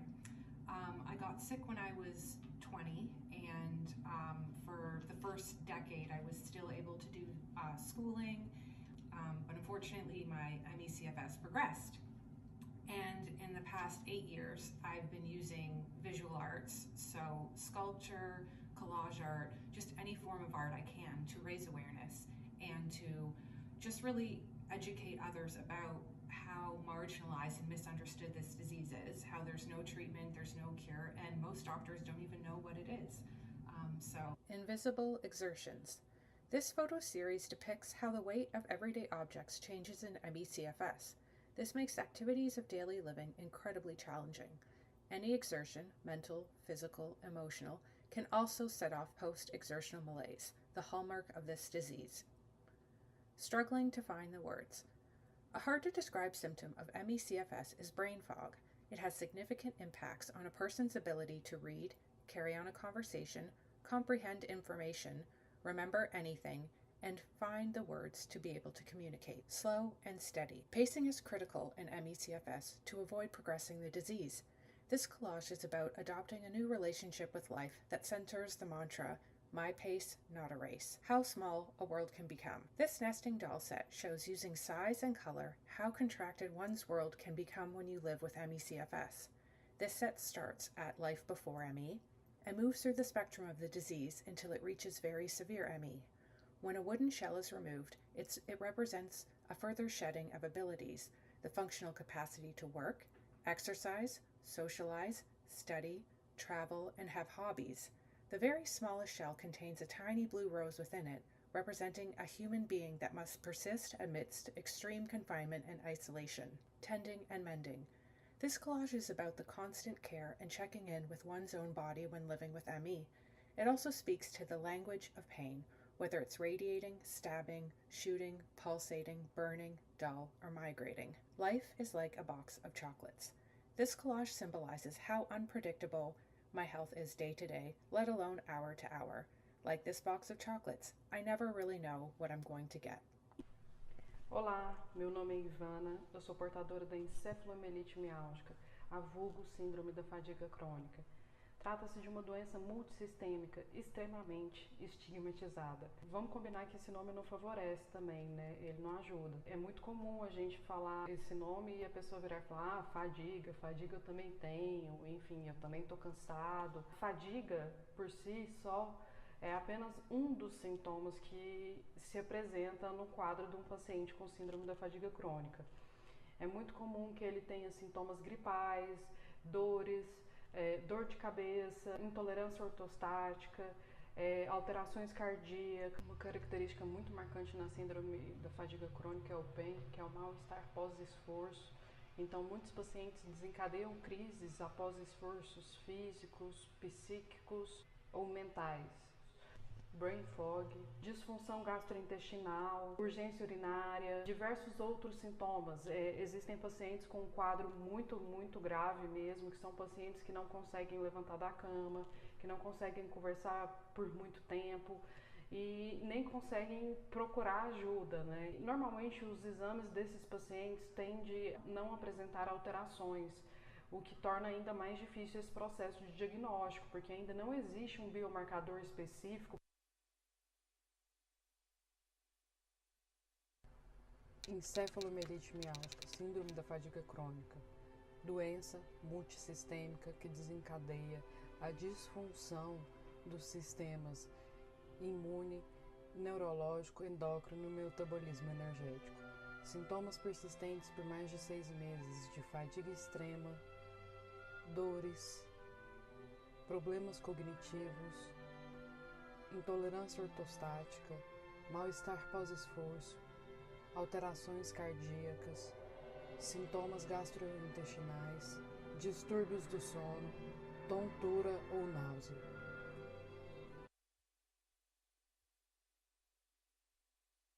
Pacientes com ICFS muito graves experimentam níveis profundos de sofrimento e sintomas extremos que podem ser fatais. Eles são semelhantes a um paciente gravemente enfermo 24 horas antes de morrer, exceto que vivem assim por anos e anos.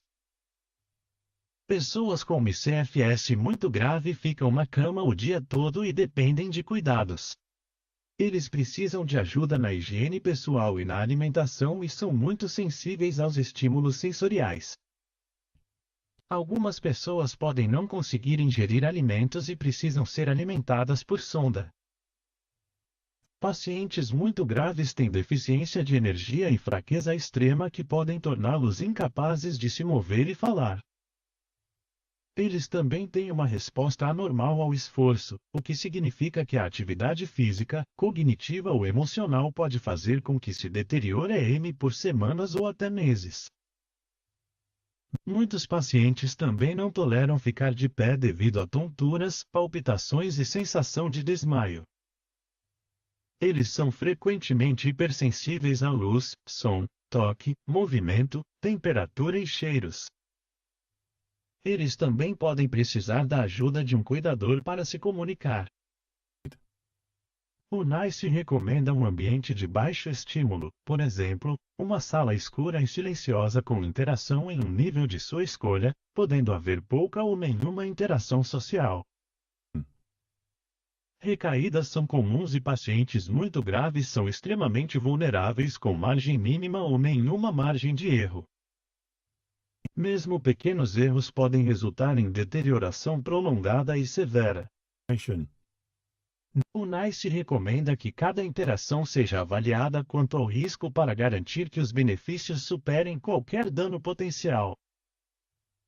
A maioria dos médicos não teve treinamento formal.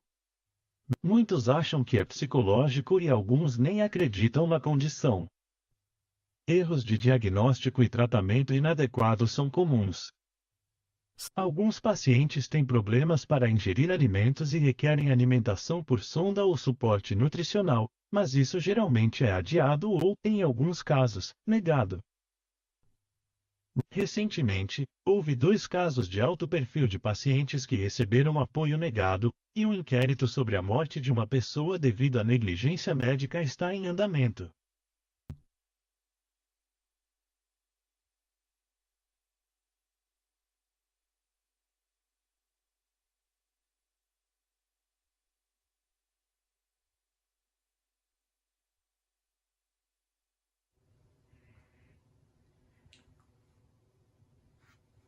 Need to light myself up a little bit.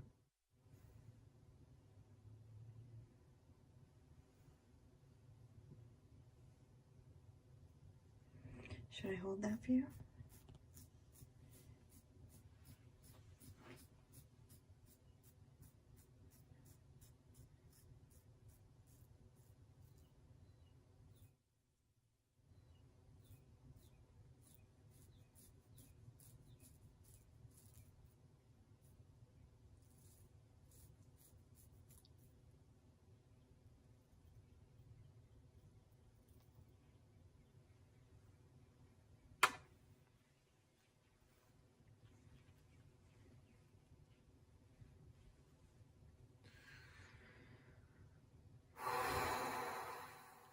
I'm getting really exhausted. Okay, you can stop. Should I try to do it for you? I didn't think this was going to tire me out this much. I don't even know if it's working.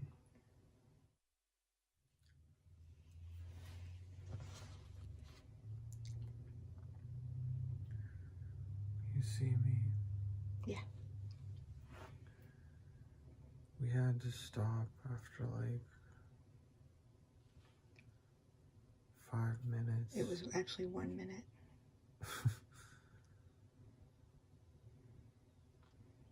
And feels like my arms weigh like like 100 pounds. I feel paralyzed. I'm not paralyzed, but I feel paralyzed. And I know if I do anything extra, it's going to get worse. And this hasn't happened in a long time. And it feels difficult to pick up my food to eat. I'm doing it anyways. I don't know if I'm going to ask Mom to do it or not, but right now I'm doing it. But I'm probably going to be like this for at least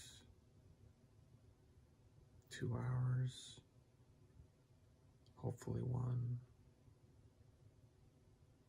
I don't know.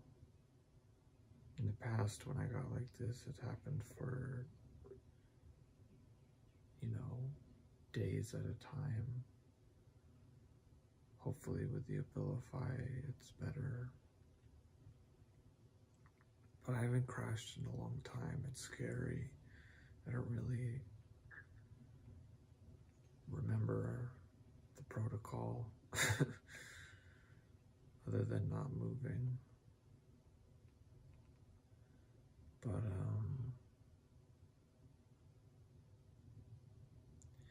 yeah, it just feels like every cell in my body's dying. Just cement block on my chest, my arms weigh 50 to 100 pounds. Maybe not literally. Maybe they weigh 20 to 30 pounds heavier.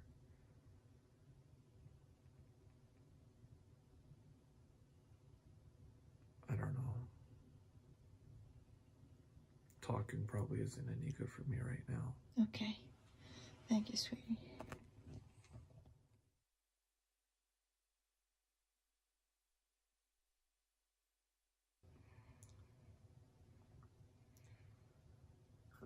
I can't lift my arms to feed myself, so we're doing soup through a straw. And I feel like I'm dying. And I don't want to talk anymore. Bye.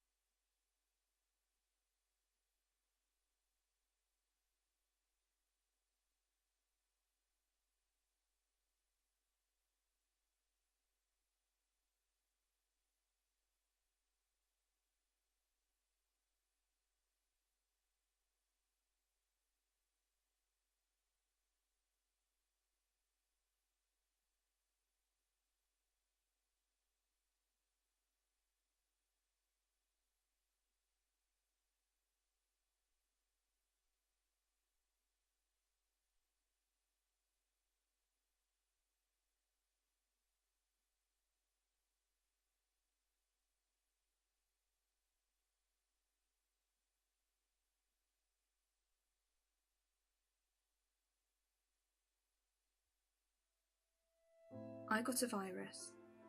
I didn't die. But I never recovered. 1 year later. 8 years later. 16 years later. 20 years later. I still can't live my life. I'm still housebound. And bedbound. I can't work. I cannot do a normal job. I can't look after myself. I have missed my daughter's childhood. I can't play with my kid. I'm now diagnosed with a chronic illness. Myalgic encephalomyelitis. ME.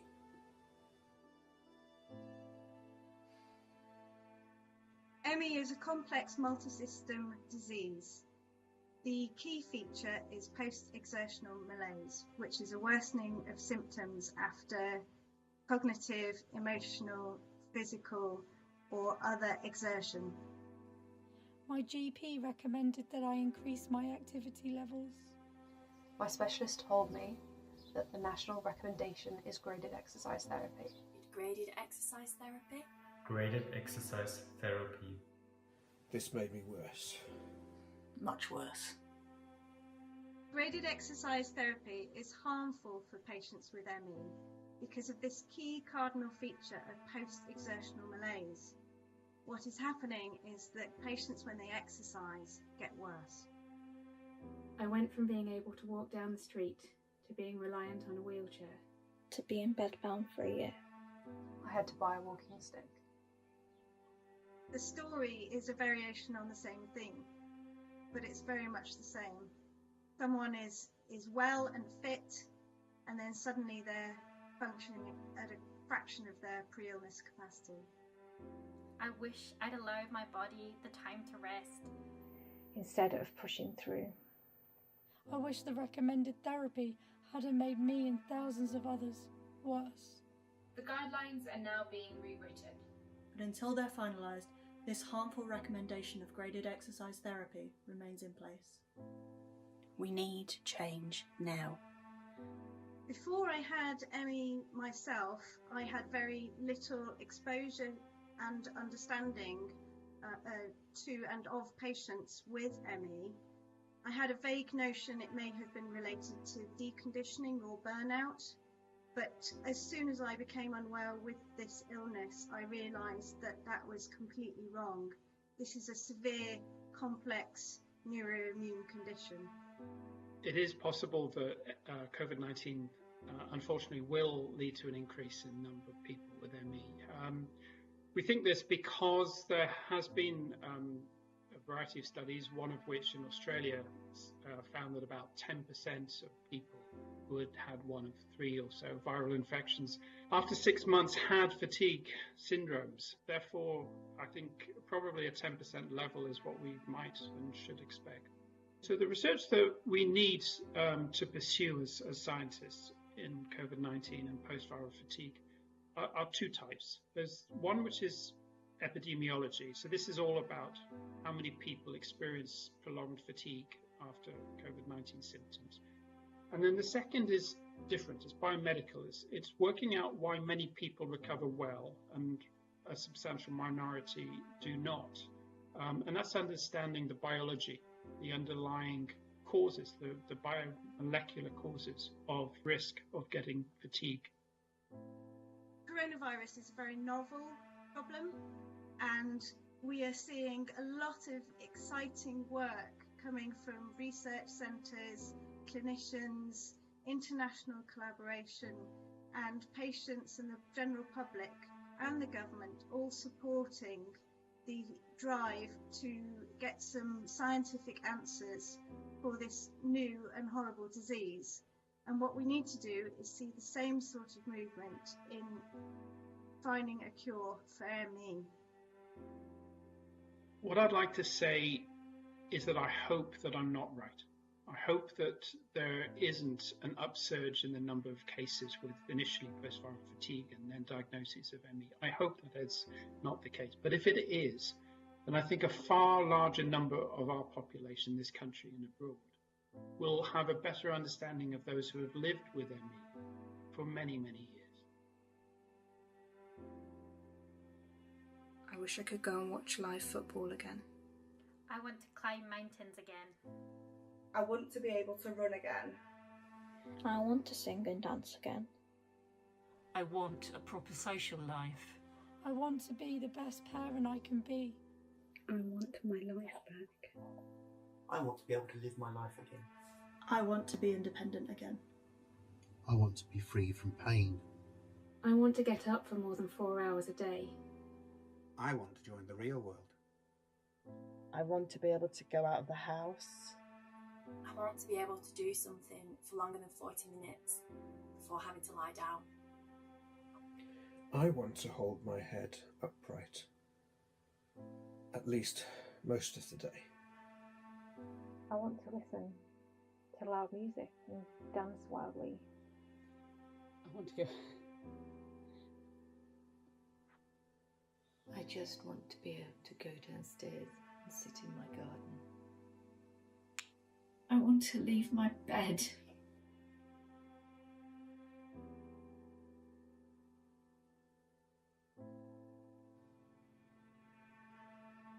If any of these are going to happen, You need treatment that helps, not harms. We need biomedical research to better understand this disease. We don't want anyone to go through what we're going through. We got viruses from which we didn't recover. We don't want that to happen to you.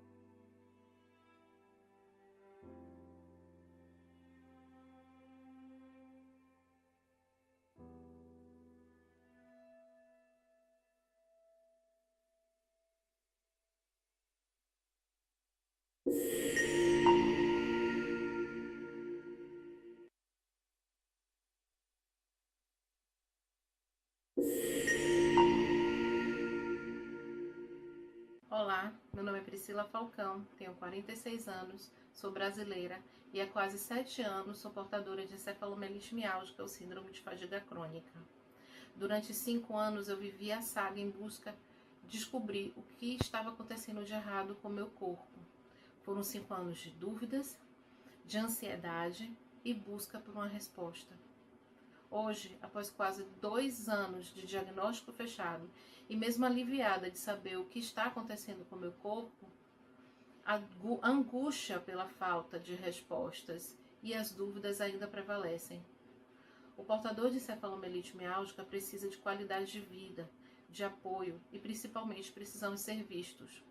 Hoje eu uso o pouco de energia que eu tenho para informar e dar visibilidade a essa doença que afeta milhões e milhões de pessoas no mundo e ainda assim é considerada invisível. Não, nós existimos. Obrigada a todos que farão dessa conferência um passo muito importante para as nossas vidas. Muito obrigada. Hi everyone, my name is Sian Leary and I'm Head of Advocacy and Communications at the World ME Alliance. We are thrilled to be standing in solidarity with Portugal for its first ever international ME conference.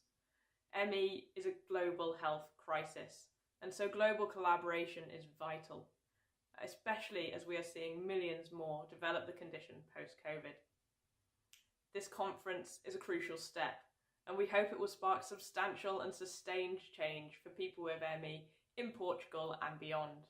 So thank you for your commitment to a world where ME is better understood, is researched and is conquered together.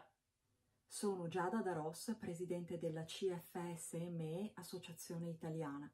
L'encefalomielite mialgica è una malattia devastante che distrugge vite. È una tortura quotidiana, costante per chi ne soffre in modo severo ed è comunque invalidante anche per chi ce l'ha in modo meno grave. Incontri come questo sono molto importanti perché ci permettono di immaginare e di cominciare a costruire un futuro migliore per tante persone che soffrono nell'invisibilità. Grazie a tutti voi che siete impegnati nella ricerca.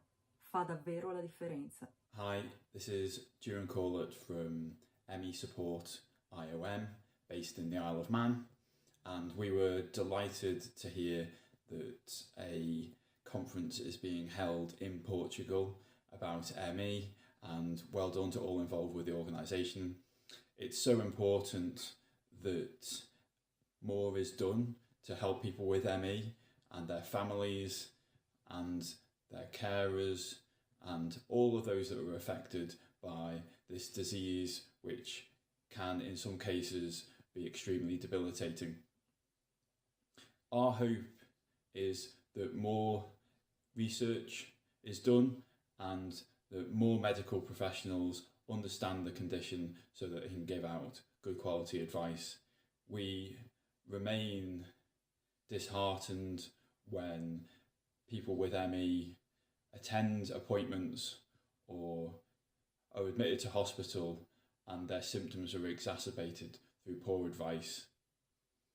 We hope the pandemic has been and will remain to be a catalyst for improvements in post-viral illness healthcare, and that the conference in Portugal is in itself a catalyst too. Best wishes. A EMSFC é uma doença pouco conhecida no nosso país. É necessário aumentar a sensibilização dos profissionais de saúde para esta patologia, permitindo que os doentes consigam ser diagnosticados mais precocemente e obtenham também melhor acompanhamento e tratamento. Na MIGAS temos sentido nos últimos anos um aumento no número de contactos, quer de pessoas com sintomas compatíveis com o diagnóstico de EMSFC e que procuram recomendação de médicos para avaliação, bem como de doentes recém-diagnosticados, alguns após infecção por Covid. Esperamos que, na sequência desta primeira Conferência Internacional sobre Encefalomielite Miálgica, Síndrome de Fadiga Crónica e Covid-Longa e as parcerias que se estão a estabelecer entre diversas entidades, o conhecimento sobre estas patologias seja ampliado para o benefício dos doentes. O futuro está nas mãos de cada um de nós. Contamos convosco. Contem connosco. Hi, I'm Sonia Chaudhry, Chief Executive of Action for ME in the UK and co-chair of the World ME Alliance. I'm so proud to be part of an incredible global community creating change for people with ME and know that we can accelerate this by working together. Clinical education can make a real meaningful difference today, while we hope that research will lead to effective treatments and one day a cure. Thank you to everyone in this community for doing your bit. Hi, I'm Saskia de Wit from the Netherlands. On behalf of ME/CVS Nederland, I'm wishing you a fruitful conference where researchers, health professionals and patients can meet and join forces to find ways ahead to improve the life of so many. Thank you everyone and have fun.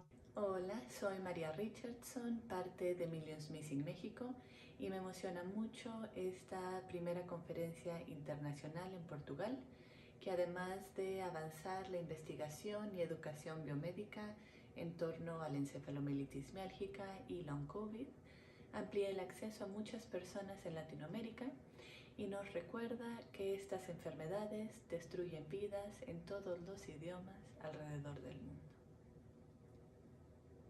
Bonjour, ici Louise de Millions Missing France. Nous souhaitons l'arrêt des prescriptions de rééducation à l'effort en cas de malaise post-effort et la formation des professionnels de santé à ce symptôme si handicapant.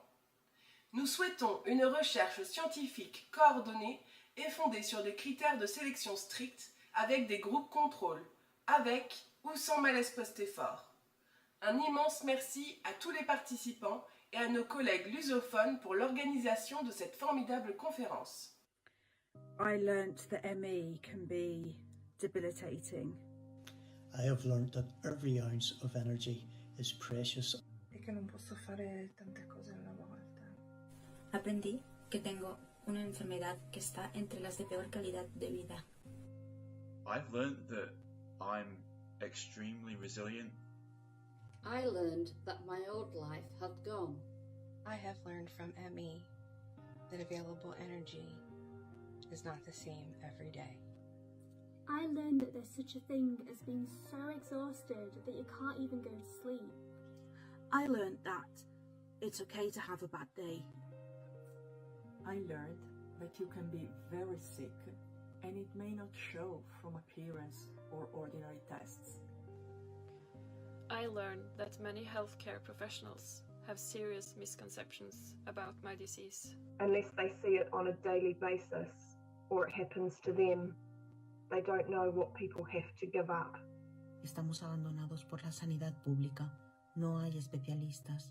I have learned that people with ME are often housebound or bedbound. My life is very different from what I thought it would be. You need a lot more strength, endurance and control than I could have ever imagined during my dancing career. It's not easy to live with ME. You must trust what patients tell you. Will you learn from me? Will you learn from ME? Will you learn from ME? Will you learn from ME? Will you learn from ME?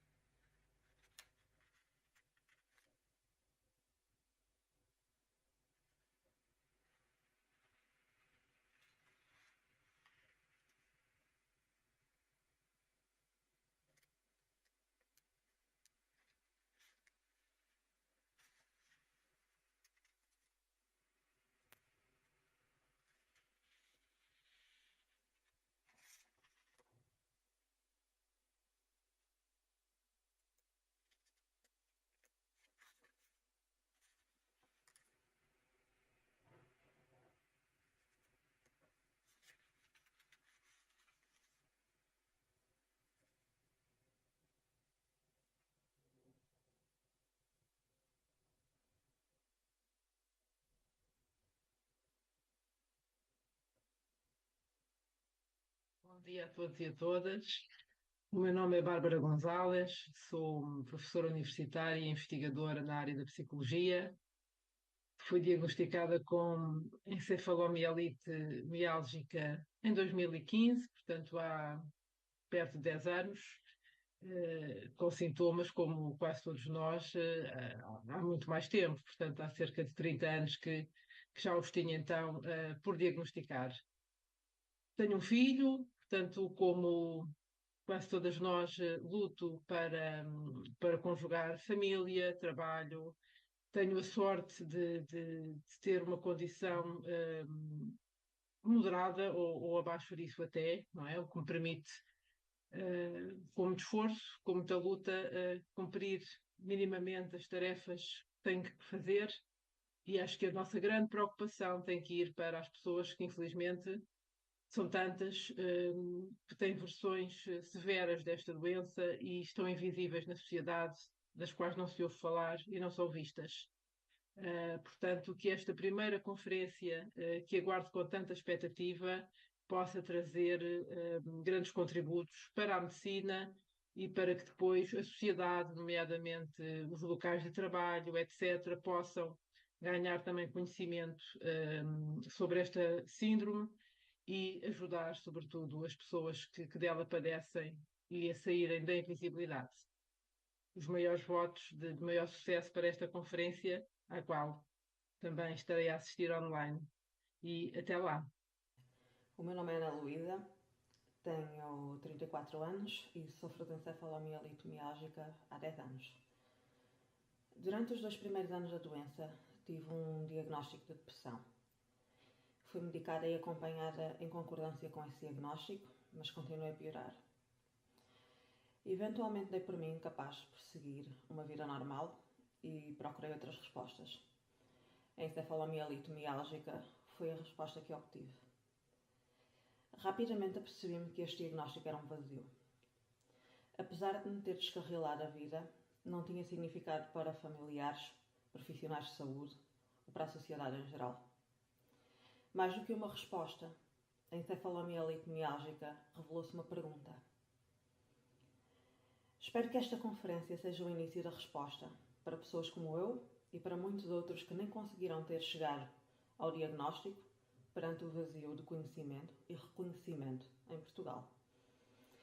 Agradeço profundamente a todos os intervenientes. Obrigada. Olá! Venho aqui contar a minha história e lembrá-los do quanto é fácil colocá-los uns contra os outros. Ainda mais vocês que não sabem lidar com as próprias limitações. Ainda me lembro daquela primeira febre epidêmica no hospital de Londres e como foi fácil para vocês darem o caso por concluído. As palavras ainda ressoam aos meus ouvidos. Surto não resolvido. Se era eu... Vocês nunca saberão, e não sou eu que vou dizer, já que confundir a mente de vocês e vê-los perdendo o jogo de cintura tornou-se a minha piada diária. Gosto de rir da forma como vocês perderam a escuta, ou nunca tiveram-na. Às vezes me pergunto se é tão difícil assim lidar com tanta impotência, a ponto de ficarem surdos. Eu não saberia dizer, depois de tantos anos saindo por cima... Vocês se lembram daquela nova infecção na Islândia? Foram cerca de 70 surtos de doenças semelhantes. As manchetes não cessavam. Epidemia inexplicável em convento. Vírus da fadiga? Novo tipo de pólio? Gripe misteriosa? Ponto para mim. Isso é, vocês jamais saberão.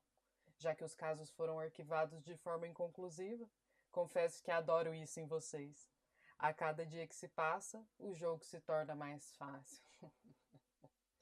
Ai, se não fosse tão engraçado assistir de camarote os conflitos entre vocês. Me pergunto quando foi que vocês perderam a lógica do funcionamento do corpo humano, porque dessa lógica eu entendo bem. E posso dizer, está tudo claramente interligado. Vocês realmente acreditam que é possível separar o psicológico do físico? Quanta bobagem! É no mínimo curioso como o indivíduo perde energia, que já não tem, se questionando sobre sintomas exacerbados e tão evidentes, por terem ouvido. É psicológico, é coisa da sua cabeça, de alguém que não estava disposto a lidar com a própria falta de saber. Deve ser mais fácil dizer isso do que se perder em investigações. E te digo mais, não faz muita diferença saber o que vem primeiro, se é o ovo ou a galinha. É apenas óbvio que eles dependem um do outro e afetam um ao outro, em maiores e menores proporções. Quando foi que vocês se esqueceram que conhecimento nunca é demais? Ainda me lembro daquela possível epidemia de mononucleose, ou talvez uma possível síndrome viral que era caracterizada por fadiga extrema e debilitante, além dos problemas cognitivos. Os resultados laboratoriais não identificaram causa viral e nem anormalidades no sistema imune. Em vez dos pesquisadores cogitarem que se tratava de algo que poderia envolver critérios ainda não conhecidos, resumiram tudo aquilo em histeria pura e foram esquiar. O mais engraçado disso tudo, mais de 30 anos depois, eu ainda não faço parte dos conteúdos abordados nas aulas das faculdades que são voltadas para a área da saúde, mesmo com o estrago que eu faço. São sintomas persistentes por mais de 6 meses de fadiga extrema, disfunção gastrointestinal, dores, alterações cardíacas, problemas cognitivos, tontura ou náusea, distúrbio do sono e mal-estar pós-esforço. Ainda assim, não há nada melhor do que me deliciar com a confusão que vocês fazem entre vocês mesmos. Afinal, é impagável me deparar com os pacientes desamparados em meio a tantos sintomas físicos e psíquicos. Ainda me lembro daquele paciente, aquele que estava com sintomas desautonômicos exacerbados, que nunca viu os seus médicos conversarem entre si, e menos ainda com um psicólogo. Enfermeiros, fisioterapeutas, nutricionista, o que são mesmo? Ainda dou risada do cardiologista que trocou uma das medicações que interferiu no funcionamento das medicações neurológicas, que atrapalhou os quadros depressivos, e ainda tinha aquele médico, aquele que se achava mais médico do que os outros, e por isso achava que não precisava trabalhar em equipe, que tirou o remédio da pressão e desencadeou outros sintomas gastrointestinais, e ainda assim se recusava a falar com o gastro, que também não tinha interesse nenhum em se comunicar com os outros, muito menos ouvir o psicólogo, que acompanhava o paciente semanalmente. Afinal, psicólogo nunca sabe de nada mesmo, né? No fim de tudo, o paciente seguiu desamparado, tomando decisões que nunca esteve apto a tomar, depois de se revoltar com toda a equipe, aquela mesma equipe que só não se destruiu porque nunca soube que era uma equipe. Continuo aqui, firme e forte, cada dia mais presente. Ultimamente sinto que subi de cargo quando me correlaciono ao pós-Covid. Às vezes, ainda me pego imaginando quantos ou quais dos seus precisarão ser atingidos para que eu seja levada a sério e então comecem a perceber o indivíduo como um todo. Assinado encefalomielite miálgica, a vulgo síndrome da fadiga crônica.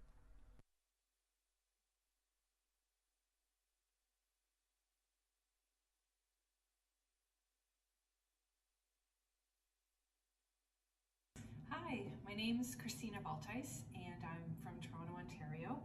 I'm a visual artist who's lived with ME/CFS for the past 18 years, which is a really long time. I got sick when I was 20 and for the first decade I was still able to do schooling, but unfortunately my ME/CFS progressed. And in the past 8 years, I've been using visual arts, so sculpture, collage art, just any form of art I can to raise awareness and to just really educate others about how marginalized and misunderstood this disease is, how there's no treatment, there's no cure, and most doctors don't even know what it is. Invisible exertions. This photo series depicts how the weight of everyday objects changes in ME/CFS. This makes activities of daily living incredibly challenging. Any exertion, mental, physical, emotional, can also set off post-exertional malaise, the hallmark of this disease. Struggling to find the words. A hard-to-describe symptom of ME/CFS is brain fog. It has significant impacts on a person's ability to read, carry on a conversation, comprehend information, remember anything, and find the words to be able to communicate. Slow and steady. Pacing is critical in ME/CFS to avoid progressing the disease. This collage is about adopting a new relationship with life that centers the mantra, my pace, not a race. How small a world can become. This nesting doll set shows using size and color how contracted one's world can become when you live with ME/CFS. This set starts at life before ME and moves through the spectrum of the disease until it reaches very severe ME. When a wooden shell is removed, it represents a further shedding of abilities, the functional capacity to work, exercise, socialize, study, travel, and have hobbies. The very smallest shell contains a tiny blue rose within it, representing a human being that must persist amidst extreme confinement and isolation, tending and mending. This collage is about the constant care and checking in with one's own body when living with ME.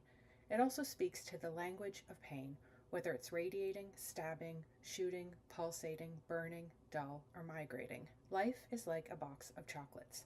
This collage symbolizes how unpredictable my health is day to day, let alone hour to hour. Like this box of chocolates, I never really know what I'm going to get. Olá, meu nome é Ivana, eu sou portadora da encefalomielite miálgica, a vulgo síndrome da fadiga crônica.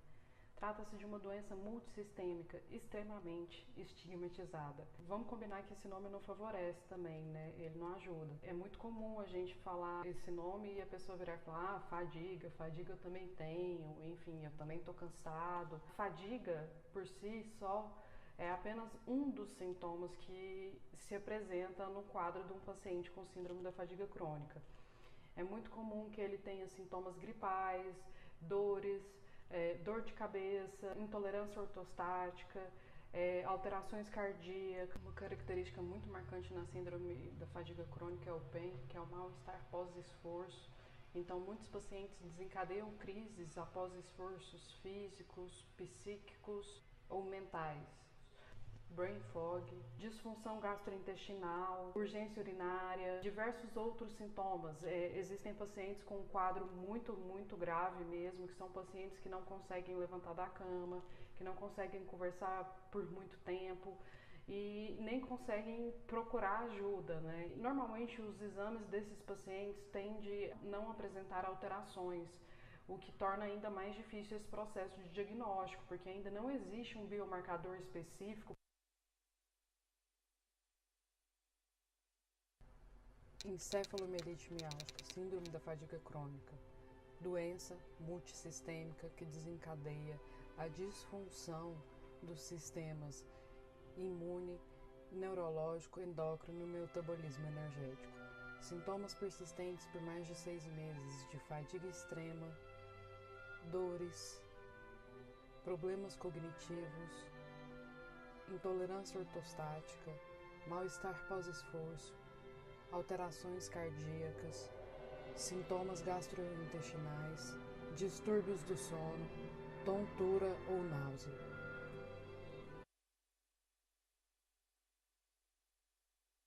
Pacientes com ICFS muito graves experimentam níveis profundos de sofrimento e sintomas extremos que podem ser fatais. Eles são semelhantes a um paciente gravemente enfermo 24 horas antes de morrer, exceto que vivem assim por anos e anos.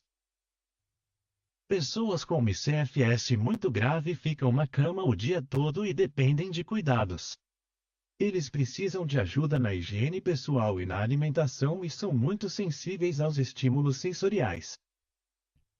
Algumas pessoas podem não conseguir ingerir alimentos e precisam ser alimentadas por sonda.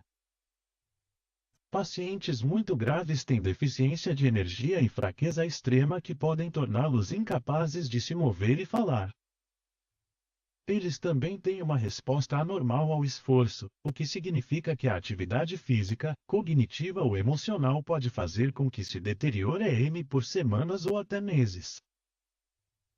Muitos pacientes também não toleram ficar de pé devido a tonturas, palpitações e sensação de desmaio. Eles são frequentemente hipersensíveis à luz, som, toque, movimento, temperatura e cheiros. Eles também podem precisar da ajuda de um cuidador para se comunicar. O NICE recomenda um ambiente de baixo estímulo, por exemplo, uma sala escura e silenciosa com interação em um nível de sua escolha, podendo haver pouca ou nenhuma interação social.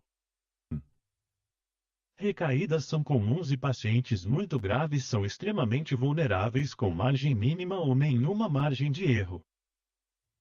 Mesmo pequenos erros podem resultar em deterioração prolongada e severa. O NICE recomenda que cada interação seja avaliada quanto ao risco para garantir que os benefícios superem qualquer dano potencial. A maioria dos médicos não teve treinamento formal. Muitos acham que é psicológico e alguns nem acreditam na condição. Erros de diagnóstico e tratamento inadequados são comuns. Alguns pacientes têm problemas para ingerir alimentos e requerem alimentação por sonda ou suporte nutricional, mas isso geralmente é adiado ou, em alguns casos, negado. Recentemente, houve 2 casos de alto perfil de pacientes que receberam apoio negado, e um inquérito sobre a morte de uma pessoa devido à negligência médica está em andamento.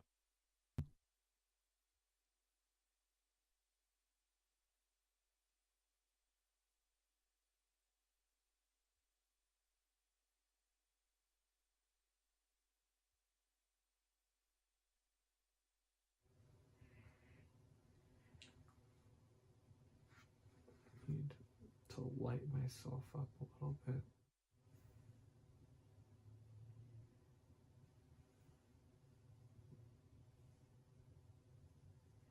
Should I hold that for you?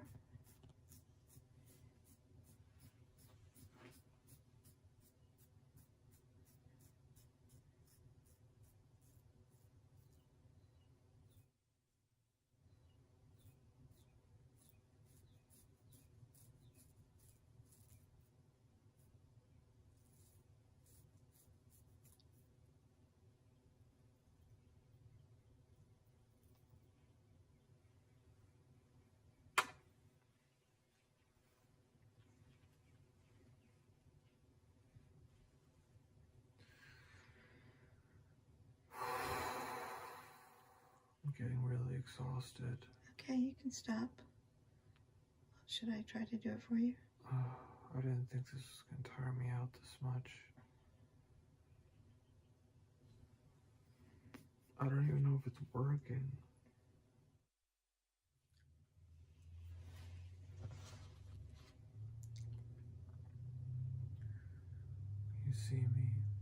Yeah.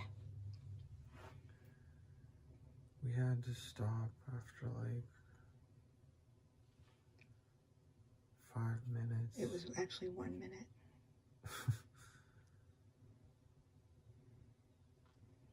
And feels like my arms weigh like 100 pounds. I feel paralyzed. I'm not paralyzed, but I feel paralyzed. And I know if I do anything extra, it's going to get worse. And this hasn't happened in a long time. And it feels difficult to pick up my food to eat. I'm doing it anyways. I don't know if I'm going to ask Mom to do it or not, but right now I'm doing it. But I'm probably going to be like this for at least 2 hours, hopefully 1. I don't know. In the past, when I got like this, it happened for, days at a time. Hopefully with the Abilify, it's better. But I haven't crashed in a long time. It's scary. I don't really remember the protocol other than not moving. But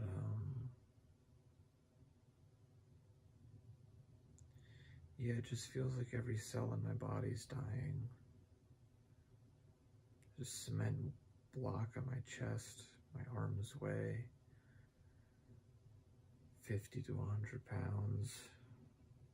Maybe not literally. Maybe they weigh 20 to 30 pounds heavier.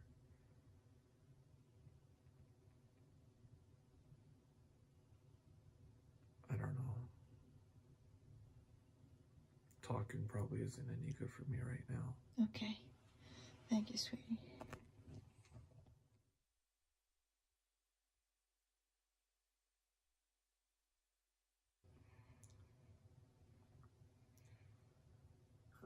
I can't lift my arms to feed myself, so we're doing soup through a straw. And I feel like I'm dying. And I don't want to talk anymore. Bye.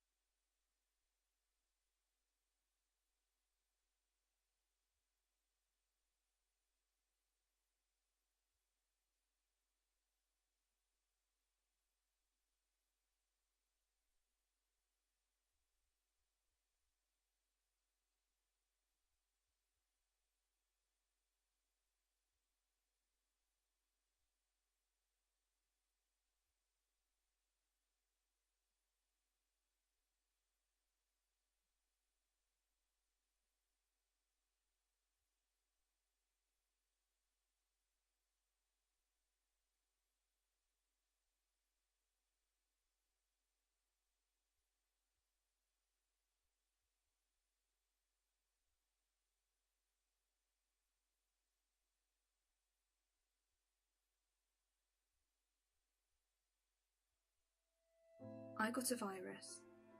I didn't die. But I never recovered. 1 year later. 8 years later. 16 years later. 20 years later. I still can't live my life. I'm still housebound. I'm bedbound. I can't work. I cannot do a normal job. I can't look after myself. I have missed my daughter's childhood. I can't play with my kid.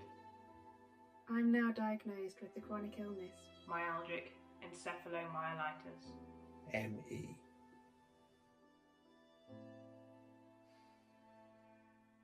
ME is a complex multisystem disease. The key feature is post-exertional malaise, which is a worsening of symptoms after cognitive, emotional, physical, or other exertion. My GP recommended that I increase my activity levels. My specialist told me that the national recommendation is graded exercise therapy. Graded exercise therapy? Graded exercise therapy. This made me worse. Much worse. Graded exercise therapy is harmful for patients with ME because of this key cardinal feature of post-exertional malaise. What is happening is that patients, when they exercise, get worse. I went from being able to walk down the street to being reliant on a wheelchair. To being bedbound for a year. I had to buy a walking stick. The story is a variation on the same thing, but it's very much the same. Someone is well and fit, and then suddenly they're functioning at a fraction of their pre-illness capacity. I wish I'd allowed my body the time to rest. Instead of pushing through. I wish the recommended therapy hadn't made me and thousands of others worse. The guidelines are now being rewritten. But until they're finalised, this harmful recommendation of graded exercise therapy remains in place. We need change now.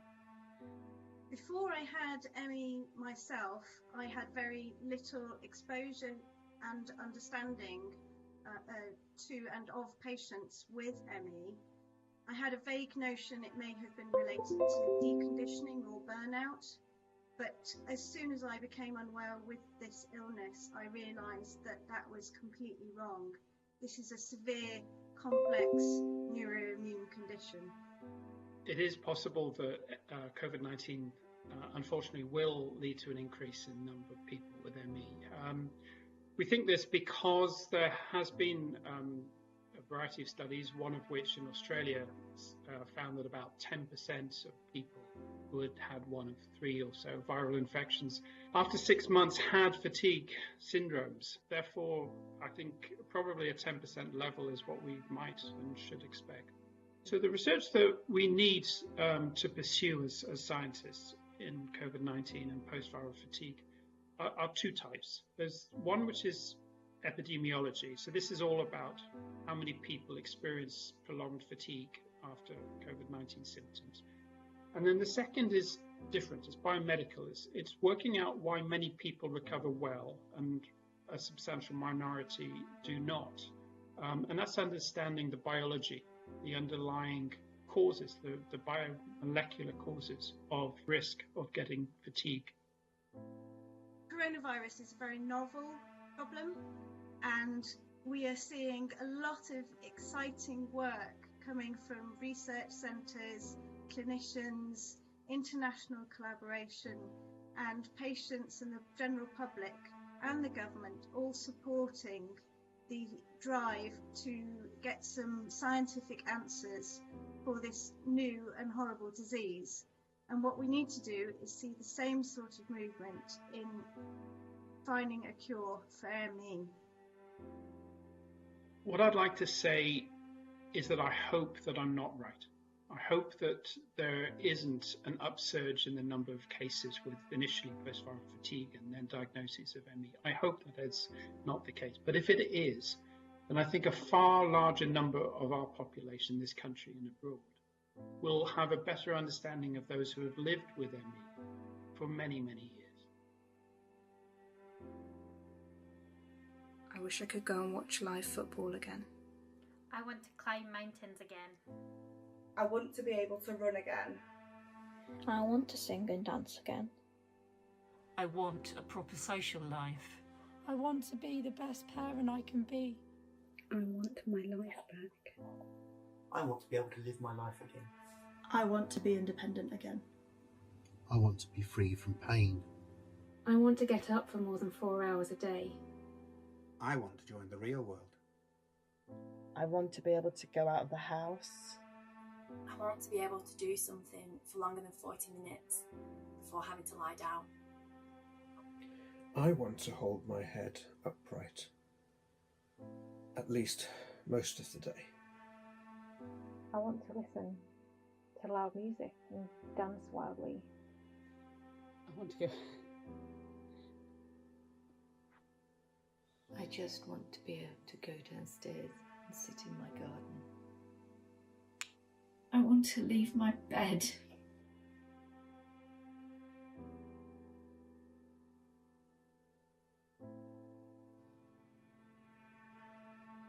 If any of these are going to happen, we need treatment that helps, not harms. We need biomedical research to better understand this disease. We don't want anyone to go through what we're going through. We got viruses from which we didn't recover. We don't want that to happen to you.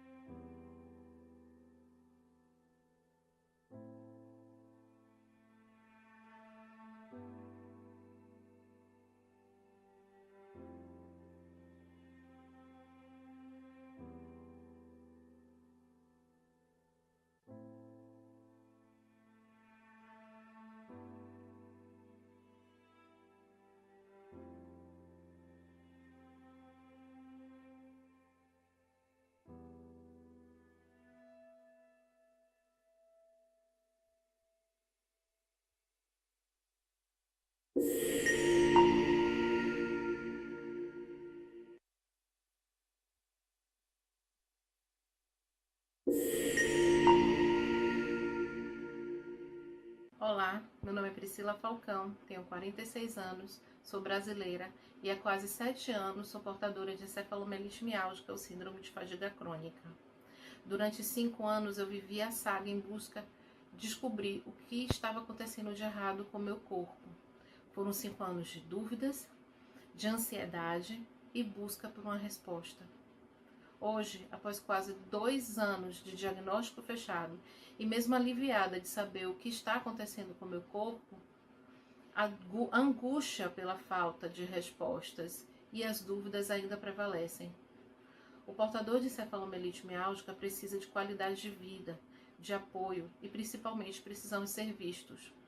Hoje eu uso o pouco de energia que eu tenho para informar e dar visibilidade a essa doença que afeta milhões e milhões de pessoas no mundo e ainda assim é considerada invisível. Não, nós existimos. Obrigada a todos que farão dessa conferência um passo muito importante para as nossas vidas. Muito obrigada. Hi everyone, my name is Sian Leary and I'm Head of Advocacy and Communications at the World ME Alliance. We are thrilled to be standing in solidarity with Portugal for its first ever international ME conference. ME is a global health crisis, and so global collaboration is vital, especially as we are seeing millions more develop the condition post-COVID. This conference is a crucial step, and we hope it will spark substantial and sustained change for people with ME in Portugal and beyond. So thank you for your commitment to a world where ME is better understood, is researched and is conquered together. Sono Giada Da Ros, presidente della CFSME, Associazione Italiana. L'encefalomielite mialgica è una malattia devastante che distrugge vite. È una tortura quotidiana, costante per chi ne soffre in modo severo ed è comunque invalidante anche per chi ce l'ha in modo meno grave. Incontri come questo sono molto importanti perché ci permettono di immaginare e di cominciare a costruire un futuro migliore per tante persone che soffrono nell'invisibilità. Grazie a tutti voi che siete impegnati nella ricerca. Fa davvero la differenza. Hi, this is Duran Corlett from ME Support IOM, based in the Isle of Man, and we were delighted to hear that a conference is being held in Portugal about ME, and well done to all involved with the organisation. It's so important that more is done to help people with ME and their families and their carers and all of those that were affected by this disease, which can in some cases be extremely debilitating. Our hope is that more research is done and that more medical professionals understand the condition so that they can give out good quality advice. We remain disheartened when people with ME attend appointments or are admitted to hospital and their symptoms are exacerbated through poor advice. We hope the pandemic has been and will remain to be a catalyst for improvements in post-viral illness, healthcare, and that the conference in Portugal is in itself a catalyst too. Best wishes. A EMSFC é uma doença pouco conhecida no nosso país. É necessário aumentar a sensibilização dos profissionais de saúde para esta patologia, permitindo que os doentes consigam ser diagnosticados mais precocemente e obtenham também melhor acompanhamento e tratamento. Na MIOS temos sentido nos últimos anos um aumento no número de contactos, quer de pessoas com sintomas compatíveis com o diagnóstico de EMSFC e que procuram recomendação de médicos para avaliação, bem como de doentes recém-diagnosticados, alguns após infecção por Covid. Esperamos que, na sequência desta primeira Conferência Internacional sobre Encefalomielite Miálgica, Síndrome de Fadiga Crónica e Covid-Longa e as parcerias que se estão a estabelecer entre diversas entidades, o conhecimento sobre estas patologias seja ampliado para o benefício dos doentes. O futuro está nas mãos de cada um de nós. Contamos convosco, contem connosco. Hi, I'm Sonia Chaudhry, Chief Executive of Action for ME in the UK and co-chair of the World ME Alliance. I'm so proud to be part of an incredible global community creating change for people with ME and know that we can accelerate this by working together. Clinical education can make a real meaningful difference today, while we hope that research will lead to effective treatments and one day a cure. Thank you to everyone in this community for doing your bit.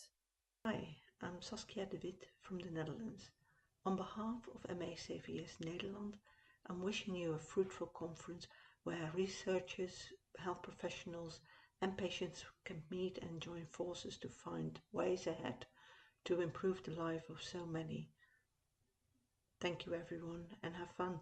Hola, soy María Richardson, parte de Millions Missing México, y me emociona mucho esta primera conferencia internacional en Portugal, que además de avanzar la investigación y educación biomédica en torno a la encefalomielitis miálgica y long COVID, amplía el acceso a muchas personas en Latinoamérica y nos recuerda que estas enfermedades destruyen vidas en todos los idiomas alrededor del mundo. Bonjour, ici Louise de Millions Missing France. Nous souhaitons l'arrêt des prescriptions de rééducation à l'effort en cas de malaise post-effort et la formation des professionnels de santé à ce symptôme si handicapant. Nous souhaitons une recherche scientifique coordonnée et fondée sur des critères de sélection stricts avec des groupes contrôle, avec ou sans malaise post-effort. Un immense merci à tous les participants et à nos collègues lusophones pour l'organisation de cette formidable conférence. I learnt that ME can be debilitating.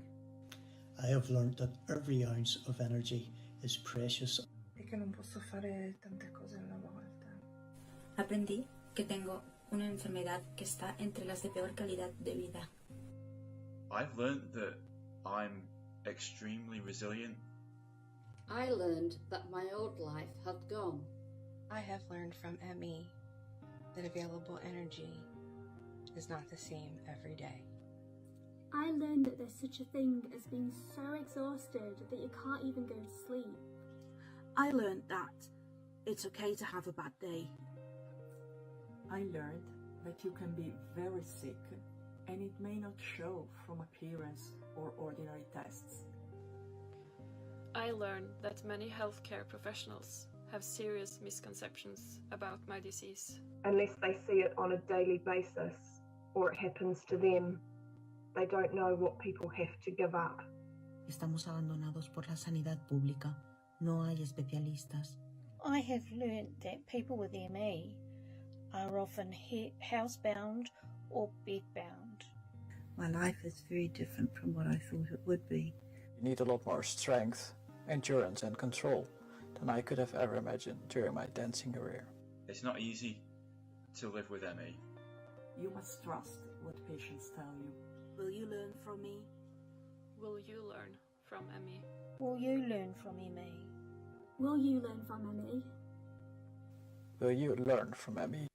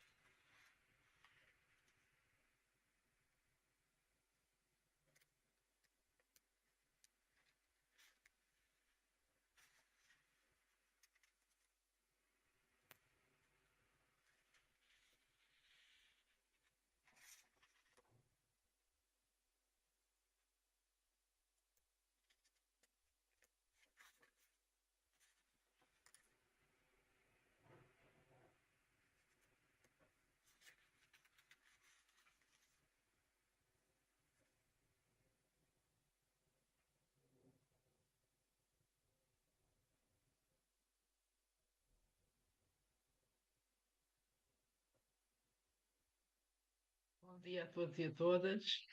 O meu nome é Bárbara Gonzalez, sou professora universitária e investigadora na área da psicologia. Fui diagnosticada com encefalomielite miálgica em 2015, portanto há perto de 10 anos.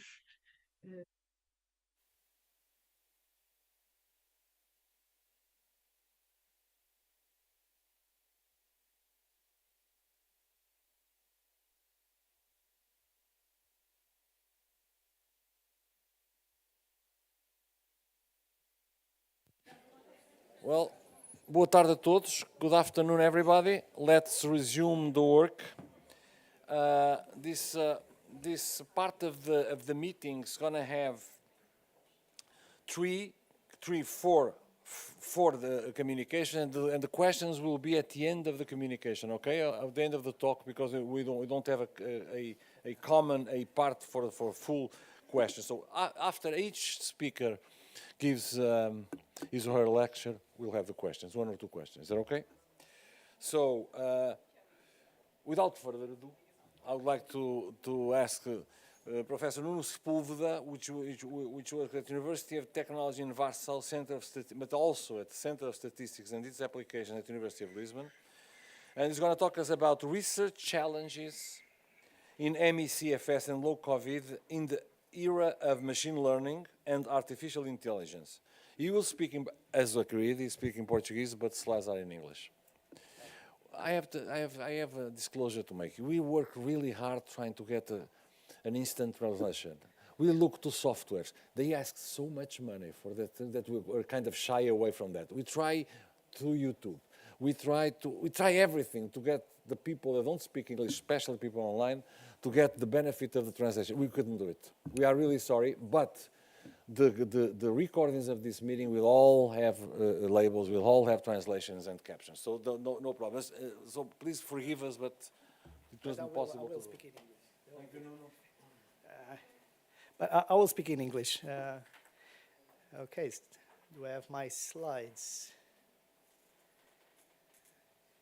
You know, I've been in a lot of conferences, and the worst time is actually giving a talk after lunch. And I'm coming from the Faculty of Mathematics and Information Sciences of Warsaw University of Technology. So bear with me. I'm not talking a lot about mathematics and statistics.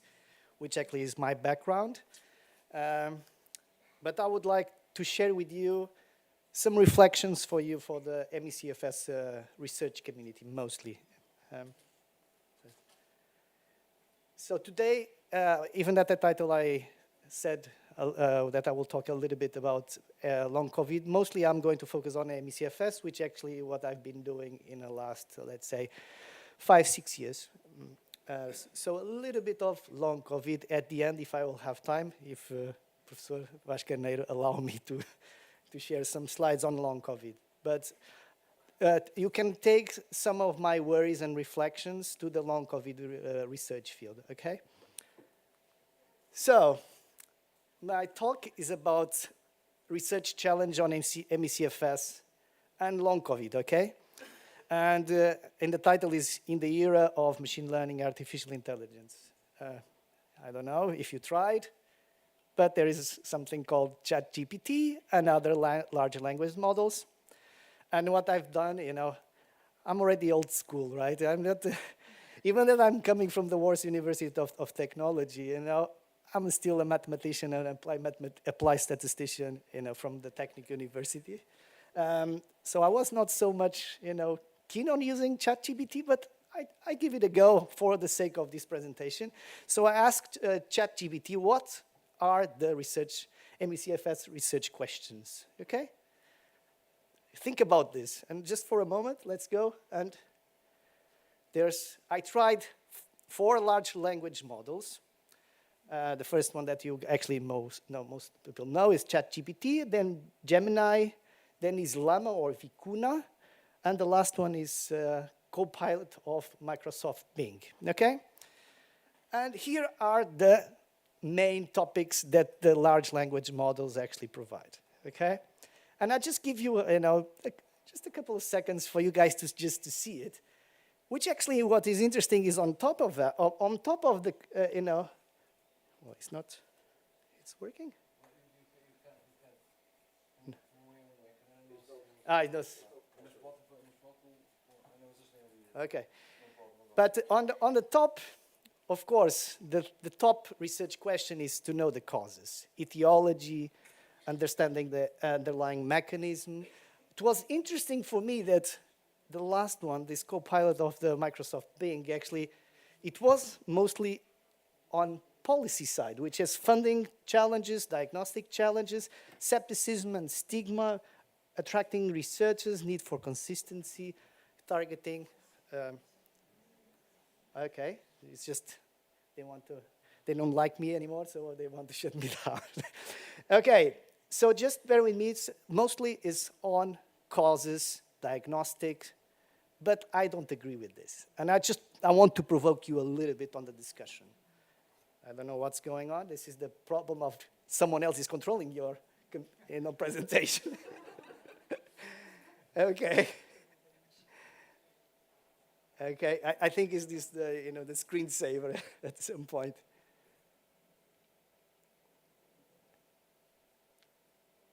Okay, for me this is the main question. Reproducibility. We need to have research that is reproducible. And no matter what questions we would like to answer, all of them relies on this premise, which actually you need to have research that actually being conducted that tackle all these things, but you want the results to be reproducible, because if they are not reproducible, you don't know anything, right? You ended up with more questions than answers. So this is the big elephant in the room. And we all need to think about that, because if you go to search the MECFS literature, you're going to see that a lot of things are inconsistent, contradictory, and our job is actually to understand why is that, we as researchers. And I just want to highlight this thing. This is not a problem of MECFS as a field, first of all. And actually, this is a problem that is being discussed in the science community. Sorry. And it's because it's not working.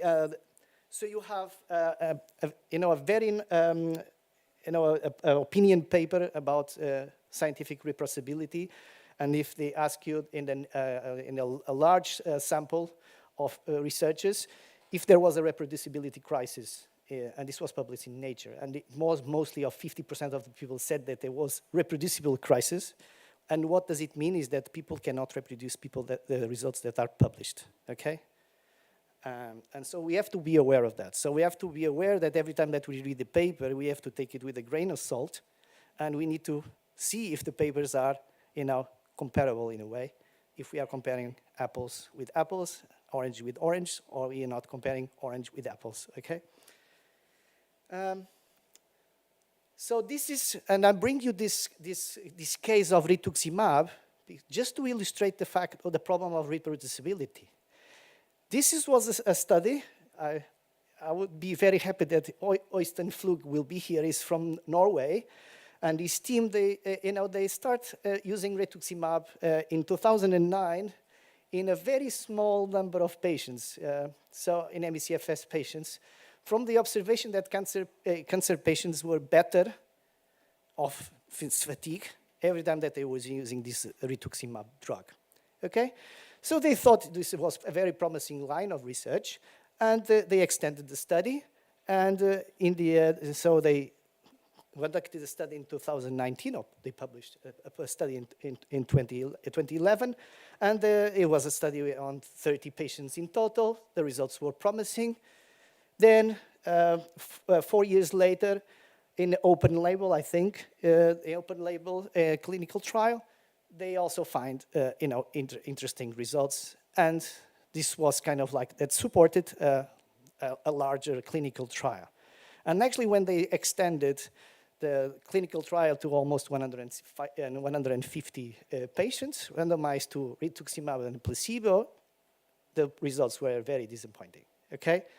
And I think you have to have courage that put in the website, and this is actually in the Norwegian university website, that they say no effect of cancer drug treatment in patients with ME/CFS.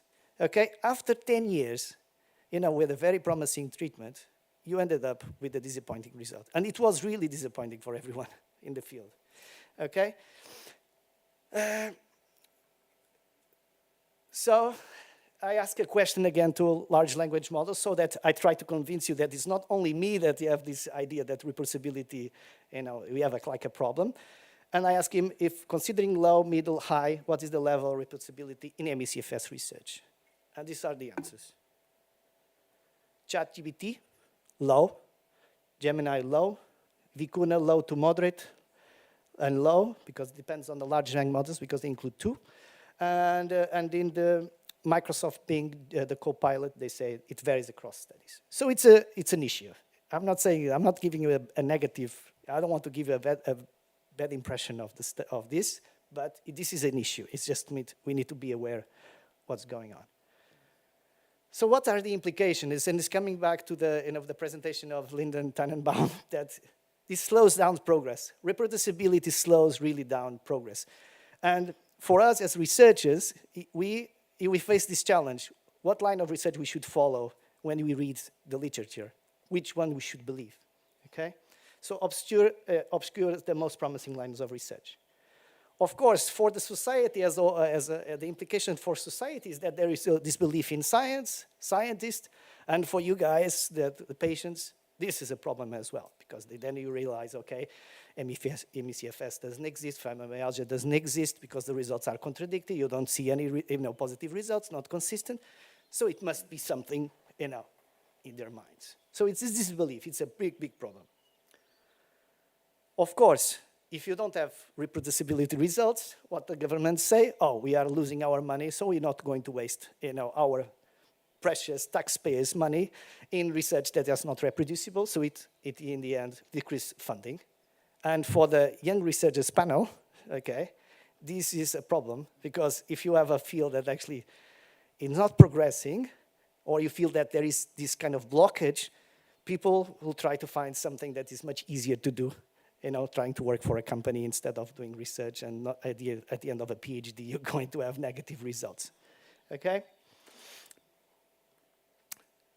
So let's go back to basics. It's really basic stuff that I'm going to discuss. Why there is a low reproducibility of studies? First, you have medical reasons and technical reasons, okay? And we have to tackle both of them when you do research. For the sake of this presentation, I invite you to go to the poster of my PhD student, João Malato. The poster is outside, and he talked a little bit about the technical reasons, which is due to misdiagnosis and other things like technical, statistics problems, not so thorough analysis. So talk to him about the technical problems of this reproducibility. What I'm going to focus on is actually on the biomedical reasons, and this is something that we all need to be aware of. So biomedical reasons is mostly about the biggest challenge in ME/CFS research, which is actually disease heterogeneity. And when I actually read papers, and I write papers, we all, all the research community, we write papers and we actually put these kind of like fancy words, but we have to be aware actually what does it mean? Really, what does it mean in practice? And this is what I'm going to bring you. Heterogeneity is composed of this, mostly on these 5 factors: symptoms, disease triggers, comorbidity, disease stage, and let's say pathophysiology. When I say pathophysiology, it is that you can have multiple pathophysiological mechanisms operating in the same individual, okay? So let's go to the symptoms. And I'm not advocating any diagnostic here, just as a disclaimer, but let's go just for the CDC criteria, okay? You have unexplained fatigue for more than 6 months. We all agree with that, right? And then you have this additional condition, at least 4 out of 8 core symptoms, and then beyond the exclusion of the disease. So you have all these 8 core symptoms, and you can pick up 4. So what does it mean in terms of statistical analysis? Okay, don't worry. Everyone, I think you can go back to the high school, and this is the symbol of combinations. So in the end, you can have, if you sample a group of patients, you could have 163 combination of symptoms, okay, in a sample. And this is from the CDC criteria itself. It doesn't mean that you're going to observe all of them, but this is what is possible to obtain, okay? When you actually make a condition, which actually is used in CureMe, if I'm not wrong, you actually modify the CDC criteria and you say, I would like to have, beyond persistent fatigue, you're going to have a mandatory symptom post-exertional malaise, and now you relaxed the core symptoms, so now you have at least 3 symptoms out of 7, okay? And then in the end, you're going to have 99. It's not so bad. So you decrease the combination of symptoms. Okay? So now let's go to the disease triggers. And I think this is mostly, it's not new for all of, for most of you. So this is a study conducted, I think it was in the US, from the group of Montoya. And it's all epidemiology data, and they asked the patients to report what were supposedly the disease triggers that they claimed that caused the disease. And you can have, 5 factors, okay? The most prevalent is the infectious trigger, which is not surprising. We have been discussing that. And if you go to the infection triggers, here is the table 2 on your right-hand side. You have 6 categories related to infections. Okay, another complexity. If you go to the UK ME/CFS Biobank, and we did that, I did that work together with Ileana and Luis and others, and you can see that they also have 5 categories of disease triggers. Some of them are infections, some of them are exposure to toxins, something even in our cohort, you have even tropical infections. At least that's what people, suggest that they cause the disease. So comorbidities, and this is something, probably I need to discuss with Luis. I'm coming back to our Euromean network, and we published a recommendation paper about the guidelines for diagnostic and treatment. And this is what we came about comorbidities. Actually, it's allowed all these comorbidities: fibromyalgia, restless leg syndrome, periodic limb disorders, POTS, and so on and so forth. You can read the list. So there are 7 combinations of these comorbidities. Actually, if you combine them, if you actually could take analysis of all these things, you ended up with that huge amount of comorbidities. Okay? What about disease stage? Disease stage is also something that we have to think about. And I'm just going to bring a paper published by Luis Nakula and Eliana, where they proposed that the ME/CFS natural history of the disease can be decomposed or divided into these disease stages. First stage is predisposition for the ME/CFS, then exactly the trigger for the disease, and then you have the prodromal and early disease and established disease. So where are you going to sample? Most of the things you're going to sample in established disease, okay?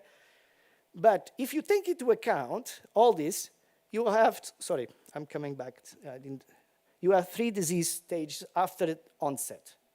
So you're already heading up the disease stage. What about pathophysiology? And I'm borrowing again from the same paper of Luis and Iliana, all the mechanisms that were highlighted in the paper. Okay? And you have oxidative stress, inflammatory response, central nervous system response, all of that. So what I want you guys to show is not the mechanisms themselves, is that you can have multiple mechanisms in the same people. And then it's a matter of combination of mechanisms that you're going to have. So in summary, you're going to see this. All these things are linked together. All this heterogeneity, the one I was saying, is about around 163, slash 99 combination of core symptoms, depending on the case definition. A lot of combinations due to comorbidities, 5 categories of disease triggers, 3 or more disease stages, depending on how you're going to define the natural history of the disease. And of course, and this is the biggest elephant in all these common things, actually you don't know the number of combination of these pathophysiological mechanisms, right? You don't know. You have to identify them first so that you can see how many combinations of these pathways can be involved. Okay, this is actually for long COVID, but I will focusing on that in the end. Otherwise, I won't have time. So I ask. So the question is that we are living in this era of machine learning and artificial intelligence, and the basic question that me as a mathematician and a biostatistician by training is exactly this: Can machine learning solve this combinatorial problem per se? Okay, and I don't know how you perceive machine learning, right? So I brought a very simple scheme of what it is, no mathematics, just the basic idea. So what you have is that you take samples, from patients, healthy controls, you put it, you collect it, and then you train several statistical models, computational models that try to differentiate between cases and controls. The quality of the predictions are okay. Then you can you can construct a final model that aggregates all these, let's say, these statistical models in a single model that can be used supposedly in a diagnostic or in a clinical setting. And at the end, you try to test the predictions with an independent data set. And then the hope is that you're going to have quality of the predictions very high in both training and testing. So, in theory, yes, machine learning can do that if there is a lot of data to learn from. And this comes again to the presentation of Linda Tannenbaum.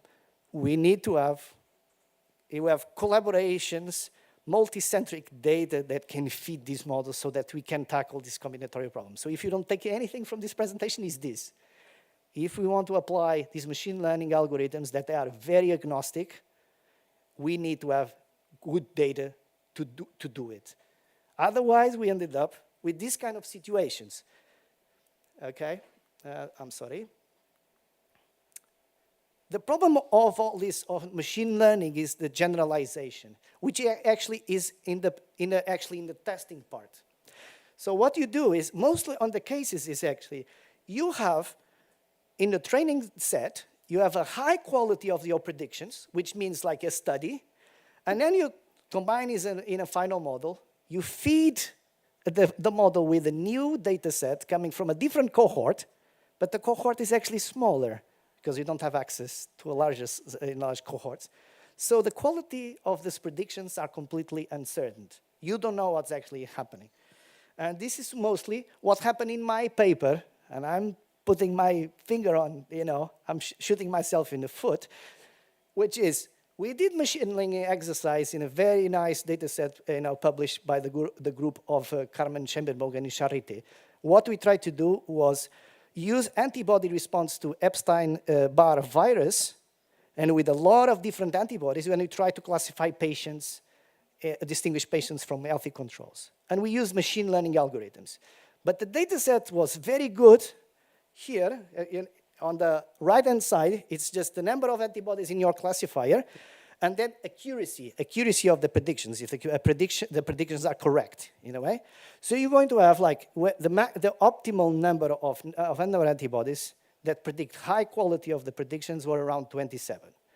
But the problem and the catch of this paper is that in the validation was very high, but it was only 10 individuals.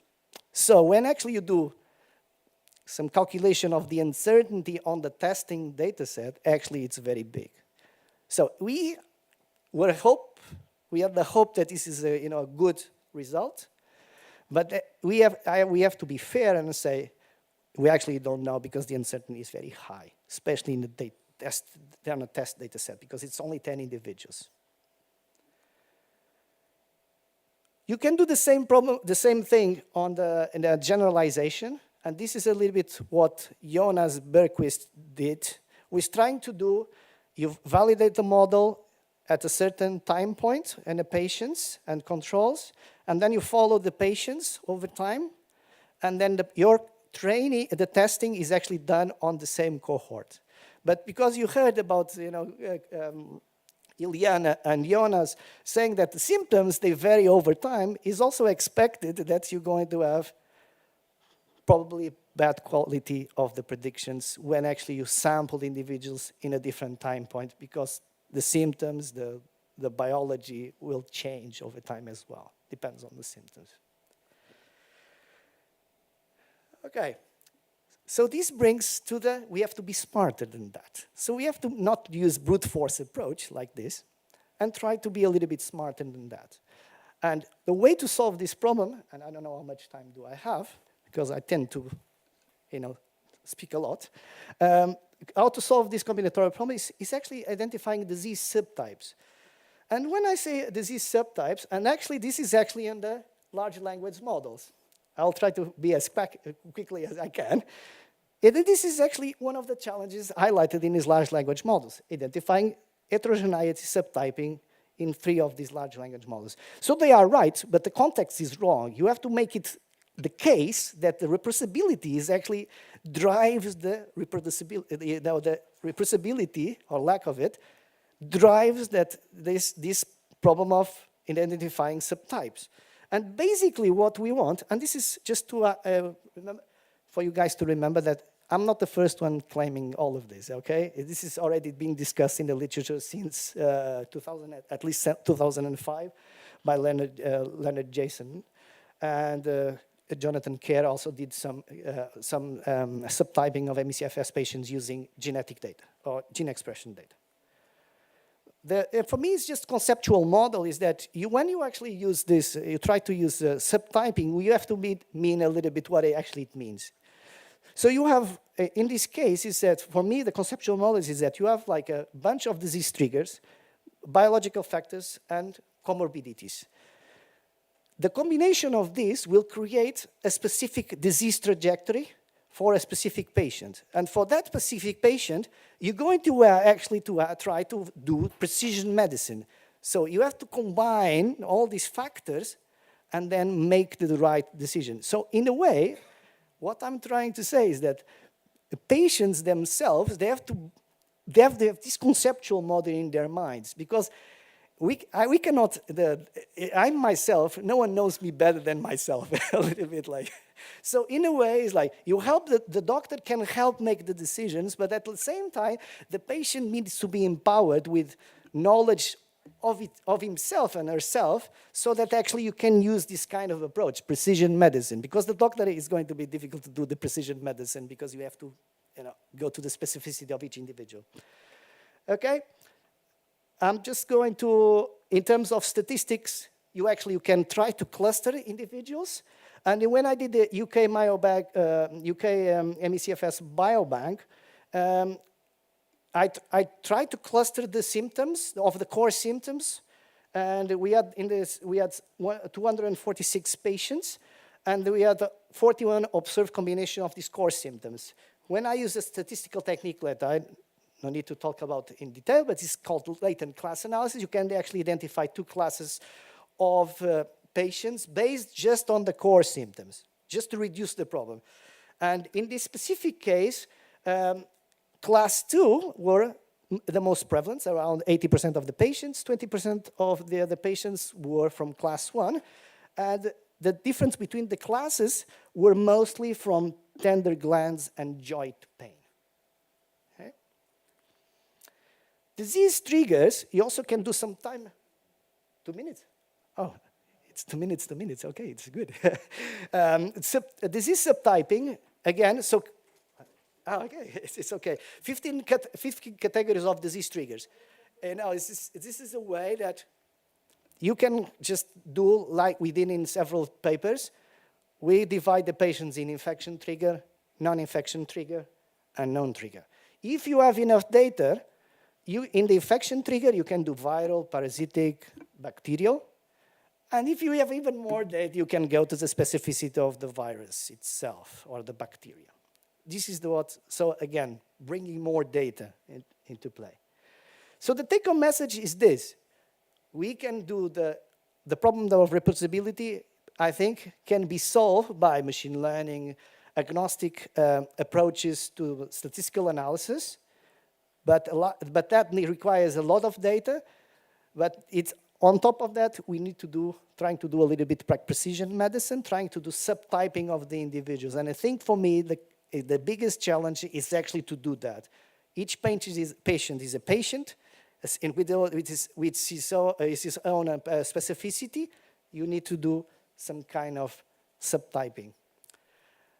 And so I tackle all these things from a little bit of these large language models, and I'll just acknowledge, first of all, to John for all the brilliant work for this conference, and for all my key collaborators, Francisco Westermeier, Carmen Scheibenbogen, Ileana, and Luis. It's a pleasure that you brought me to this field. It's complex, but it's a challenge. And of course, my students, including João, and of course, my funders.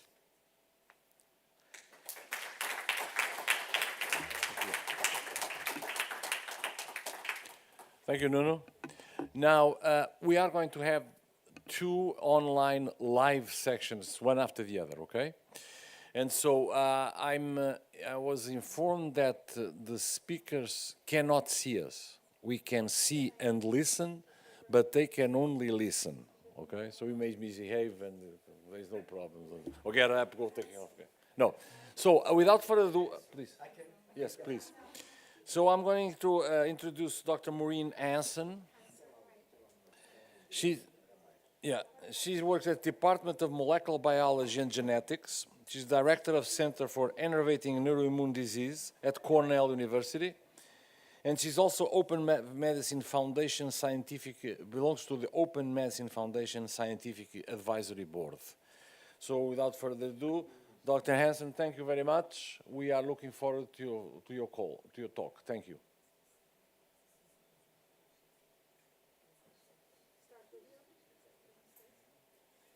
Okay.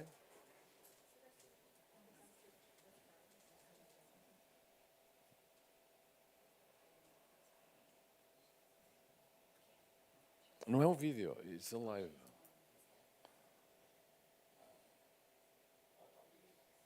Ali.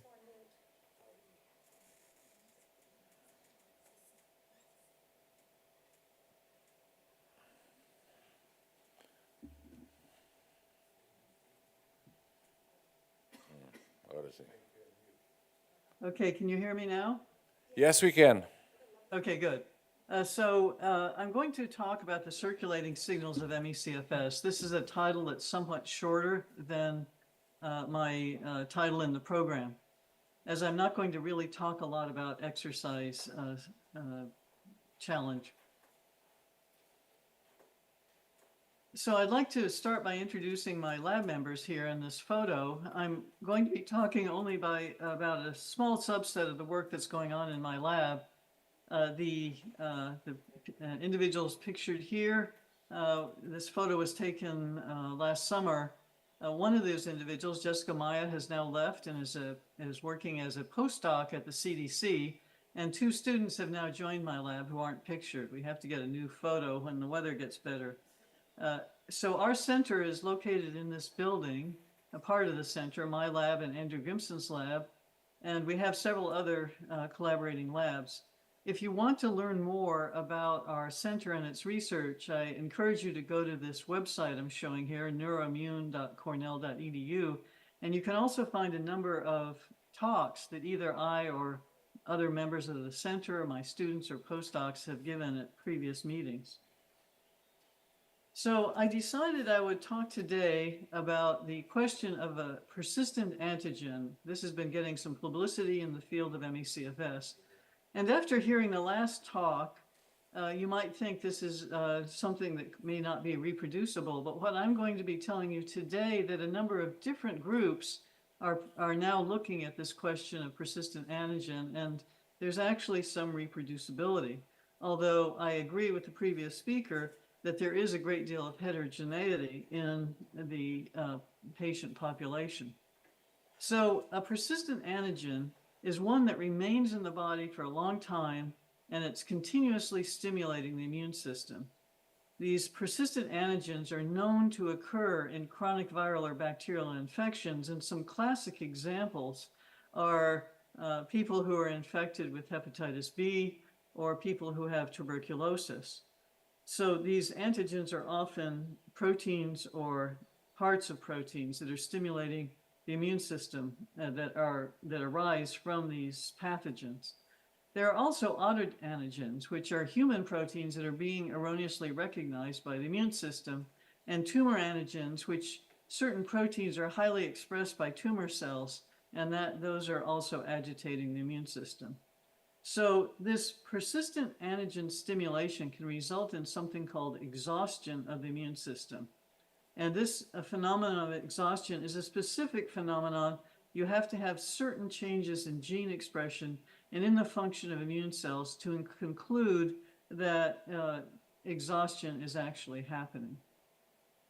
So I think most people in the audience are probably familiar with this paper that recently appeared. This is the long-awaited work of the NIH intramural program. And one of the conclusions that they made was, in fact, that there was a persistent antigen. This is a quote from them: "The cause of immune dysregulation is not clear, but may suggest the possibility of persistent antigen stimulation." Notice that they say may suggest. That's because they don't have a great deal of evidence for the presence of exhaustion, but they do have some evidence, and I'd like to describe that. So what was this evidence in that paper about chronic antigen stimulation?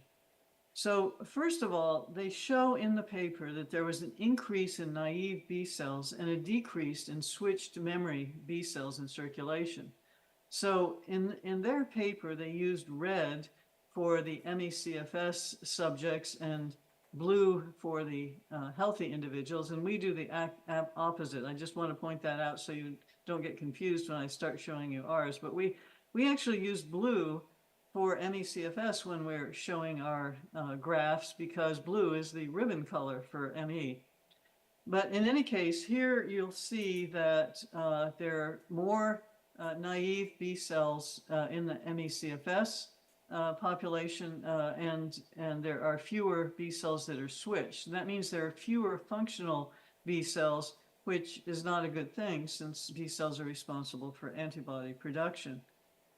They also reported an increase in circulating naive T cells. They saw this in females, but not in males, and that is actually another source of heterogeneity that we also see ourselves, that there's a lot of sex differences in ME. And finally, they also showed that there was an increase in CD8 T cells expressing a famous inhibitory receptor called PD-1 in cerebral spinal fluid. So this is also another hallmark of the exhausted state. But the conclusion that they made had to be very cautious because they don't have a great deal of evidence for the T cell exhaustion. And so this is what they wrote, that they did find immune dysfunction affecting the immune system, and they found that this immune dysfunction is sex dependent.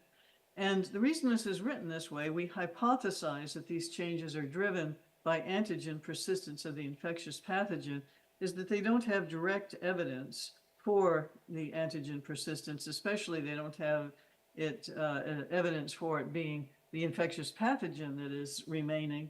But nevertheless, it's a plausible hypothesis for them to make and to point out that their data is consistent with this hypothesis. I believe that probably they felt reassured in making this hypothesis from the fact that in long COVID, there's actually much better evidence that the infectious pathogen can persist and cause disruption of the immune system. But what could be the source of a persistent antigen in pre-2020 ME/CFS? It's certainly not SARS-CoV-2, but it could be an undetected chronic infection by an inciting virus. And an example of this is an enterovirus. In previous talks, which in fact you can find on on our center website, I described the evidence for enteroviruses in ME as the inciting virus, and also I described the fact that enteroviruses are known to be able to persist in tissue after the acute infection is over. It's also possible that a persistent antigen could come from a known chronic infection by herpes viruses. And the most prominent one of these is EBV. And this could happen especially if the immune system has lost control of these viruses and they're reactivated. Another possibility is that there could be some abnormal expression of endogenous retroviruses, or there could be a normal human protein that following an infection has become recognized by the immune system. And I believe in the next talk, we're going to be hearing about that possibility from Carmen Scheibenbogen. So what are the previously known immune system abnormalities that suggest stimulation by a persistent antigen? I think this is one of these papers was cited in that NIH intramural paper, and it probably also gave them some reassurance that their hypothesis might be correct. So in 2020, we published a paper about T cell metabolism, and another paper in 2023 about fatty acid oxidation in immune cells. So let me just mention that T cells normally alter their metabolism to respond to foreign antigens. And two of the primary types of T cells are CD4 T cells and CD8 T cells. So CD4 T cells have an important job to signal other immune cells to respond to an infection. The CD8 T cells, which I'll be talking about a lot, are ones that secrete cytokines, but are also very important to cause death of infected cells or, for example, of tumor cells. Following stimulation of the T cell due to detection of a foreign antigen, T cell metabolism normally changes. So in a quiescent T cell that doesn't know that there's a pathogen around, typically in a healthy individual, that T cell is using fatty acid oxidation. But after the cell has received a signal that there is a pathogen around, the cell will upregulate glycolysis and oxidative phosphorylation. It'll put its mitochondria to work to battle the invading pathogen. Now, the problem is that when the immune system is being chronically stimulated by a persistent antigen, these metabolic responses do not occur properly. So in our study in 2020, we showed that glycolysis was lower in ME than in healthy controls. We also showed that the mitochondrial membrane potential was lower in ME versus the controls, meaning that the mitochondria weren't as functional as they should be to carry out oxidative phosphorylation. And in our more recent study, we showed that fatty acid oxidation was higher in ME than in the control. And, bearing on the point of heterogeneity, you can see that it looks like there's some, at the bottom there, some ME patients that look more like controls, while there are others that look like they have much higher fatty acid oxidation. So this wasn't the only report that is consistent with stimulation with the persistent antigen. So another report appeared in 2023. This report came from Lisa Seeling's lab. And what they investigated is this phenomenon, and that is when a foreign antigen is detected, CD8 T cells receive signals to produce certain cytokines to aid in defense. So the cytokines that these CD8 T cells produce are interferon gamma and TNF alpha. But this response might not occur if the CD8 T cells are dysfunctional due to a persistent antigen. And in fact, that's what they found. So here's a figure from their paper. They found that fewer CD8 T cells from ME and long COVID subjects responded to stimulation with the production of these cytokines, interferon gamma and TNF alpha. So here, this shows what happens in healthy individuals. There's lots of production of interferon gamma, but in either long COVID or in ME/CFS, there is much lower production of interferon gamma. The same is true for TNF alpha. Here we have the healthy controls, and in either long COVID or ME, there's less production of TNF alpha. And that's a hallmark of disruption because of T cell exhaustion, although it's not sufficient to prove T cell exhaustion. Now, I've talked to you about CD8 T cells, which is a subset of cells, and one thing that I've emphasized in previous talks is that it's really important to analyze specific types of immune cells. One source of irreproducibility, I believe, is when you analyze all white blood cells together, you can miss things that are happening to particular individual types of immune cells.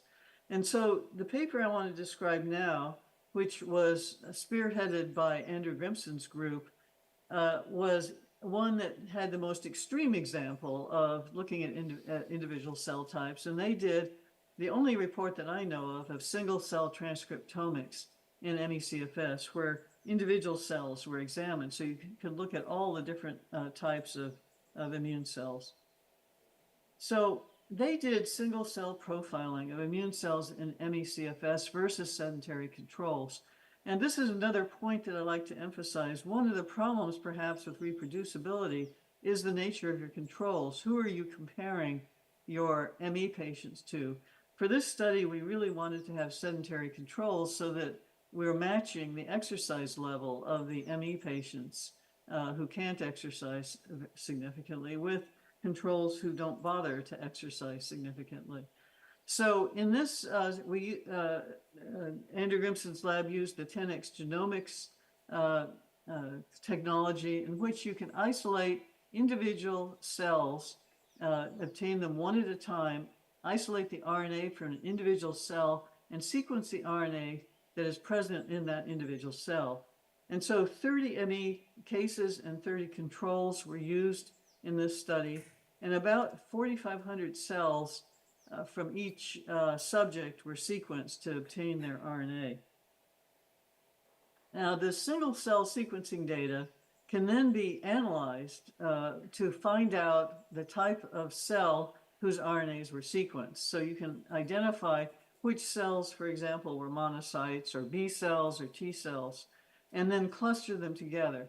Now, this is a very simplified diagram.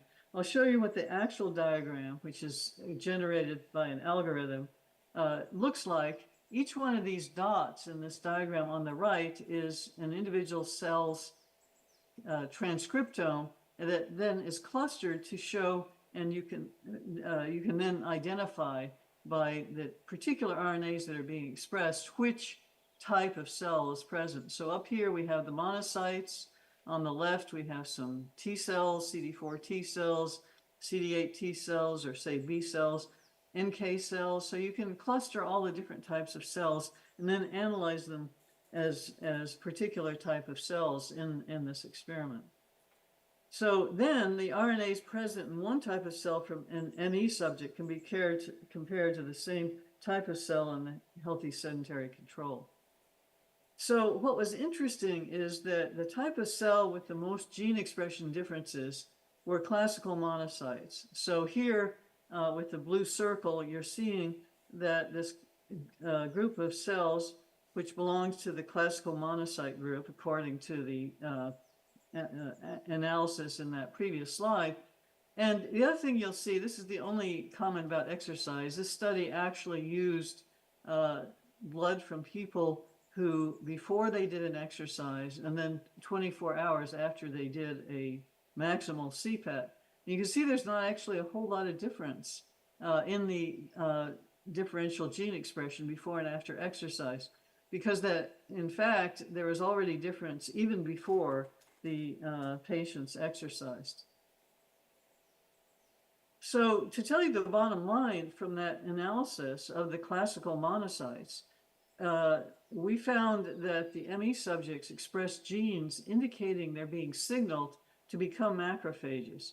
So monocytes are in the circulating blood vessel, but they can be signaled to go out of the blood vessel and into the tissue, become a macrophage, and then go into that tissue to find a cell that's expressing a persistent antigen, like a virus, and then destroy that cell to prevent the virus from getting out and doing bad things. So after finding this in the single cell data, in order to confirm this, what they did was to obtain a larger number of RNA sequences by purifying classical monocytes, in this case from 4 cases and 4 controls, and then sequencing a much larger number of cells to get more RNA, and then looking to see what are the most dysregulated genes found in that larger population of cells.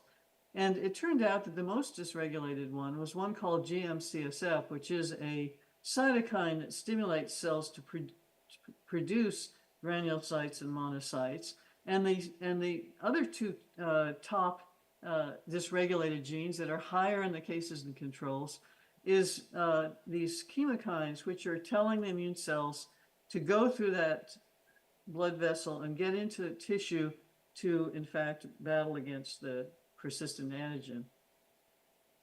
So what's interesting is this is reproducible. This is something that's been reproduced. If you look back at other literature, Montoya in 2017 showed that the more severely ill you were, the more GM-CSF you had. And in fact, in 2023, in a collaboration with Columbia, we found that the worse score you have in physical function, the more GM-CSF you would have in your plasma. So in addition to what I've just shown you, which is all published, and you can find this online, we're continuing to analyze that data set from the single-cell RNA sequencing. And the single-cell RNA sequencing, as I showed you earlier, although the classical monocytes were the most dysregulated ones, there was also dysregulation in the T cells. And David Yu in the Grimson lab has now been analyzing the NK and the T cell data from the single-cell RNA-seq to get further information from it. And this is one of his unpublished figures here, working on a manuscript now, that shows that there are a number of differentially expressed genes in each type of these cells the NK, CD4, a certain type of T cell. But again, the CD8 T cells are particularly dysregulated. They are showing a lot of differences between patients and controls.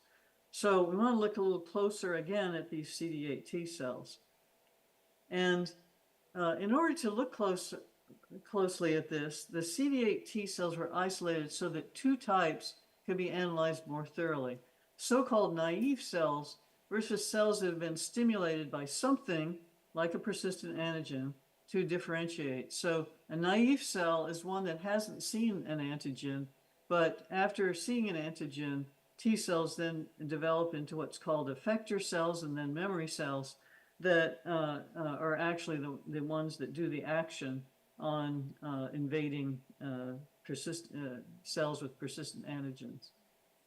So these CD8 T cells were isolated again in bulk to do deep RNA sequencing, starting with PBMCs and of 7 cases and 7 controls. These were put through flow cytometry to isolate naive T cells and antigen-experienced T cells. And what was found was that the experienced T cells were showing more differences in their gene expression between patients and controls than were the naive cells. So what are some of the differences in these experienced cells that have seen an antigen? Of course, what we're interested in and found is that there were some genes associated with an exhausted state that were upregulated in ME/CFS antigen-experienced cells. So 2 membrane proteins called SLAMF6 and SLAMF7, as well as a transcription factor called EOMs, were upregulated in the patients versus the controls.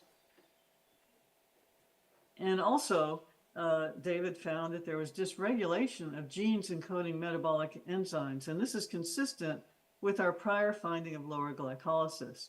So there was a lower enzyme called hexokinase, which is needed for glycolysis in the ME patients, and there was upregulation of a protein called GLUT1 that is also known to be upregulated in exhausted T cells. So all of this gene expression data is consistent with T cell exhaustion.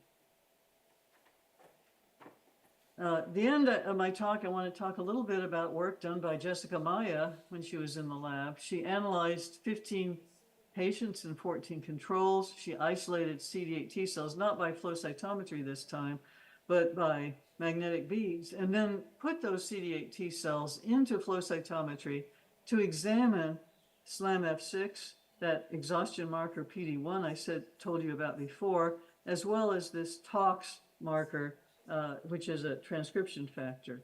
And just briefly, I want to explain what a transcription factor, how a transcription factor drives exhaustion. So transcription factors are responsible for regulating how DNA, which DNA is going to produce RNA. And when the transcription factor TOX is around, it downregulates the amount of RNA that's produced to, say, make cytokines and other immune responses. So you have a decreased immune response in the presence of this TOX transcription factor.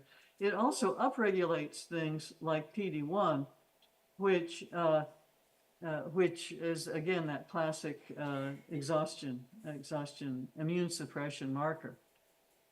So what she found is that exhaustion markers are elevated in cases versus controls in these total T cells. So on the left, we have PD1, which is higher in the ME patients than in the controls. We have SLAMF6, which is also higher in the ME patients versus controls. And of the T cells that are carrying PD1, again, more of those T cells that have PD1 also have this SLAMF6 marker.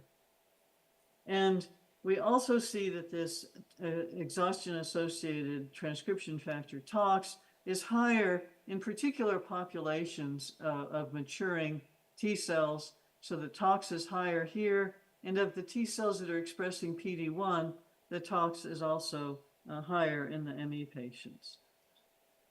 So this is all consistent with the possibility of exhaustion in ME. So I want to end by summarizing what I've told you about using a slide from a review that was published in 2018. So this slide is slightly modified, but I want to show you that I've demonstrated to you that we and other labs have evidence now that is consistent with the state of exhaustion in T cells. So, for example, we have shown that glycolysis is lower in ME, that fatty acid oxidation is upregulated, that the mitochondria are depolarized, that there's higher GLUT1 in ME than in controls, there's higher PD-1, there's higher SLAMF6. I didn't describe increased reactive oxygen species, but other groups have seen reactive oxygen species. I also described that there's less interferon gamma and TNF alpha in the patients versus the controls. So all this is consistent with the antigen persistence that leads to T cell exhaustion. So if there is a persistent virus, the fact that the cells are exhausted could be one reason why it's not being cleared from the body. So what can be done by this? It turns out that a number of cancer drugs have been developed to reverse the exhaustion of immune cells. And the reason that these have been developed is to help the T cells in someone's body to fight against the tumor cells. So this is a potential treatment in ME that should be tested, I believe, in clinical trials. This has to be used with caution, however, because the reason that exhaustion in T cells developed, probably evolutionary, is to actually tamp down the immune system so that you don't have damage from the immune system being overactive, as has happened when people had acute cases of SARS-CoV-2, for example. So with that, I'll end and just thank the people in my lab who were primarily responsible for the work I presented, although we have many other projects ongoing by those other individuals I showed you at the beginning. Andrew Grimson's lab, the individuals who were particularly responsible for the work I presented. Jen Grenier's lab did a lot of the bioinformatics. We couldn't have done this without the subjects who volunteered to have their blood drawn and even sometimes do a CPAT. We had a large number of people involved in collecting samples. And then the funding shown in red is the primary funding we used for this particular study. So thank you very much. Thank you. Thank you, Dr. Hansen. Will you mind just a couple of more minutes? I'm going to give one question to the audience, okay? Okay. A question?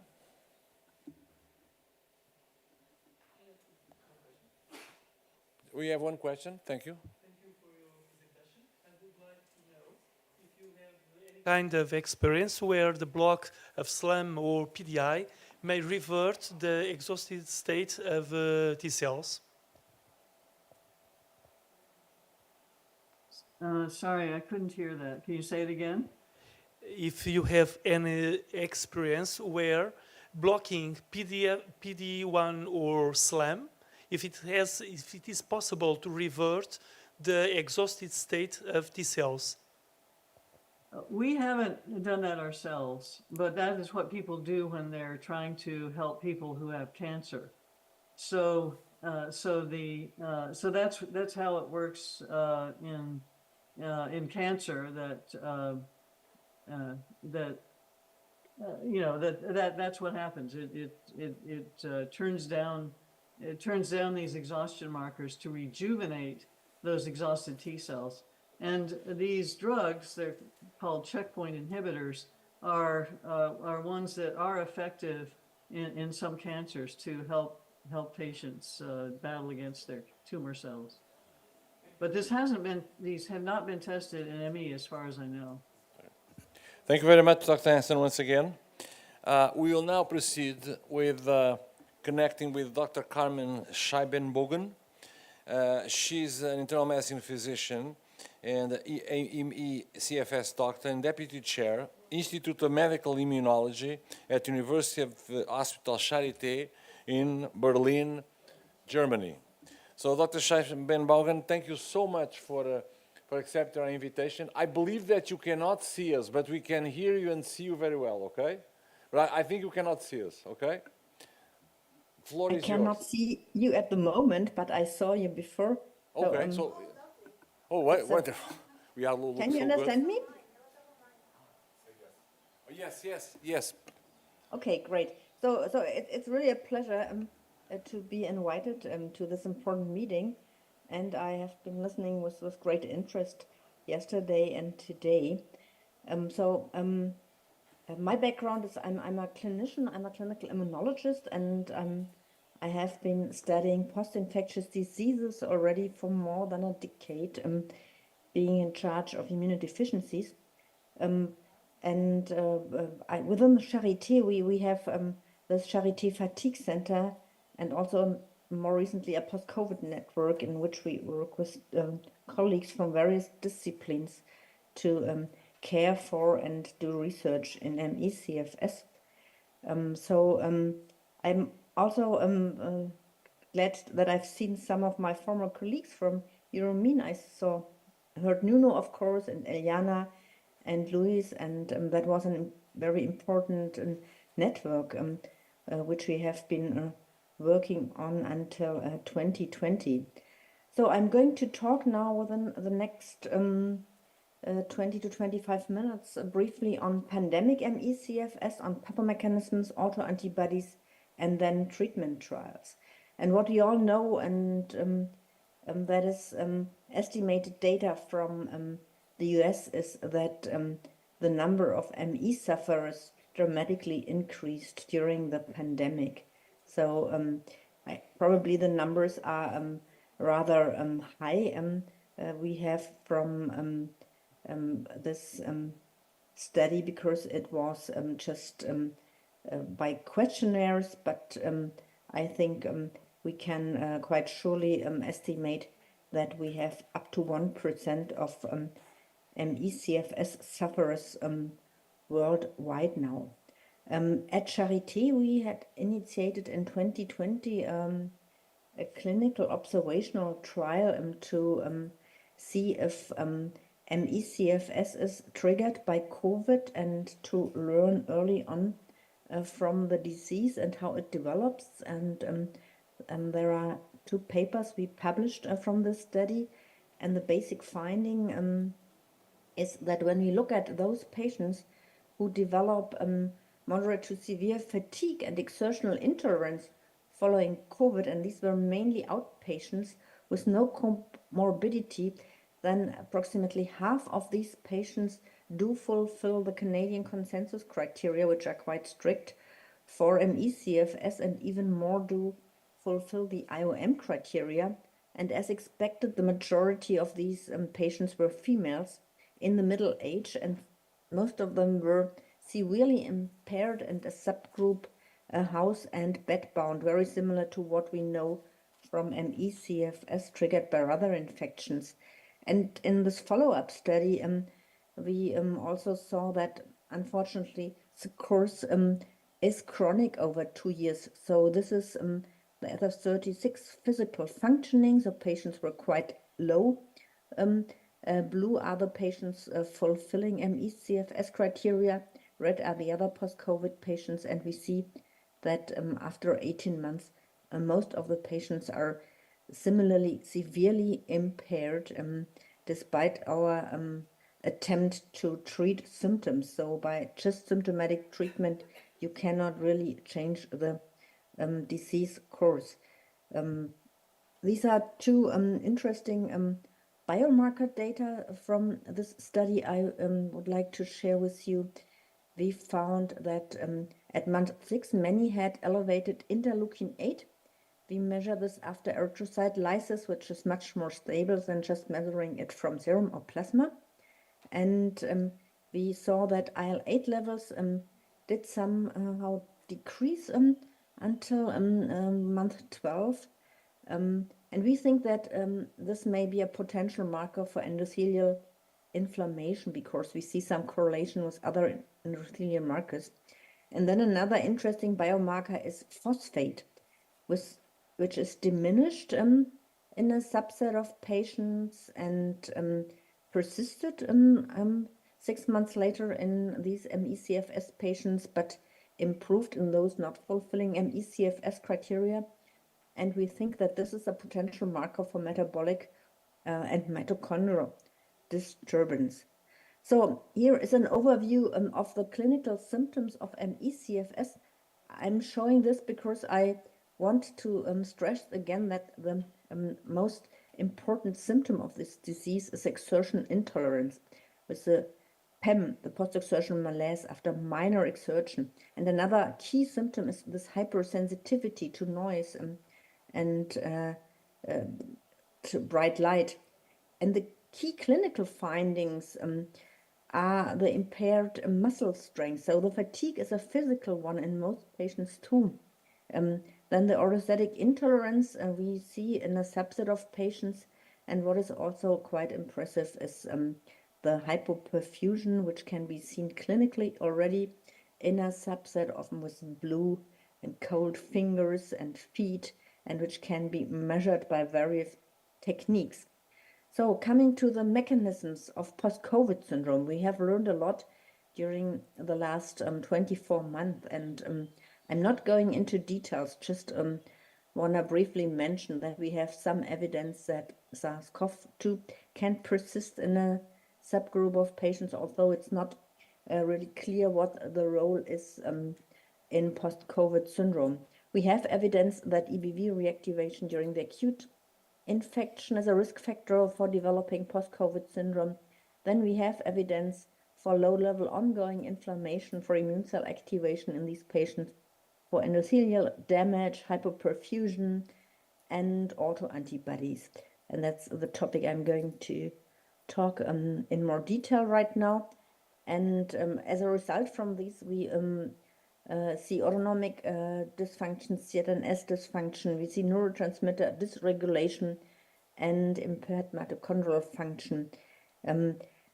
All these pathomechanisms have been described already in pre-CFS, and we have in ME/CFS, although we have several open questions, we have a more complex understanding and better understanding about the pathomechanism. And for me and several of my colleagues, the hypoperfusion is central in the disease pathology. This has been well shown that the brain perfusion is diminished, which can well explain brain fog and headache, which actually improve when you improve the perfusion. And also the hypoperfusion of the muscles is a central problem, and there are several studies now of muscles giving us good insight in the muscle pathology. We did a study with MRI analyzing the sodium content, and we could show that sodium is elevated in the leg muscles at rest and upon exertion, and we know that this is a consequence of the potassium, which is rapidly increased upon exertion together with lactate, as we heard today, and that natrium increase goes along with calcium increase and calcium overload. Calcium can not be shown by MRI, but we know from studies in ischemic heart muscles that calcium is very toxic, can induce muscle necrosis and mitochondrial damage and reactive oxygen species. And that has been shown now in several muscle biopsies studies I listed here. So what is the cause for this hypoperfusion? We have no clear answer for this yet.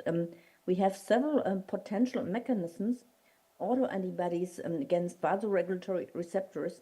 I'm going to talk a bit more in detail in a minute. Then, of course, inflammation. ROS can induce diminished perfusion. The autonomic dysfunction with a sympathetic overactivity, endothelial dysfunction, impaired red blood cell deformability, and low preload. And all these mechanisms have been shown to play a role in ME/CFS.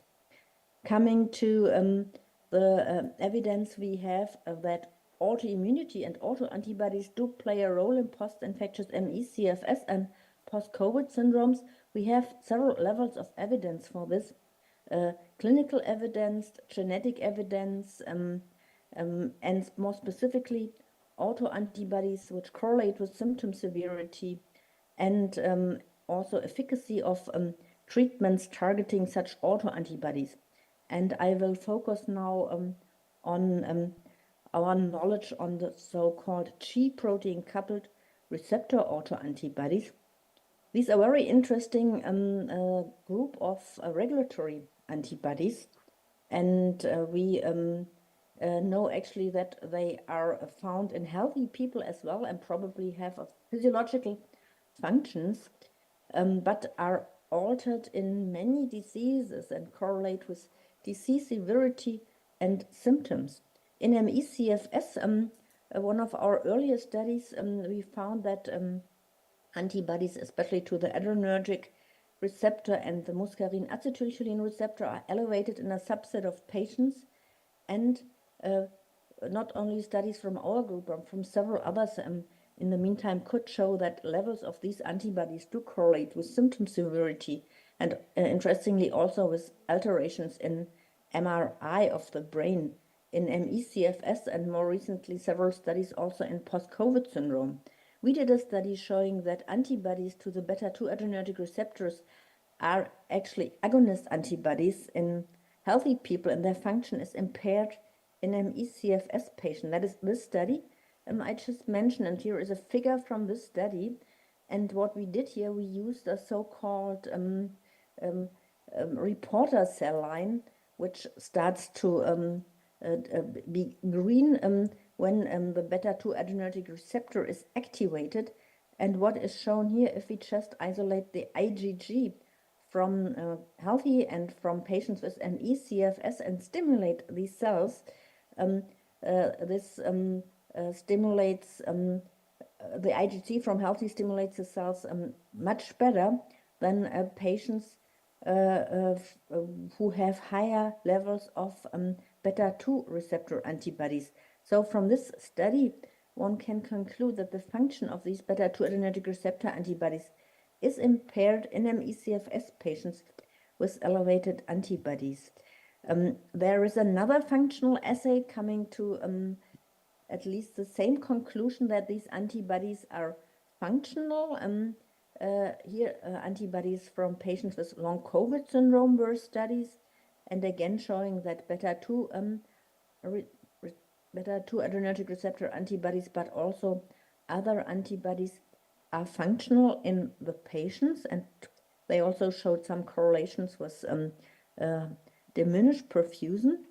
And this is a study, another study, or actually two studies, in which we assessed the severity of key symptoms and correlated them with the levels of the autoantibodies. And I'm not going into details, but here we just see that the higher the bars are, the higher the correlation between fatigue and such antibodies is.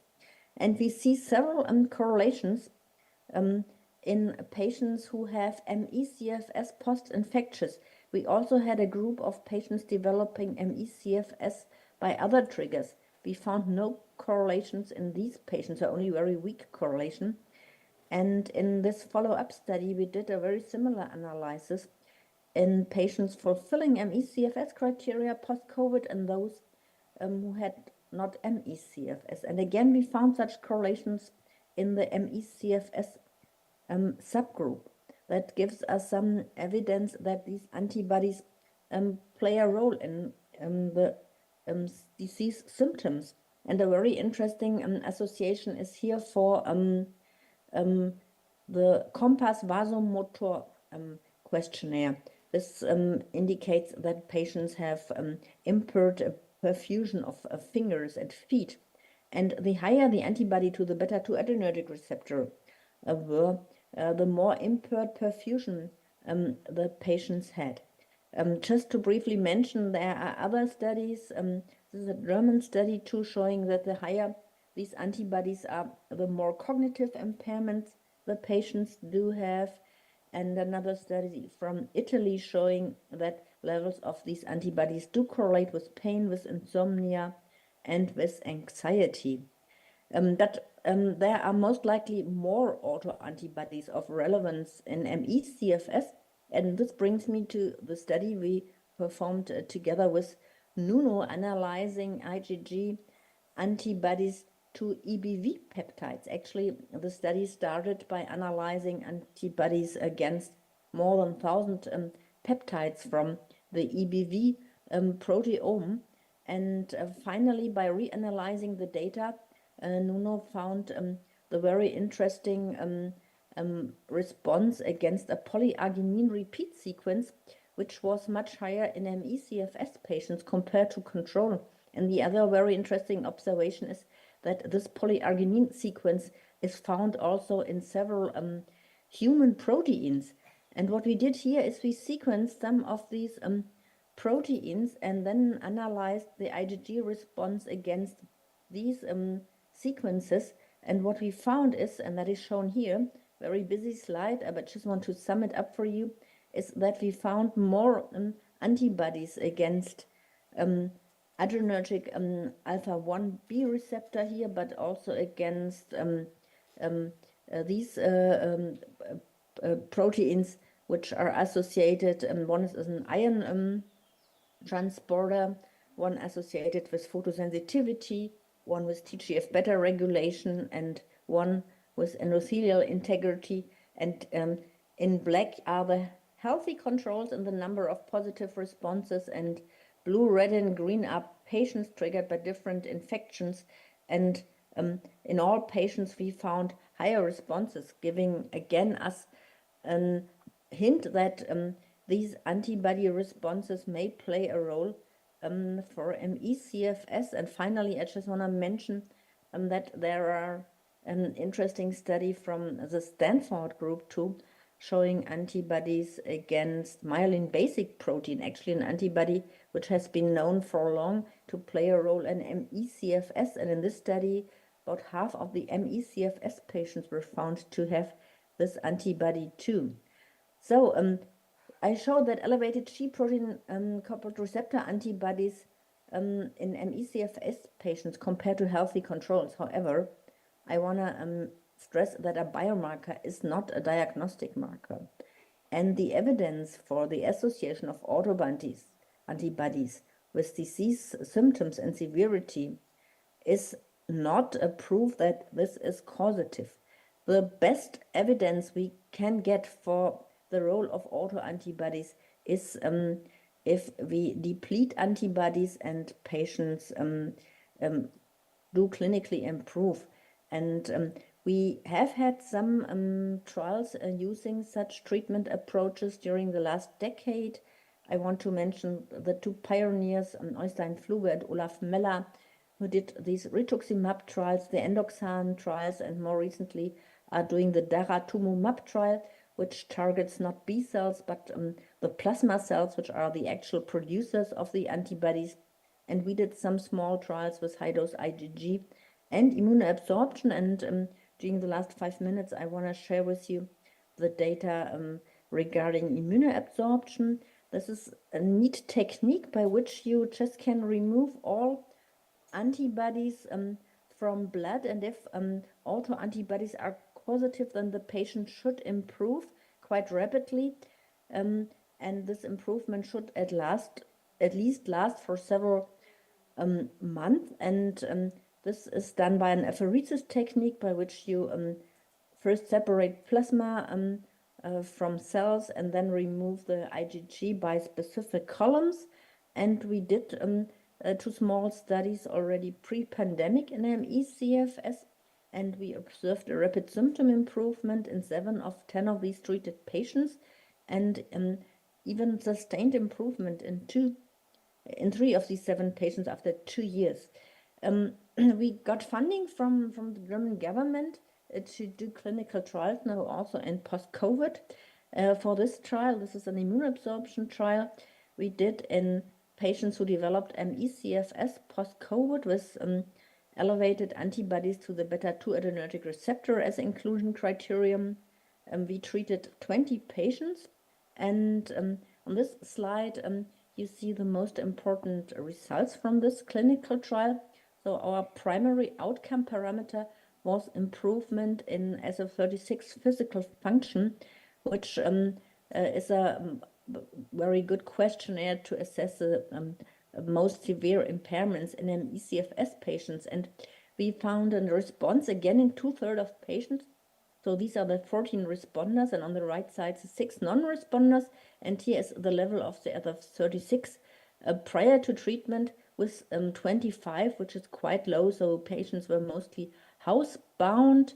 100 means healthy. And 4 weeks later, they had on average an increase to 60. And that is impressive because that means they are back in life. And this lasted for approximately 3 months. And then patients got more sick again. No change in the non-responder. We also saw a good improvement in the severity of post-exertional malaise in the responders, and we even observed increase in the hand grip strength after 4 weeks, and also obvious decrease in orthostatic symptoms 4 weeks after treatment. So we are quite happy with seeing these responses and continue to develop such therapy. And by the funding we have, we built up a platform combining research with clinical trials. So we have a biomarker platform doing multi-omic studies in all patients before and after treatment. And we also have a diagnostic platform performing functional MRT analysis and analyzing vascular perfusions. And the trials which are currently ongoing is immunoabsorption, also a randomized trial with a sham control. We do a trial to target inflammation in post-COVID with methylprednisolone, and we have trials to improve perfusion by drug vericiguat, which is licensed already for heart insufficiency, and we also do hyperbaric oxygen treatment in ME/CFS and prepare a trial of CD19 depletion in those responding to immunoabsorption. Doing these comprehensive biomarker studies, we hope not only to learn more about pathomechanisms, but also to find biomarkers in blood to have those which may be of diagnostic utility and also can predict response to specific therapies. And we have first evidence for biomarkers. We see B-cell alterations in the ME/CFS patients, similar to what was described by the NIH study Maureen just mentioned. And we also have markers, soluble markers for endothelial damage and for angiogenesis. And this concept is summarized in a paper in more detail if you're interested in more details, and you also find a more detailed description of the trials on our website. So to sum up, we have evidence for a role of vasoregulatory G protein-coupled receptor antibodies in ME/CFS, and they are associated with key symptoms. We have first evidence for clinical efficacy of targeting autoantibodies, and what would tell us, of course, a lot more about their mechanisms is an animal model of IgG transfer, and we are currently working on this together with Andreas Goebel from Liverpool. This is to thank my team and all collaborators and our funding. And this is the website of our fatigue center, which now we have a part of it translated into English too, and on which you find helpful information on diagnosis, therapy, and also a lot of lectures typed. And with this, I'm at the end and happy to answer questions. Thank you, Dr. Scheibenbogen.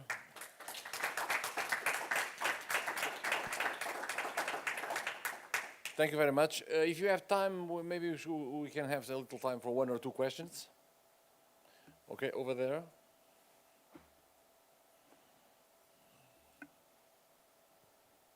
Hi, Dr. Scheibenbogen. So you brought up CXCL8 quite early in the presentation. So So CXCL8 normally activates neutrophils selectively. So I was interested why you're looking into B cells more than neutrophils. Well, because B cells are the cells which produce the autoantibodies, and if we want to treat autoimmunity, of course, the B cells are in the center of our research. Nevertheless, there are other cells playing a role, as we just heard from Maureen, and there's good evidence for monocytes and T cells. In the end, I think there is one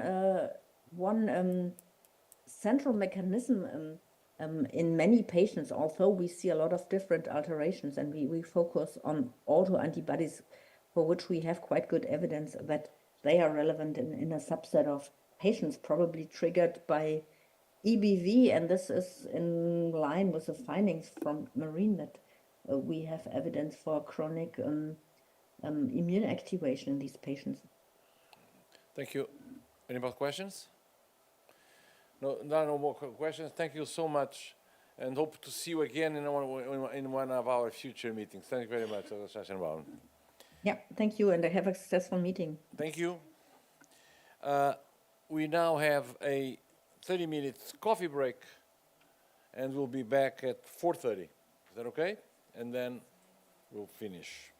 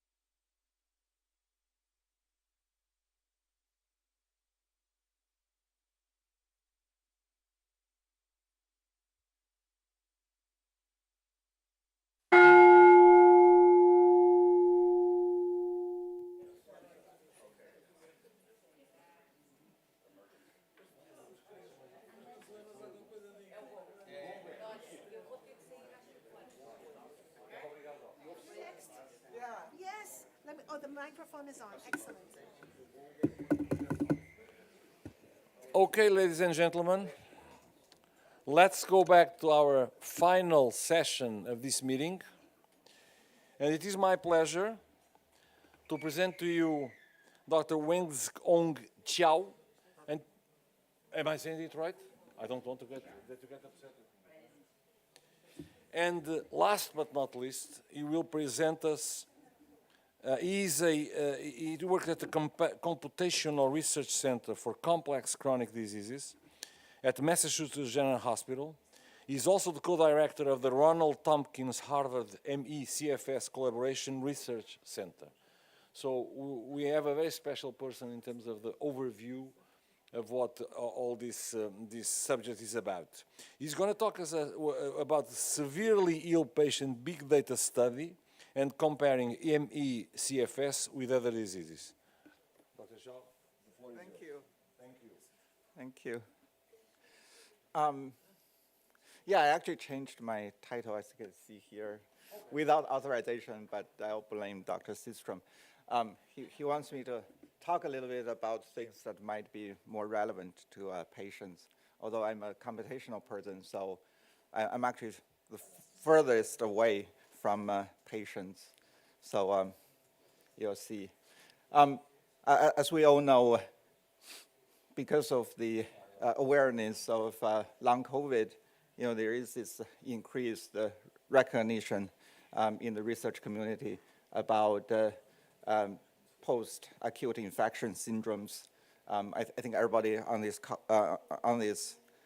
conference, at this conference, probably are quite familiar with the perspective published in 2022, and the title was actually from a San Francisco Chronicle news article that says, along hidden disease, obviously, ME-CFS is pulled from the shadows by its cousin, long COVID. I think that's a nice title.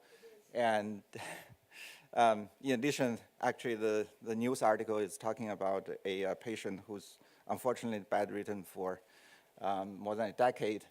I actually had the opportunity to know that patient before he was sick, and he was a brilliant young photographer. I still remember, how he was active before he was sick. So I guess some of the research goals that are discussed for the past 2 days include, we need a diagnostic test that's reliable so we can use that to diagnose patients and use it to evaluate potentially the treatment effect of clinical trials. We need a clear disease mechanism. Either it is persistent viral infection, or it is antibodies, autoimmunity, or it is a metabolic problem, or it is neural inflammation. Based on the understanding of disease mechanisms, we probably can direct either the development of effective treatments or precision medicine based on the underlying problem of the patients. And as we have heard a number of times in the past couple of days, a number of teams are trying to work toward identifying effective treatments. I'll talk a little bit about it in the next few slides. So this is just one example, which is a coincidence, I think, because we had a couple of discussions about the reproducibility of the results. We looked at 20 mostly bedridden patients a few years ago, and looked at a number of omics plus lab test results and cognitive test results, et cetera, on these 20 patients, and compared those with the controls. And this is about the only sort of significant finding that we found, which was that, as shown here, the red is the red shows patients, the blue shows controls, and you can see that in the morning, the cortisol level in patients were significantly lower than the controls, and then as the day goes on, they tend to become equal. And coincidentally, when we look at, for example, the publication by Klein et al. Last year in long COVID patients, as you can see on your left side, the left panel, that's healthy controls, post-COVID patients without problem and long COVID patients, the LC. And you can see that the cortisol level they measured between 10 a.m. to noon shows significant difference. And in fact, in that paper, they say that just by using that, you can distinguish patients from controls with an AUC of 96%. And just to bring your attention to another publication in 2022, where Mark Davis' lab looked at COVID patients and distinguished them based on post-COVID sequelae. And from the left to right, the red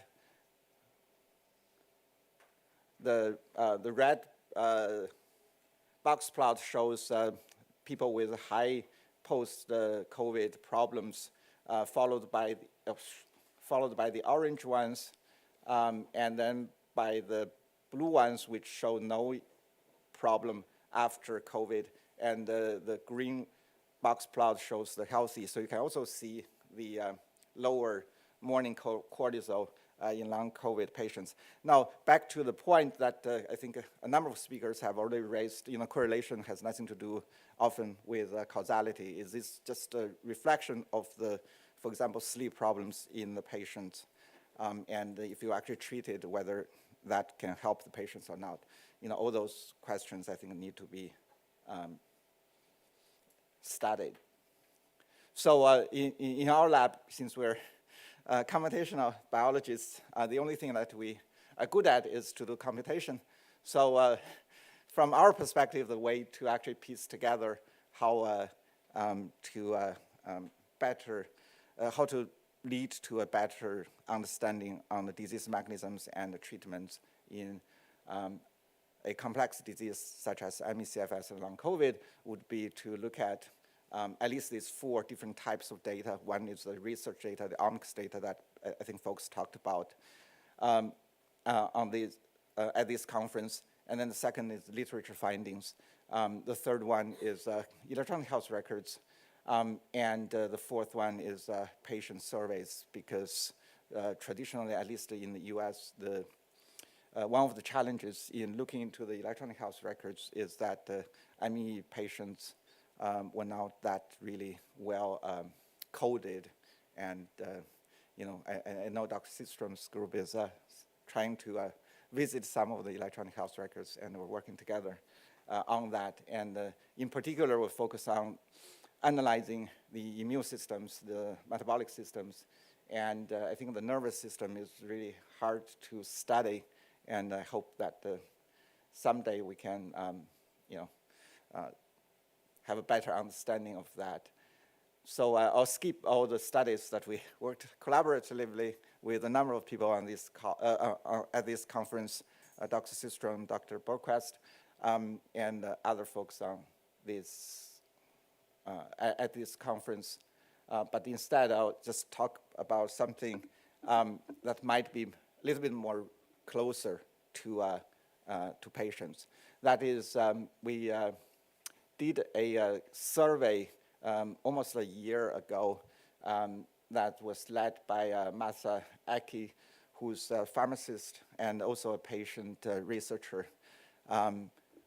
She envisioned and developed a survey questionnaire. I think some of the patients at this conference probably know about the questionnaire that essentially asked about not only patient symptoms and their comorbidities, but also ask the patients to self-report on the effect of over 150 treatments on their overall health conditions as well as individual symptoms.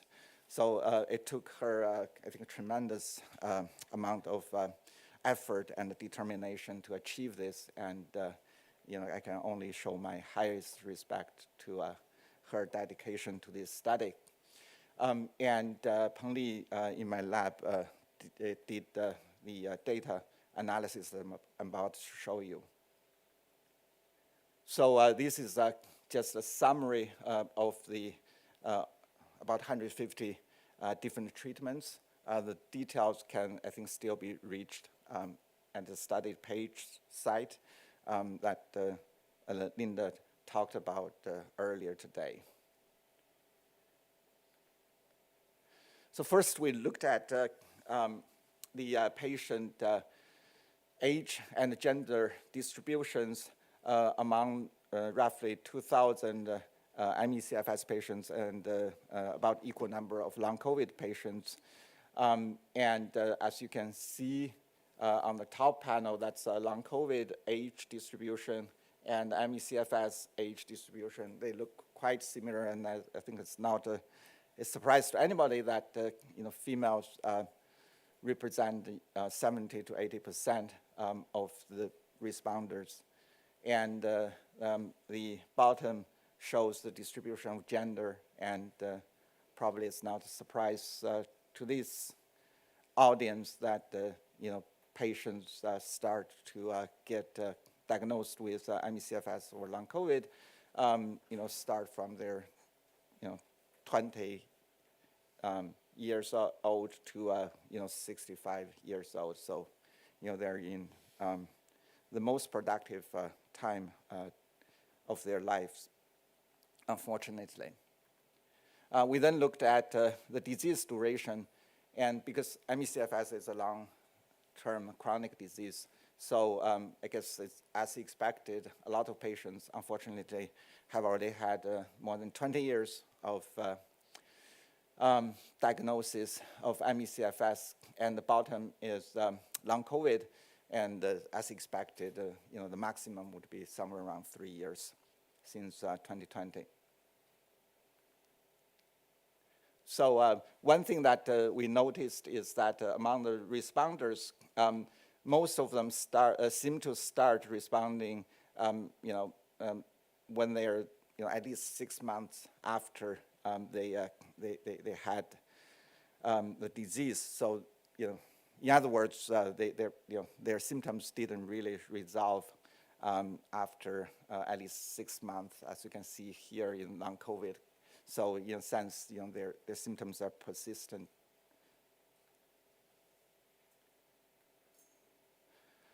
So this is a comparison of the symptoms. So we basically ask them, what are the most bothering symptoms? Your left side in blue are ME/CFS patients. Your right side in red are the long COVID patients. So as you can see here, the top bothering symptoms are fatigue, PM, brain fog, refreshing sleep, memory problems. So these are, in essence, the symptoms that we know very, very well in the ME/CFS community. And perhaps the only sort of slight difference would be, you would potentially see there's a little bit more shortness of breath on the long COVID side, and there's more chest pain on the long COVID side, which probably makes sense. This is probably the meat of the results. So what we did was that we used one treatment that doesn't likely impact patient symptoms, substantially, and also there are enough number of patients that took it as the control. So our reference, which is the second from the bottom, and use that as ad hoc placebo, and then compared all the 150 other treatments to that one, and just in case other patients still want to take this survey, so I just didn't really spell out that particular control. And then we calculated what are the treatments that would show most statistically significant benefit. In other words, the number of patients or percentage of patients showing positive effect minus the percentage of patients that showed negative effect, and do a statistical test to see what are those that would be statistically significant, and we ranked it based on the statistical significance. A consideration here would be, because of this type of analysis, it would bias toward those treatments that a lot of patients have responded. So that's the reason that if you look at the top, you get fluid intake, which is the top one, because out of the 4,000 also patients, at least 3,000 tried and responded. And the dark orange, medium orange, and the light yellow represent either the patient responded that their condition get helped much better by that particular treatment, or modestly better or slightly better. And on the right side in blue, you see the slightly worse, modestly worse, and much worse in the response. And what we can notice is that for example, fluid intake, you don't really get that many patients responding that there's a side effect apparently taking that treatment. The second one is pacing. So there, only 800 patients responded to pacing, but you can see that in terms of the percentage of patients that responded positively, there seems to be a little bit larger, positive effect. I think it's not a surprise to this group. Pacing is this idea of essentially keep within the envelope, as a number of speakers already discussed, in contrast with graded exercise therapy, which is bottom. So you can see for graded exercise therapy, almost like 80% of patients responded negatively, while pacing, the vast majority of patients responded positively. And that's followed by compression stockings, which is, I guess a treatment that's easy to try, and followed by the H1, H2 antihistamine inhibitors, where you also get something like 3,000 patients responded, and then followed by the nattokinase and the lumbrokinase. These are supplements that in the US one can get from Amazon. These are protein extracts from natto, which is fermented soybean, and lumbrokinase is a extract, if I remember correctly, from one of the insects. And their proposed mechanism is to digest microclouds. My understanding is the exact mechanism is not well characterized, but among the almost 1,000 patients responded, it seems like a significant percentage of them responded positively. And that followed by low-dose nitroxam, which has been discussed here, and beta blockers or ivabradine. In particular, ivabradine looked more positive than beta blockers for probably obvious reasons. And then you get melatonin and other selected MCATs. So these are sort of more specialized MCAT inhibitors. And then IVIG and B12, this lymphatic drainage, ADHD medication. So one can see, for example, here, for ADHD medications, for example, some of those neuropsychic related medications, you do get a significant percentage of patients responded positively. But then the negative percentage is also often larger than some of the other treatments. And that's the reason that its ranking is not as high as some of the other treatments. And then you get this anticoagulant, and this Maravirac is a AIDS treatment, but it has potentially immune regulatory functions. And there's a small number of patients tried it, and apparently they seem to responded positively. Followed by mastinone and CoQ10, vagal nerve stimulation, PEA, which was talked about, I think, yesterday, and some of the probiotics. So on the right side, it shows that the effect of these treatments on individual symptoms. And as we can see here, very few treatments apparently treat all the symptoms. In fact, I think none of them apparently treat all the 5 symptoms according to the IOM criteria for ME/CFS. For example, the fluid seems to help mostly PODS, as you can see in the middle square on the top row. On the second row, pacing would help fatigue and PM and brain fog.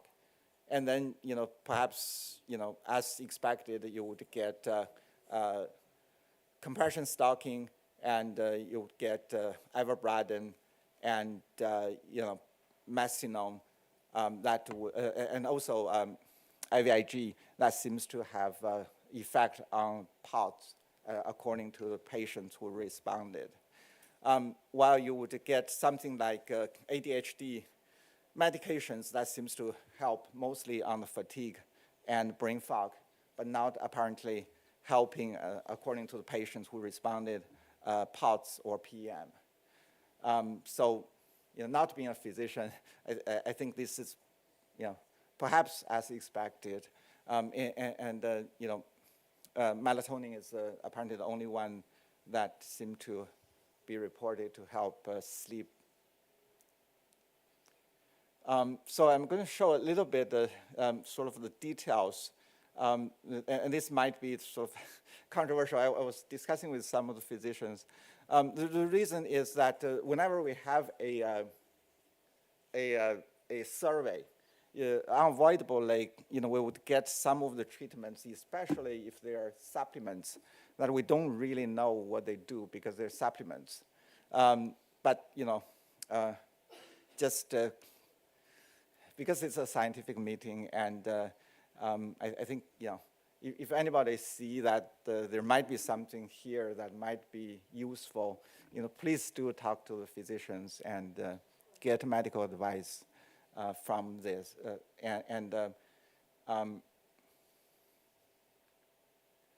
On the other side, if we only look at the side effects, these are the treatments among those 150 that showed the highest number of side effects, and perhaps, not unexpectedly, other than the graded exercise therapy, most of the rest are those ADHD or neuropsychic treatments. So, one of the things that we're still trying to figure out is, along the lines that a number of speakers already talked about, whether we can actually do a data-driven analysis to identify which subgroup of patients can benefit from this type of treatments and which might potentially be hurt by this type of treatments. One of the examples would be Abilify that shows it's more than 2 milligrams. So if you have a higher dose of Abilify than what the super low dose, you get significant percentage of people would not be able to tolerate it. Next, we did this comparison. So between the treatment effects of ME/CFS versus long COVID, which is on the y-axis. The line shown there is x equals to y. So the area of the circle shows the number of patients taking that treatment. So what you can immediately see here is that most of the treatment seems to be responded positively, more positively on the long COVID side. Obviously, one question would be, whether the ME patients, because they typically have longer duration and maybe, they're sicker, that might be one reason. And another hypothesis could be that, earlier treatment might, hopefully help the patients. However, there are only 3 treatments that were not significant in ME/CFS, but significant in long COVID, and labeled those 3 treatments. So these are the ones that the ME/CFS patient did not respond significantly positively, but long COVID patients did. So as I mentioned a minute ago, we were trying to see, whether we can actually subcluster patients, since we have 4,000 patients, based on their symptoms and the comorbidity. And this is a presentation heat map of the 4 clusters that we identified. So from your left to right, your left one, you can see is mostly, reddish color, meaning that, the patients in that group 1 seem to have the highest percentage of symptoms. In contrast to, number 4, which on your right side, rightmost one, that's mostly bluish, and that means that there's a subgroup of patients that seems to be, not really having that high percentage of symptoms, especially if, for example, we look at POTS. There are very few single-digit patients in class 4 that has POTS. So POTS seems to be, in this case, most prevalent in class 1 and class 2, and very low in class 3 and 4. And each class actually has almost equal number of patients. However, class 3 has a higher, as you can see, red, of brain fog and unrefreshing sleep. So it seems like you either get a group of patients, unfortunately, they're having all the symptoms or most of the symptoms, and then there's 2 middle groups. One group has a lot of POTS patients, and the other group has a lot of brain fog and unrefreshing sleep. And then the last one seemed to be more modest in terms of severity. So we then asked the question, if we look at the efficacy of the treatments in each group, would some of the treatments might be different from each other? So as you can see on the right side, indeed, it seems like, for example, pacing seemed to be working across the board according to patients who responded. Similarly for fluids, and IVIG seems to work the best on those patients with POTS. Yeah, and and so on and so forth. For example, mestinon would work mostly on patients with POTS as well, and you get ADHD that seems to work best on patients that do not have POTS but have mainly brain fog and sleep problems. I think this is just preliminary analysis more detailed work need to be done, both on collecting patient input as well as, I think, computational analysis. So I'll skip a lot of the things, but I just want to say the limitation of this is obvious. We definitely need to do randomized control trials eventually to prove some of these ideas that we talked about. And there are a number of issues that might affect the patient's response on the treatments. So I hope that a work like this, for example, in Portugal, maybe it could be something that can, at least in the short term, help patients deciding what to try, and at least talk to the primary care physicians, eventually we hope that from this type of studies, as well as some of the other studies I'll conveniently skip for the next time, we can prioritize drug candidates for clinical trials. So this is sort of another talk that I'll just skip. But the idea is basically, if we just aggregate, I think one of the speakers already mentioned, these days is sort of AI age, and you have large language models, etc. So what we did was we basically get all the findings that we have our hands on, and essentially try to compare what we learned on ME/CFS and long COVID with all the other diseases out there.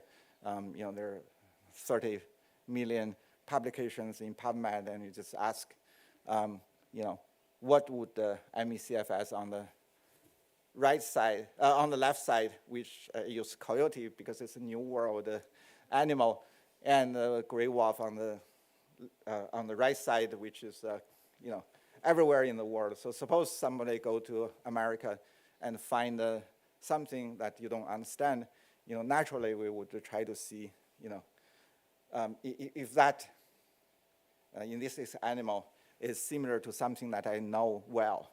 And then if I do identify gray wolf to be similar to coyote, then can we actually treat by borrowing strands from what we know? In other words, the diseases that we identified to be similar to ME/CFS and long COVID, and if a treatment is already effective there.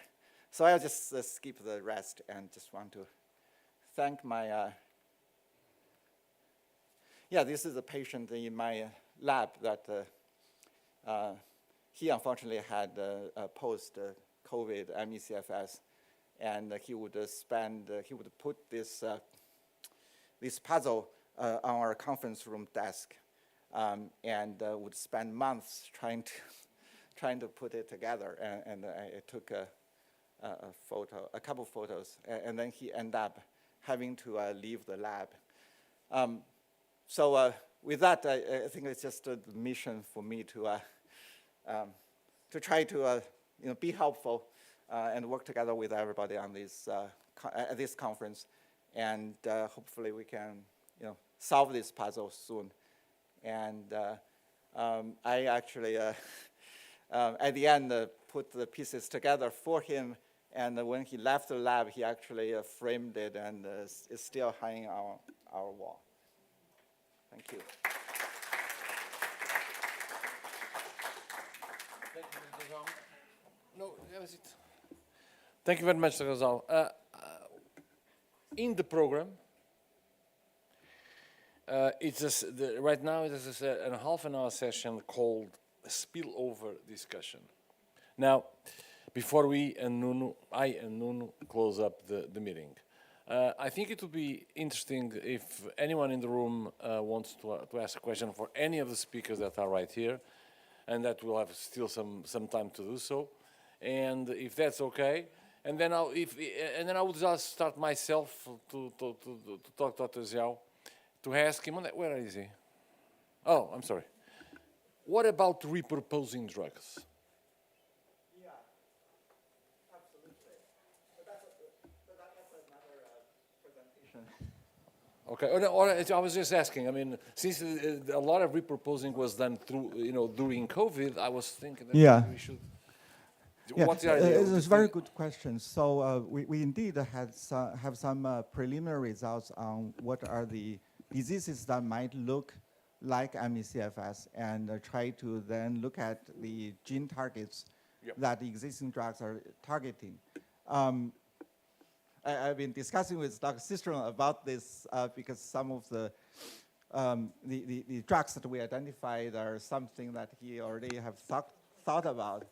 The issue there is some of the drugs might help patients, we think, but they would have side effect considerations. Okay, sure. And sure. David, do you want to say also something? PK/PD. Please just right. Well, I think the approach that Wen just outlined, actually, the bulk of the drugs listed there are in fact repurposed. There's everything from an HIV drug to myasthenia gravis drug, so they qualify. So no, I think it's an awesome start, and I would hold Wen's approach out as a potential paradigm for Portugal and the US for that matter. It gives us a starting point. We can consider these drugs and the patient's reports about whether they've had benefit or toxicity, and that's a starting point. And then we go back, as Wen just suggested, I think, and determine whether these pathways that the drugs are thought to affect are biologically plausible in terms of interrupting the disease and helping symptoms. So I think it's an awesome paradigm and a great starting point. So kudos to Wen. He's incredibly modest about what he does, but it's awesome. Some comments, some questions, Nuno? Yeah, great talk, and I really appreciate this, this big service. I was just wondering if I got everything right. All these clusters of symptoms, it's both ME/CFS and long COVID, right? Yeah, okay. Okay. I've seen there is a lot of unrefreshing sleep. So if you had like the Canadian consensus criteria, you would say that these people don't have ME/CFS.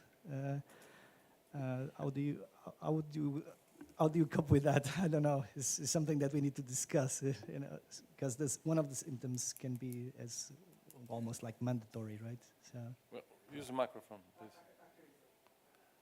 Yeah. I would say it's above my pay grade, so because I'm a computational person.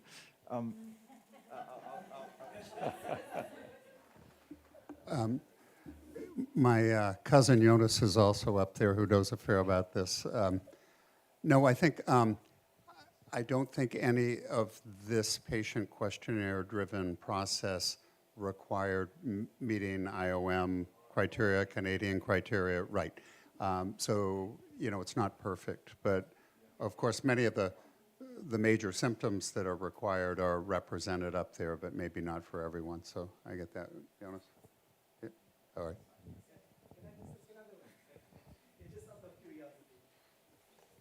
I was just wondering about the graded exercise therapy. Is the patients actually receive the treatment and then because they cannot do it by themselves, is because it's self-reported, they actually did?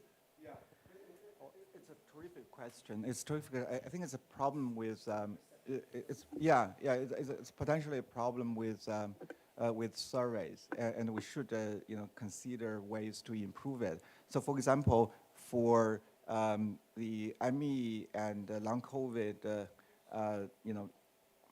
respond, the questions, there is a question whether you have been formally diagnosed. So those patients, they self-report that they got formally diagnosed, but we never sort of directly verified that. So the same thing goes to, the graded exercise test.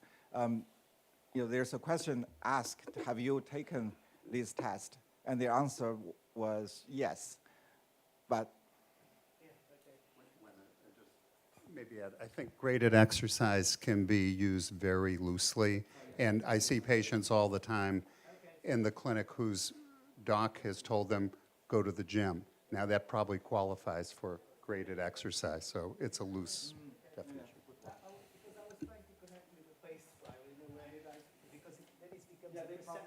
could be a perception, and they say, "Oh no, this is. I know for sure it's going to make me worse." Monica has a question. Thank you so much. So much. What you presented there in terms of results is what we as patients do every day. We stay in touch with each other. Have you tried this? Have you tried that? What are your results? And you have put it down in a graph. Amazing. Thank you so much. I'm going to share this if you don't mind. I will share your graph. Just very quick, two very quick questions. The pacing is absolutely 100% what the feedback I get from my fellow patients when I ask questions about what's worked for you. Everybody, pacing. The question is this heart rate monitored pacing for anaerobic threshold? Yeah, I think that's a great question. Thank you. The issue is, I think it will be something we should do it together. Sorry. Thank you for the question. It's a great one. I think it's one of those things that we should do together to improve it. Because one of the challenges with the current survey is that because there are more than 150 treatments, and I think there are totally somewhere around 500 questions. So there's this concern that patients would be sort of overwhelmed. So although the patients can answer the questions, I think, in 3 sections, so they can take break in between. We had this concern that if we ask the questions in too much details, then it's just becoming overwhelming. So we should be able to design something smarter. That's something on our side we should be able to work out. Also with pacing and graded exercise, it's a very fine line. Thank you. Because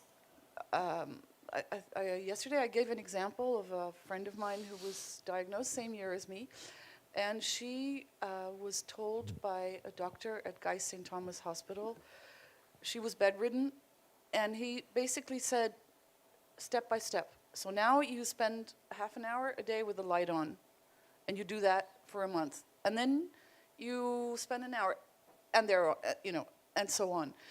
And so by pacing, by graded access to movement and exposure, she today is the director of an international school.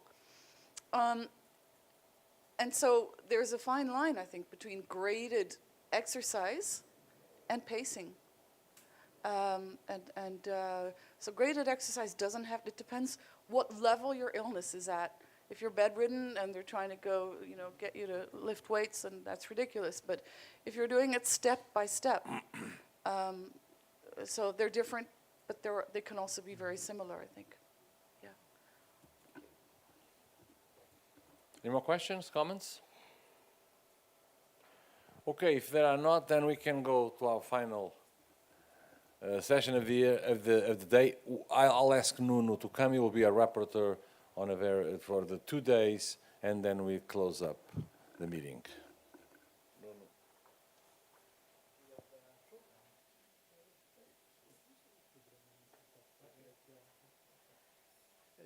Should I do it in English or in Portuguese? Because it's related to Portugal. For me, is the biggest conclusion is that we have people interested, and we have the people that would like to collaborate. And I received great feedback from all different corners of the conference, and I think this is the biggest take-home message, that there is a will, there is a way, of course, and of course the future is actually to bring us together and trying to tackle this problem. And during the conference we tackled the problem of diagnosis, a little bit of the treatment, some parts of the pathogenesis and everything boils down to the complexity and heterogeneity of the disease, and a little bit what we discussed. Subtyping is or subgrouping of patients is also important, and it highlights a little bit this last presentation when actually you've seen that the patients, they are tackling exactly the disease as a precision medicine approach. So they're trying different things, and I think is exactly the point is share information and knowledge, and that's what we are doing here. So ultimately for Portugal, I think again we need to find critical mass to push things forward in the country. And I'm not a medical doctor. I'm a mathematician, but no matter what, I have my opinion on these matters. Everything also boils down to the universities. So I hope that there were a lot of students, future medical doctors that were online that could have an impact on tackling these problems. I don't know if there is something much more to say. I don't want to bother you. It's been a very long conference, and I think we should go home, reflect. This is the first thing that we have to do after this is actually doing the follow-up of our own the knowledge that we received here, and see how can we help. But we can do things together, of course. But I think we have to take this to the next level, which means national policy on these matters. And of course, we're going to a little bit be blocked by the lack of medical information about this. And how can you do it? And and Professor Scheibenbogen and Professor Vasco Carneiro could be great advocates of these diseases in their schools, and in a way create like a curriculum that could tackle not only these two diseases but all the complex and chronic diseases that our modern societies are dealing with. And the old paradigm of being reductionist that we had some talks about that, like for example Carmen Scheibenbogen and Maureen Hansen tackled the problem of immunology, but this is the old paradigm of things, like trying to find some cause on one specific specialty. But I think the future is to actually, when we bring together people from different expertise, and now including myself as a mathematician, that could try to help and let's say foster the knowledge for these fields. So I don't know. That's the other thing. Well, it's time to close this meeting.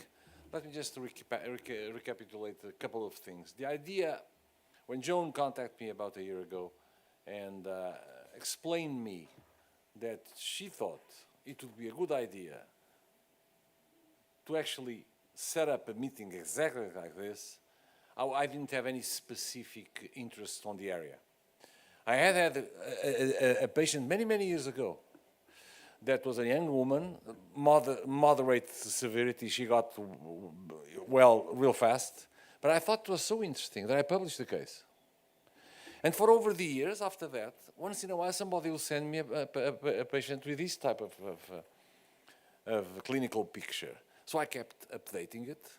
And so when she talked to me, I felt that this was really interesting, because then long COVID was there. And then I said, well, yeah, this has to be a paradigm change immediately. So we worked very hard for over this year, and we tried to get here for these 2 days, these fantastic days, a way of increasing awareness in our country, but not only in our country, because we have hundreds of people worldwide listening to this meeting, and then hopefully they will take some lessons home as well, so they can actually get an action in their own environment, in their own countries. So it was really a pleasure to set up this. We would really like to thank again our friends that came and all the people that gave us the talks. You are really amazing, and I really appreciate it. It's not even, you came physically, and these days somebody coming physically is really unusual. So I'm really, we the organizing committee, me, Jaime, and Joan, we are really, really grateful to you guys for coming here. Of course, we ordered some good weather, so we don't want it to get wet. So we ordered some good weather. And we hope that...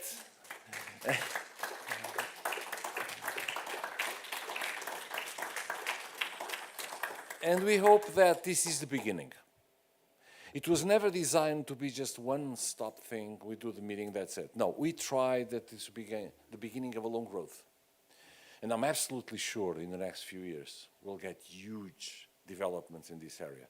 And my only hope is that we can keep our professional and personal relationship with you guys so they can replace them and replicate them here in Portugal. And that is invaluable. And that's what we really worked for all this time. Again, let's see if we can change this area, and also because when you look at the patient, you realize that we have to do this. I mean, we cannot remain the way that that used to be when we look at this type of disease. We have to do these kind of things. And of course, actually, this disease is almost a model of patient-centered care. Everybody now is talking about patient-centered care. Okay, so this could be one of the examples, a very happy example of what is patient-centered care. Of course, with your help of the academia, help of the association, whatever. So, without further ado, I would like to publicly thank Joan for giving me the opportunity to get another step into heaven when I die. Very important. I don't know if heaven exists. They told me it exists, but I don't know. So, another step, and really, I really appreciate it. Thank you very much. It was a pleasure to work with you. We really think that you're a leader. And this is a meeting organized by you. We just helped, me and Jaime just helped, okay? And so we hope that you take the fire, the Olympic fire, further. We'll be here to help you in our capacity. So thank you very much to all of you. Thank you very much for people online, and hope to see you soon.